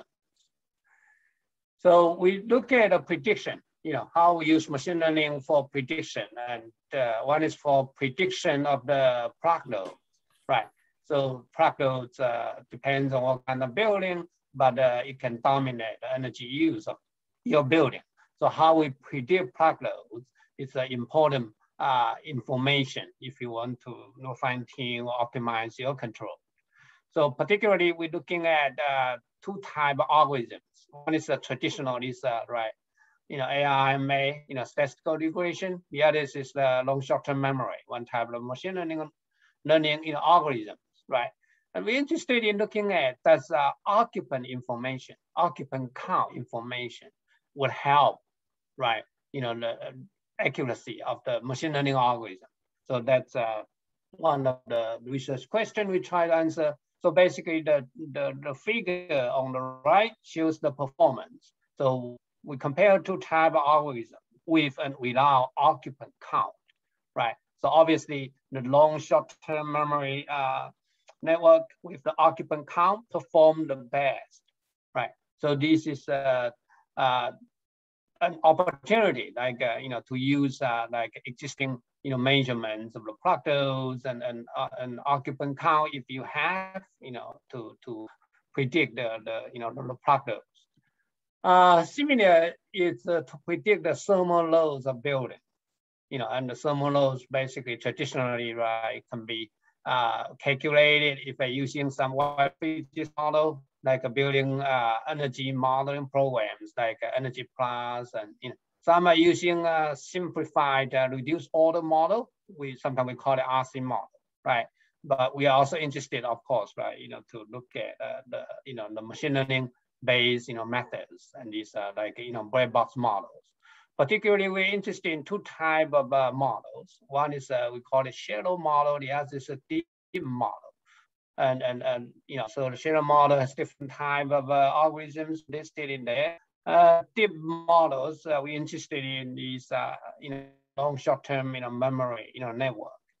So we compared XGBoost, which is like a representation of the shallow model with the ISTM, and so looking at the performance of these two types of algorithms in terms of predicting the building thermal loads, right? So the table on the right shows you the performance, and as you can see, a key factor determines which algorithm work better is, do you consider the uncertainty of your input parameter, right? If you assume your input will be 100% accurate, right? Obviously, the shallow models, right, perform the best, but you consider reality, right, the uncertainty with the input parameters, then the deep model, outperform. So this is another interesting study about using machine learning for predicting the thermal loads in buildings. Another application is using generative, adversary network, and so we all know this smart meter data is very, useful, right? It's through some data analytics. It tells you how your building operates, what's your peak loads, base loads, right? And so those kind of information, and unfortunately, it also, can reveal quite some, privacy or private information. So usually the utility, may not be easily sharing the smart meter data, with you. So one of the research is, okay, so we take the real smart meter data, can we use machine learning, particularly just the GAN algorithm, to add some noise to the data, right? So that it's different from the original data, but it maintains those statistic distributions and key information. They're still very useful for our research. So that's the goal of particularly this piece of work. So I'll go to the results. So basic example, if we took thousands of smart meter data, right? It shows on the left, these are raw data. So first we do the clustering. So basically we, three clusters in dominant, right? 40% of these more flat, energy use. These are the daily 24-hour profiles. About 1/3, 35%, it shows this clear, day and night pattern, right? In basically the building use more energy during the day and use during the night, and also the peak is about like 60, something percent. And 25% of the data falls into another cluster. So this is also shows a clear day and night pattern, but the day can goes up to 100% of the energy use. And so then we apply the GAN, right? So technique to the three clusters, right? So basically it regenerates that low profiles, and then you can recompose, right? Integrate those generated profiles into, right, the new data set. And this is now like normalized because you already introduced the noises and it's different from your original data, but it maintains those statistical information. So another application, this is a little bit different, is the nature process. So AI is classified sometimes broadly. AI consists of machine learning, natural language processing, it's also robotic. So this is particularly using some of the natural language processing technique. Particularly we're interested in understand the building permit, and more cities now, right, publish their building permits, right? So we want to understand what are the changes, to a particular building or to, the city's entire building stock, right? So we look at the public permit. For example, city of San Francisco has 820,000, those kind of, like records of building permits, right? So we want to understand. One of the challenge, obviously, is because this permit, right, it's written by human, and they use different terms, acronyms with typos and ambiguous. So it's very difficult. I think when you human read it, sometimes it's even difficult, it's also difficult to figure it out. For machine, right, it's a very challenging work. But considering this large amount of information, is that basically has a tremendous value. We try to broadly understand particular permit. Is it a mechanical permit? Is it a plumbing? Is it electrical, or is it building envelope? Right. So these are the and that kind of results are very important for us to can be very helpful when you do energy modeling, when trying to analyze some of the building performance. So one of the first steps is, well, how do you train a model, right? A natural language processing model, and you will need some label data. So unfortunately, San Francisco state building permit data is not labeled. So we use other cities in the United States. The table lists 4 cities: Austin, about 1 million records; Philadelphia, 500,000; New York City, 500,000; and San Diego. So these are the records that have better labeling, what type of permits. So we use it to train the model. And then we take San Francisco's data set, manually label 350 permits, as a testing set.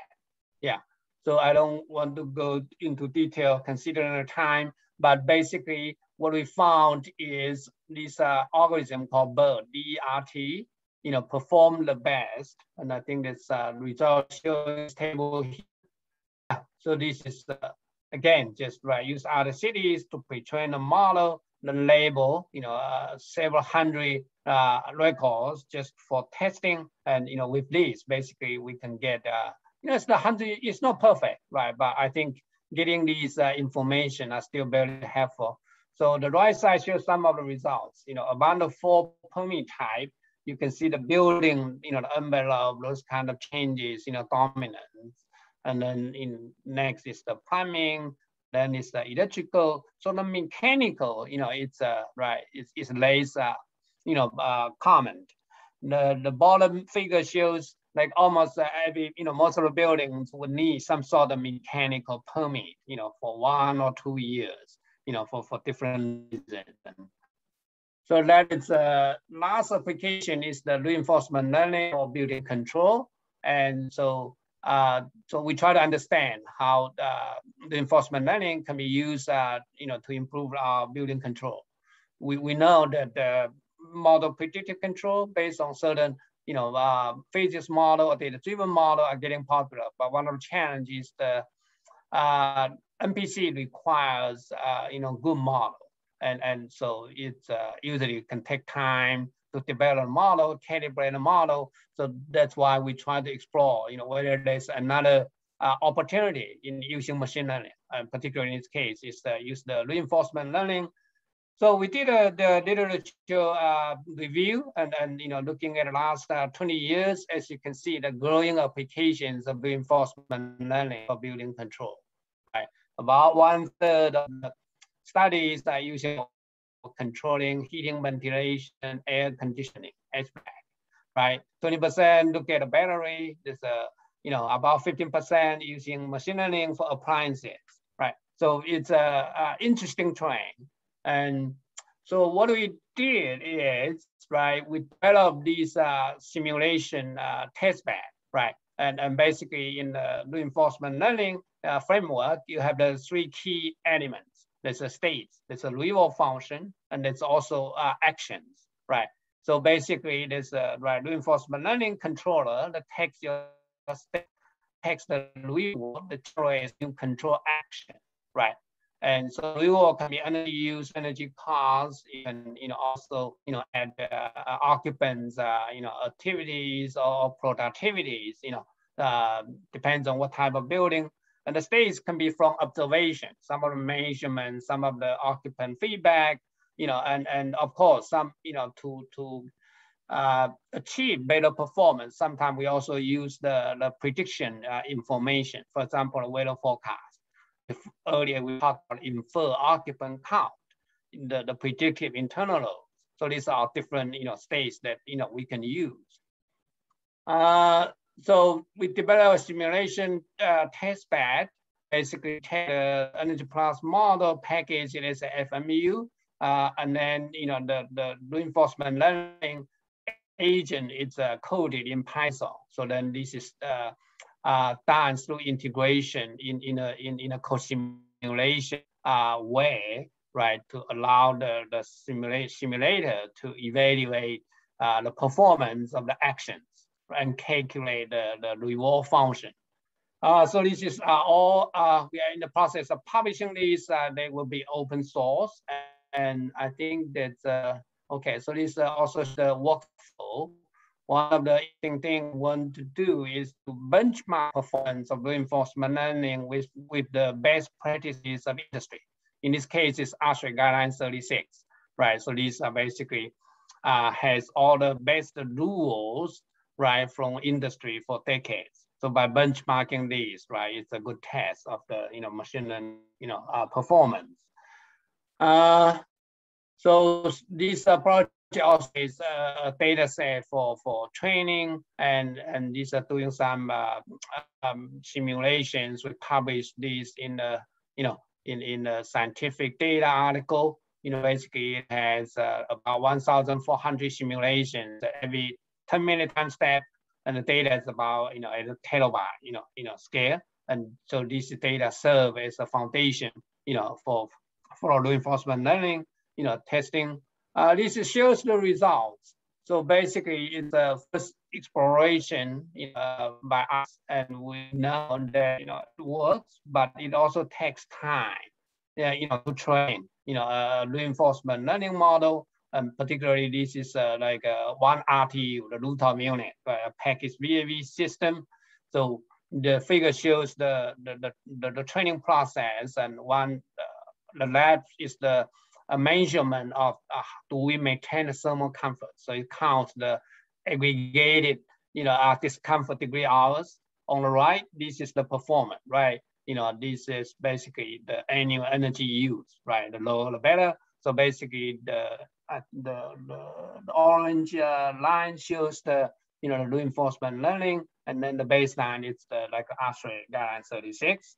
So there's a potential there, but as we know, we understand that the challenges like it takes a long time to train, needs lots of data, right? And so we have been thinking the next step is to restructure the problem into hierarchical rather than a single network with 19 available. So this is something we are still working in structuring this hierarchy multi-agent way to optimize the the learning and process. So to summarize, right, the opportunities in terms of applying machine learning in the buildings, but it's also challenges. And opportunity, we know there's more and more data. So that is the greetings of right for machine learning. There's also advanced computing, right, getting much more affordable, available, right, and also advancement in machine learning algorithms, right. The computer science folks, right, mathematical folks, right, that develop different kind of machine learning algorithm, right, and diverse domains shows successful stories, right. So those are encouraging. There's also more open source tools and data sets. Right? You don't need to develop everything on your own, right? But the challenge, as we already said, right, how to integrate data, how to making data fair, by making findable, accessible, interoperable, usable, is still hard, right? Because there's no data standards, there's no a single schema that tells you how you represent the data so the machine can understand, right? And obviously, we already mentioned how to interpret results from machine learning in natural language. This is still a topic, especially I think in our fields, that needs much further work. And the last, I'm always asking myself, right? We run machine, a small server, supercomputer, right, to generate results. But the computing, right, those includes cost. So how can we really quantify the benefit and cost? It's not like every problem needs machine learning, right? So what kind of problem we need, and also we can maximize from the potential of machine learning. So this is a question, we need to ask. For us, we believe in the future, right? The design, operation of future building for optimal performance would require humans to work closely with the AI, with the machine learning. Use it as a powerful tool, not to replace us humans, because we still need to do deep thinking, how we structure the learning problem, how we evaluate, right, and how we take actions, from the results. I think if you see some publications here on those work, I think key funding from the U.S. Department of Energy, LBNL's LDLE program. We're also working with Daikin on I mentioned this building permit, natural language processing techniques. We're also collaborating with UC Berkeley and Carnegie Mellon University. So with that, my presentation. Thank you. Thank you very much, Dr. Hong, for this very interesting talk. Any questions from the participants, from the attendees? Again, as usual, you can type your questions in the Q&A panel. Okay. I've got a question, actually. When you were talking about the prediction of the thermal loads, you talked about the deep and shallow models. Can you very briefly elaborate the difference between them? Yeah, so basically just the layers of the neurons, right, in your neural network, right? Just okay. Yeah. So that's got to do with the have, more complicated, network structure, more neurons, more layers. Oh, okay. Yeah. Okay. Thank you very much. Okay. Any questions from the audience? Okay, there is one question from Shamil Shen. I'm not sure whether Dr. Hong, you can see the question and answer panel. Are you using TensorFlow? Yes. That's the question, yeah. Yeah. So we are using TensorFlow, yeah. Okay. I believe it. Oh, yeah, in one of the applications, yeah. Okay. Okay. Any other questions? Okay, I guess not. So this concludes our session today. On behalf of the Turkish Academy of Sciences, I'd like to thank all of our speakers, Dr. Brown, Dr. Özkan, and Dr. Hong, for their very interesting talks and for their contributions to this session. And I wish all of you a successful conference, and bye for now. Thank you. Bye-bye. Bye-bye.